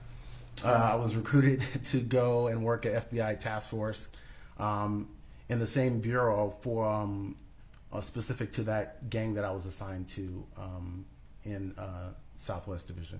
And was that more of a long-term investigation? Yes. So we were doing investigative work, and so basically we handled all crimes other than murders and sexual assaults that were committed by that specific gang. Right. And how long did you do that? I did that for approximately a year and a half. Then where did you go? Then I was recruited, and I was assigned to the training division at our for in-service tactics. And approximately what year was that? Approximately 2000. And what did you do for your in-service tactics unit? For the in-service tactics unit, we developed a 32-hour course. It was the first of its kind for the Los Angeles Police Department. It was a 4-day course where we went over de-escalation, firearms manipulation, basic patrol tactics, and arrest control techniques. Okay. And what was your assignment afterwards? After that position, I was promoted to sergeant. And you spent some time on the use of force board for your department? Yes, as a peer member. What does that mean? So the way the Los Angeles Police Department's use of force review is set up is there's 3 stages. So initially you have a use of, these are for the higher profile uses of force, not all uses of force. The higher level uses of force. So you have a use of force review board that convenes, and there's 4 command staff and 1 peer member. So depending on the officer involved, if it's a police officer, then you have a peer that's an officer. If it's a sergeant, detective, so on and so forth. And so I was a peer member from 2003 until 2007. So I was a peer member as a police officer as well as a sergeant, where I sat on the board as a board of 5 people, 4 command staff and the peer, and basically we review all the information that was gathered during the investigation, and we make recommendations to the chief of police. At that point, the chief of police then gets that information. He makes a recommendation to the police commission, and then the police commission has the final say. And what you're reviewing is actions, conduct involving uses of force of other officers. Is that right? Yes, sir. And then what was your next assignment after serving on that board? That was just an adjunct duty, so I was called as needed. But as I stated earlier, I was promoted to sergeant in 2006, and I was assigned to our central division, which is downtown Los Angeles. What was required to become a sergeant for the LAPD? You have to take a written test, and once you pass the written test, you also have to go through an interview process, and then you're ranked. You also have to have a certain amount of college credits in order to be eligible to take the test. You were then eventually selected as sergeant. Can you tell the jury what your first duty was as a sergeant? Yes, my first duty was assigned to our central division, which is downtown Los Angeles, in the Skid Row area. In the Skid Row area? Yes, sir. And doing what? I was a patrol sergeant, a field sergeant. So describe what that job was like. What were you supposed to do? General duties of a field sergeant is supervising officers assigned to a specific watch. Normally, anywhere from 10 to 20 officers would be assigned to a specific watch, and you maybe 1 or 2 supervisors that are assigned to that watch as well. And you have general duties such as providing roll call training in the early beginning of the watch, as well as just overall supervision, making sure that officers are conducting themselves properly, as well as if there's a use of force, you have to respond to the use of force and take the use of force investigations as well. And did you take a different position after serving as a sergeant? I'm still a sergeant, but yes, within about 6 months, I was assigned to our Safer Cities initiative, which was focused on the homeless problem in Skid Row area. So I did that for the next year and a half. Now, you've described a couple of geographic areas of Los Angeles in which you've served as a patrol officer and a patrol sergeant. I'd like you to please just describe in general terms those areas in terms of the dangerousness or the crime rate there. Well, in my first assignment in South Bureau, South Bureau historically has the highest violent crime in the city. Central Bureau and Central Division usually is second or third. Right. And what kind of crimes are you typically responding to? Primarily violent crimes, robberies, assaults, things of that nature. And I'd also like you to just describe for the jury the training that you received in the use of force and defensive tactics to help you do your job as a patrol officer and a patrol sergeant. I was unique in a sense because I was a tactics instructor for 6 years. So I had a lot of background in use of force and tactics prior to making sergeant. Prior to that, as a patrol officer, we would get quarterly training as well as annual training that would keep us up to date on any changes in laws or policy and procedures. And what does it mean to be a tactics instructor? For our department and for the state of California, you have to go through different types of training. So I've been through our force options instructor training as well as de-escalation training. I'm a trainer for de-escalation, force options. I've been through the FBI range matcher course, so I'm a handgun instructor as well, and a number of leadership courses as well. Okay. And have you had an educational role or a teaching role within your department? Yes, as I stated earlier, for 6 years I was a tactics instructor for in-service training for the course I had mentioned earlier. So this in-service training would be for already serving officers, is that right? Experienced officers? Yes. It would be in the form of annual training? Yes. Okay. During that annual training, would you provide training as to your department's use of force policy? Yes, and state law. And state law. And have you reviewed generally use of force policies and across the nation and compared those with the use of force policies in your department?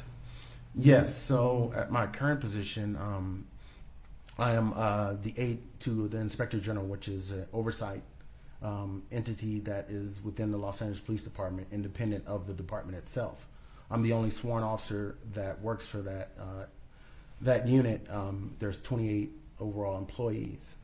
During my time there, I was able to travel nationwide and go to a number of different police agencies to basically compare their use of force policies as well as their training with Los Angeles Police Department. And are your policies in the Los Angeles Police Department fairly consistent with the policies and standards nationwide? Yes, sir. Is there sort of a nationwide sort of acceptable reasonableness of a police officer that's generally accepted in your field? Overruled. Yes. Getting back to your days as a trainer for defensive tactics and instruction, approximately how many Los Angeles police officers did you provide training in that 6-year time period? In the initial 6-year time period, approximately 3,000 officers.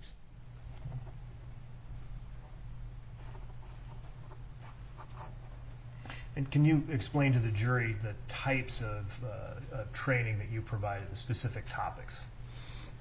As I stated earlier, the main focus was de-escalation. We taught them basic patrol tactics such as vehicle stops, pedestrian stops, as well as firearms manipulation, and ultimately we would do at the end of the 4-day course, the goal was for them to utilize their de-escalation tactics so they wouldn't have to use force. Did you teach specific tactics, ground training, or anything like that? No, we taught all the subjects. Right. Now, you indicated in your current role with the department you do use of force reviews. Is that correct? No, not in my current role. In a prior role, I should Yes. say you did. Okay. And in terms of the use for force reviews and the numbers of use of force reviews that you've completed in your career, can you estimate approximately how many you've done? Approximately 2,500. And of those 2,500 force reviews, have you ever made findings that the use of force was excessive or objectively unreasonable? Yes.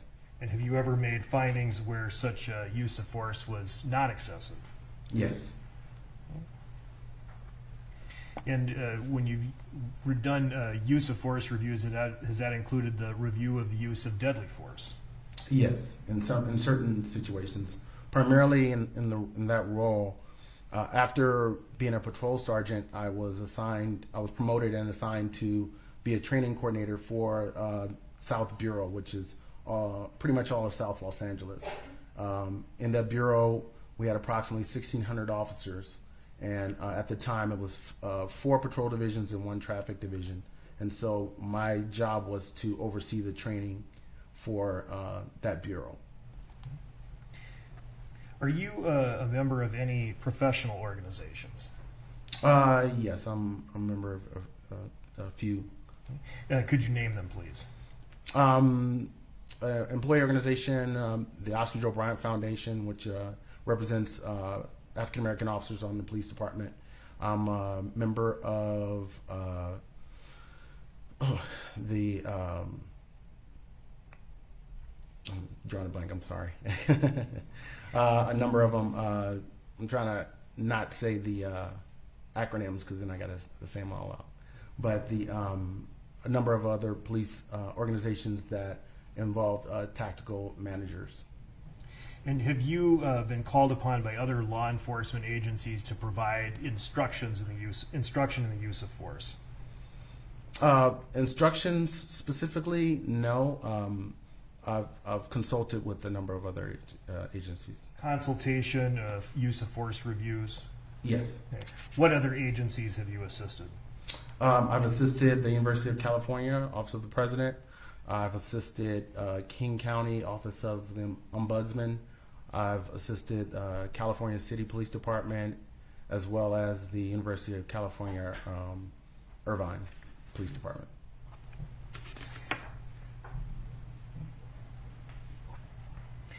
Did you, you have indicated already that you've been retained as an expert witness for the state in this matter, is that right? Yes, sir. And you've conducted then a review of some of the various materials associated with the death of George Floyd that happened on May 25, 2020, is that correct? Yes, sir. Okay. Do you charge a fee for your services? Yes. And can you please tell the jury what the fee is in this matter? There was a flat fee of $10,000, and for trial, the fee is $2,950. And that has included reviewing all of the different offense materials that you were provided, is that right? Yes, sir. And could you please tell the jury, just in general, high-level terms, what offense materials you have reviewed? I reviewed all the body-worn videos, all the other videos that were provided to me that were cell phone videos, poll videos, things of that nature, reports, manuals from the Minneapolis Police Department, as well as the training materials. One moment, if we may have a sidebar, Your Honor.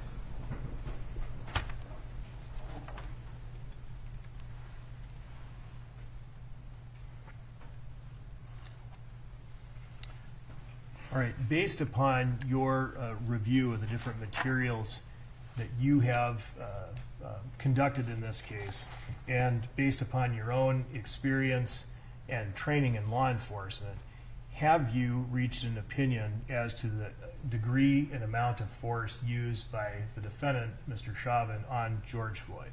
Yes. And can I ask you to explain to the jury a little bit about what process or methodology you go through to render such an opinion? There's a few steps. The main step is going through the objective reasonableness standard, which is based off of Graham versus Connor. You're looking at the seriousness of the crime, looking at the person's actions, things of that nature, as well as looking at the specific agencies' policies and procedures as well. Okay. In addition to the seriousness of the crime under the Graham standard, do you look at any other factors? Yeah, I try to look at a number of factors. What was known to the officers at the time, and again, like I stated, one of the biggest things I look at is what was the person's actions at the time that the officer was using force. All right.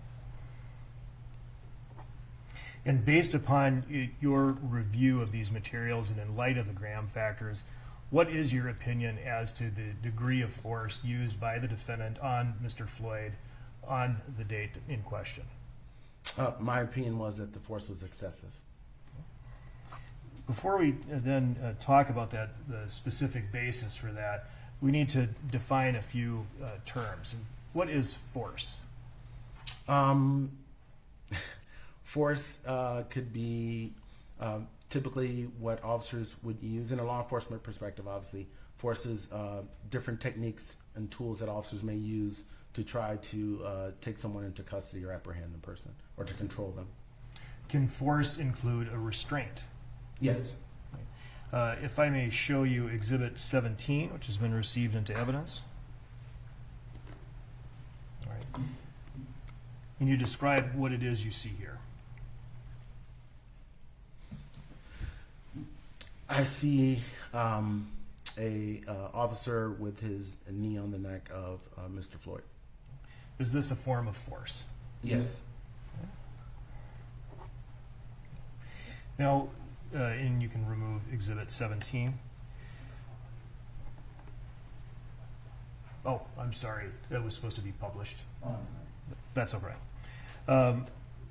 If you could republish the exhibit then, 17. This is specifically what we're talking about in terms of the force you were reviewing. Is that right? Yes, sir. And the force that you stated, in your opinion, was excessive. Is that the force that began right around the point that Mr. Floyd was on the ground? Yes, sir. All right. Now, I'd like to then focus your attention to the Graham versus Connor factors. You indicated that one of the factors that you consider is the severity of the offense being investigated. Is that right? Yes, sir. And do you recall what was the severity of the offense being investigated here? If I remember correctly, it was Mr. Floyd was accused of having a counterfeit $20 bill.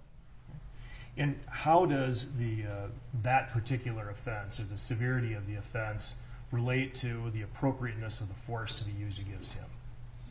Oh, typically, in a normal situation where you're dealing with someone that's a counterfeiter or someone who is using a counterfeit bill, typically you wouldn't even expect to use any type of force. When you're looking at in the Connor standard, the severity of the offense, is the label of the offense, be it a misdemeanor or felony, is that important? In some cases, yes.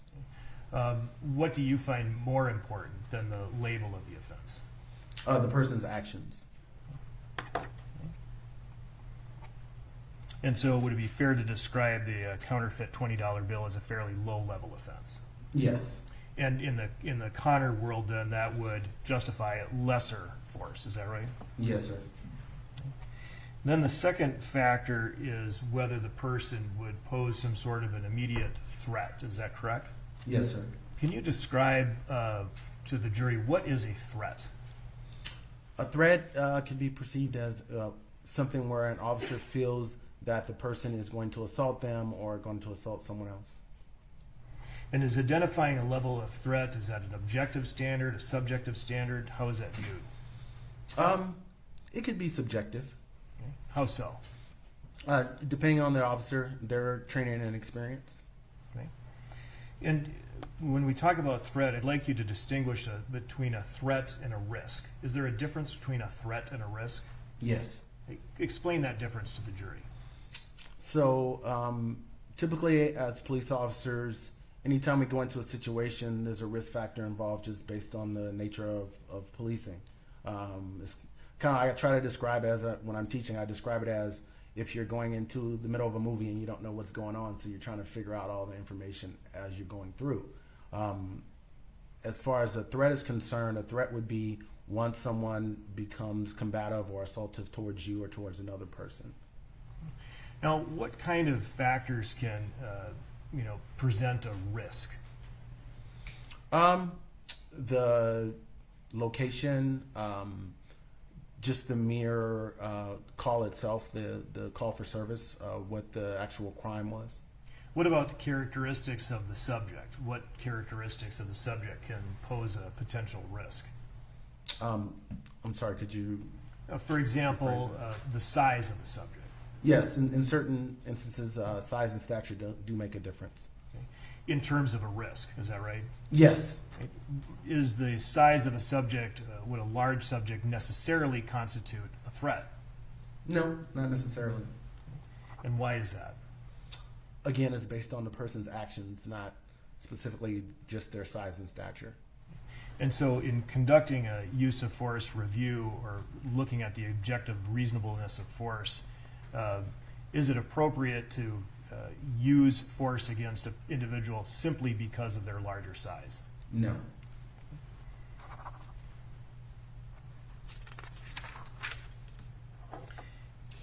And I'd like you to discuss the Connor standard of resistance, whether the person is resisting or attempting to evade law enforcement officers. Is that something you review? Yes. Okay. And were you able to make any kind of assessment in this case as to whether or not Mr. Floyd was offering resistance or trying to evade law enforcement officers? Yes. Okay. And what was your assessment? Initially, when Mr. Floyd was being placed in the backseat of the vehicle, he was actively resisting the officers. So at that point, the officers were justified in utilizing force to try to have him comply with their commands and to seat him in the backseat of the vehicle. However, once he was placed in the prone position on the ground, he slowly ceased his resistance, and at that point, the officers, ex-officers, I should say, they should have slowed down or stopped their force as well. Okay. Now, I'd like to back up to a certain point. You indicated.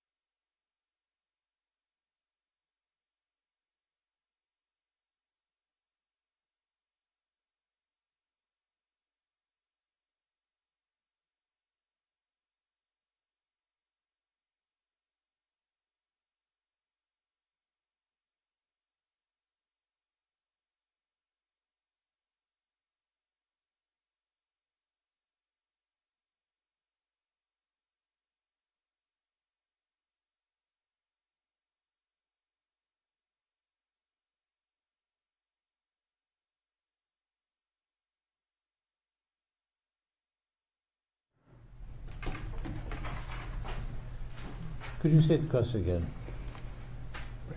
And so I asked you to make an assessment as to the reasonability of the force that was used by the law enforcement officers as it relates to whether or not Mr. Floyd was offering any kind of resistance. Is that, you recall that? Yes, sir. And I believe you indicated that Mr. Floyd was offering resistance initially outside of the vehicle. Is that right?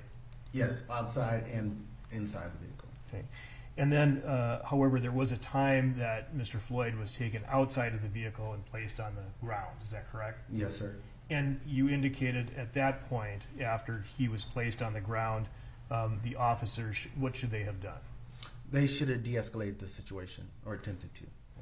And what did they do instead, based on your review? They continued the force that they were utilizing from the time that they first put him on the ground. Right. Now, I want to make sure that when we're talking about the evaluation of the use of force, you're evaluating this application of force from what perspective? First, I look at it from a ground perspective, as well as the Minneapolis Police Department's use of force policy. And is the standard then through the view of a reasonable police officer on the scene? Yes. And since we're talking about the actions specifically of the defendant, at what point are you going to be determining or considering the factors that were available to the defendant when he was applying force? I'm sorry, could you rephrase that? Yeah. So we know that there were some events that happened prior to Mr. Chauvin, the defendant's arrival on the scene. Is that correct? Yes. Right. But for the purposes of your review of the reasonableness of the defendant's actions, at what point do you begin your analysis? Based on when he arrived and he became involved in the actual use of force. And so, based on your review of the materials, what were the circumstances on the ground or at the scene for the defendant when he arrived? When he arrived, after they removed him out of the vehicle and placed him on the ground, do you mean the Mr. Floyd's actions, or what did the defendant see when he first arrived on scene? He saw Officer Landon King struggling with Mr. Floyd in the backseat of the vehicle. Okay. And then what did the defendant do after he initially arrived on scene? He went to assist those officers with attempting to place Mr. Floyd in the backseat of the vehicle. And did you observe the body-worn cameras then of various officers at that moment that the defendant approached the vehicle? Yes. Okay. Describe what you saw as best you can recall when the defendant approached the vehicle. They were attempting to place Mr. Floyd in the back seat of the vehicle. Mr. Floyd was actively resisting, moving around. He was attempting to get out of the back seat of the vehicle. Clearly, he didn't want to be back there. And the officers were trying to initially place him in the back seat, grabbing the seat belts and things of that nature. And then ultimately, the decision was made to remove him from the vehicle. Okay. Now, at the point that Mr. Floyd was removed from the vehicle, right, when he was taken out of the vehicle and brought to the ground, do you recall what happened? How did the officers proceed to remove him from the vehicle?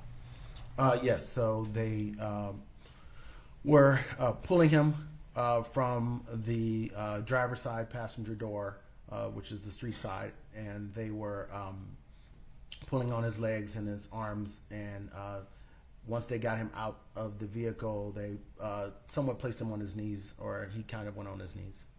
And so now getting back to before he was placed or was attempted to be placed in the back of the vehicle, do you recall what Mr. Floyd was saying when the officers were trying to get him in the back of the vehicle?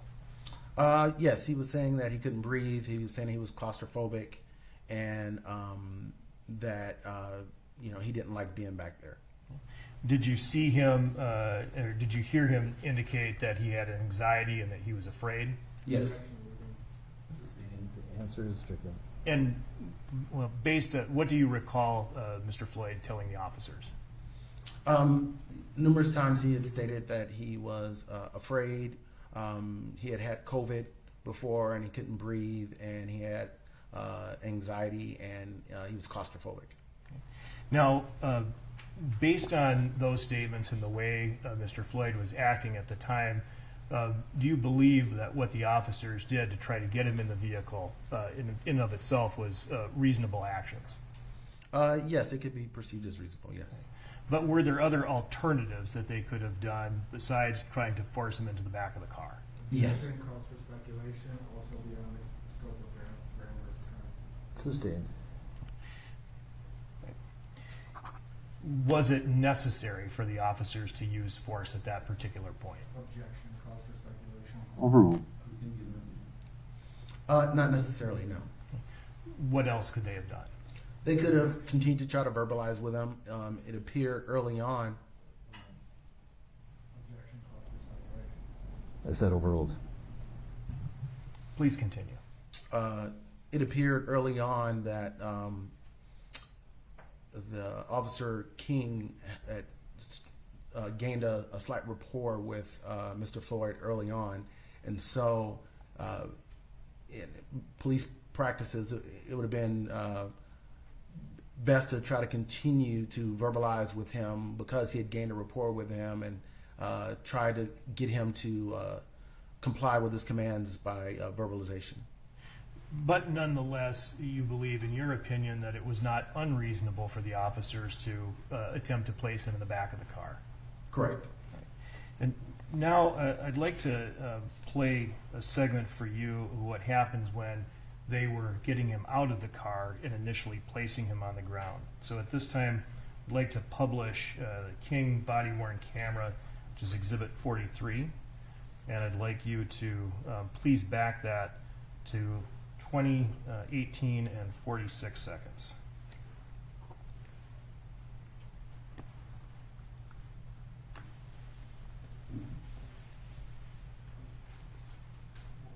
Yeah. All right, if you could play. Kobe, man, I can't breathe. Take a seat.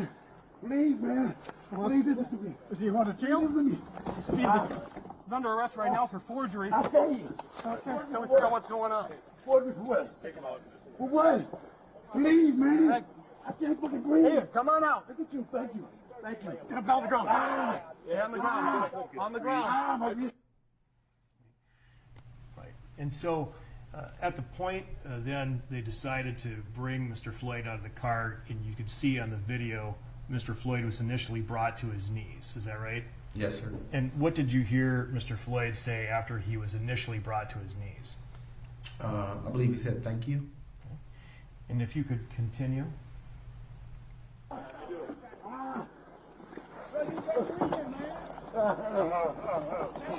Right. You got your restraint? Hobble? I can't breathe. Okay. I can't breathe. I'll grab that. Get him. Jesus Christ. I can't breathe. I can't breathe. Thank you. I can't breathe. Stop moving. Mama. Stop. Thank you. Now, after he was initially on his knees and they began to put him to the ground, is that correct? Yes. What position did the officers place Mr. Floyd when they brought him on the ground? Prone position. And what is the prone position? A prone position is where you lay a person on their stomach, chest area. And you can see that Mr. Floyd had already been handcuffed, is that correct? Yes. And so at this point, he is now prone on the ground, handcuffed, correct? Yes. Okay. Prior to him being in this position, did you see any aggressive actions, or what could be interpreted as aggressive actions, on the part of Mr. Floyd? Prior to the prone position? Prior to the prone position. Yes. What did you see? He kicked his leg. And could you describe that kick and how that might be interpreted by a reasonable police officer? Yes, so the officers were still attempting to control Mr. Floyd at the time, and as they were trying to place him down in the prone position, I believe one of the officers was attempting to control his legs, and Mr. Floyd kicked their arms away in an attempt to try to possibly break free from the officer's grasp. Aside from that one kick, did you see anything else in your review of any of the materials, the body-worn cameras, that would constitute an act of aggressive behavior by Mr. Floyd? No. And that was at approximately, 2019 and about 35 seconds, is that right? Approximately. And when we are evaluating then the restraint period, this is about the time we're starting, is that right? Right after he was placed on the ground prone. Yes.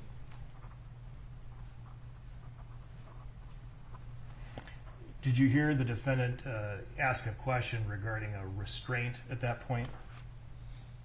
Yes. And what was he asking about? I believe he asked for the hobble. What is the hobble? The hobble is a restraint that's used to bind a person's legs in order to control them better and stop them from either harming an officer or breaking property. In most cases, kicking out the windows of police vehicles. And if I can show you, show the witness and not the jury.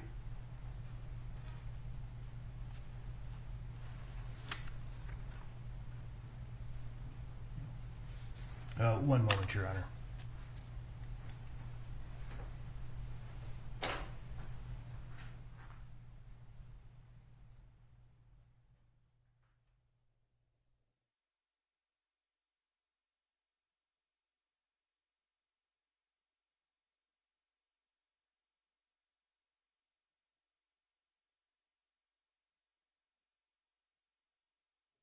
Witness Exhibit 200.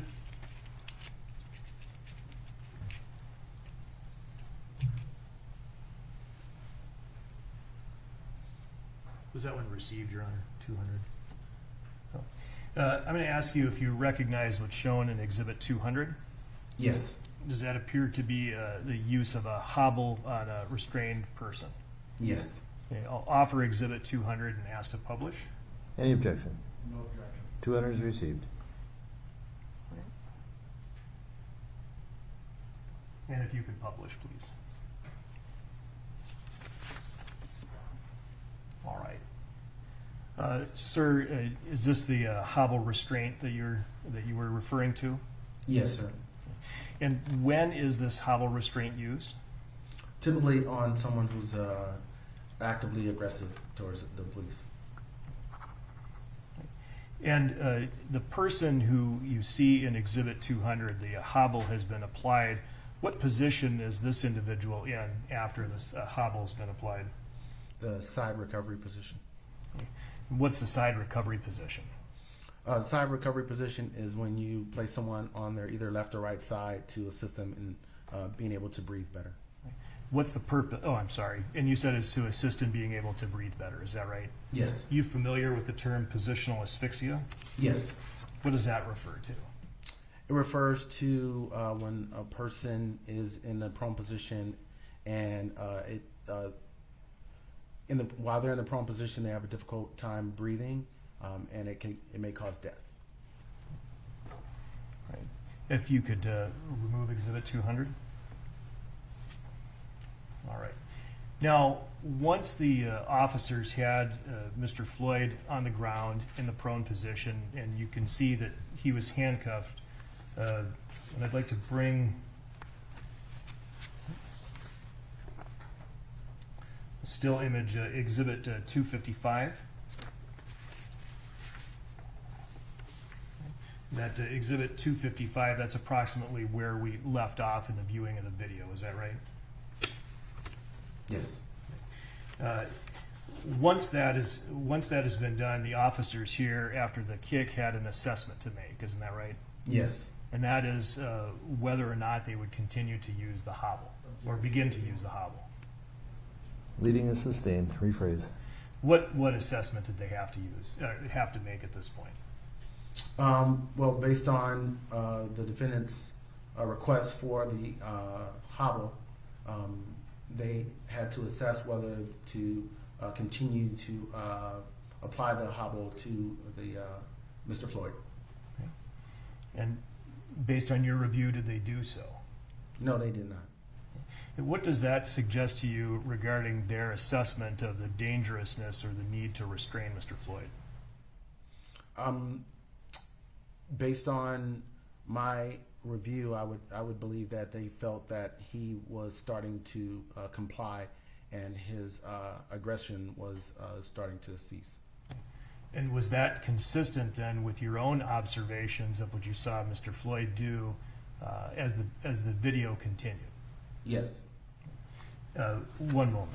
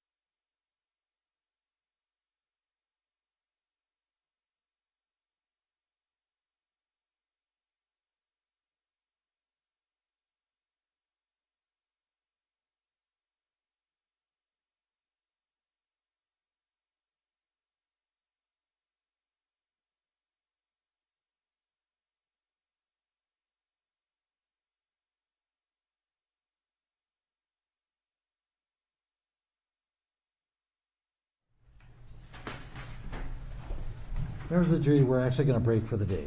The sergeant will be back tomorrow, and we'll resume with his testimony then. Let's shoot for 9:15 again, so the normal process.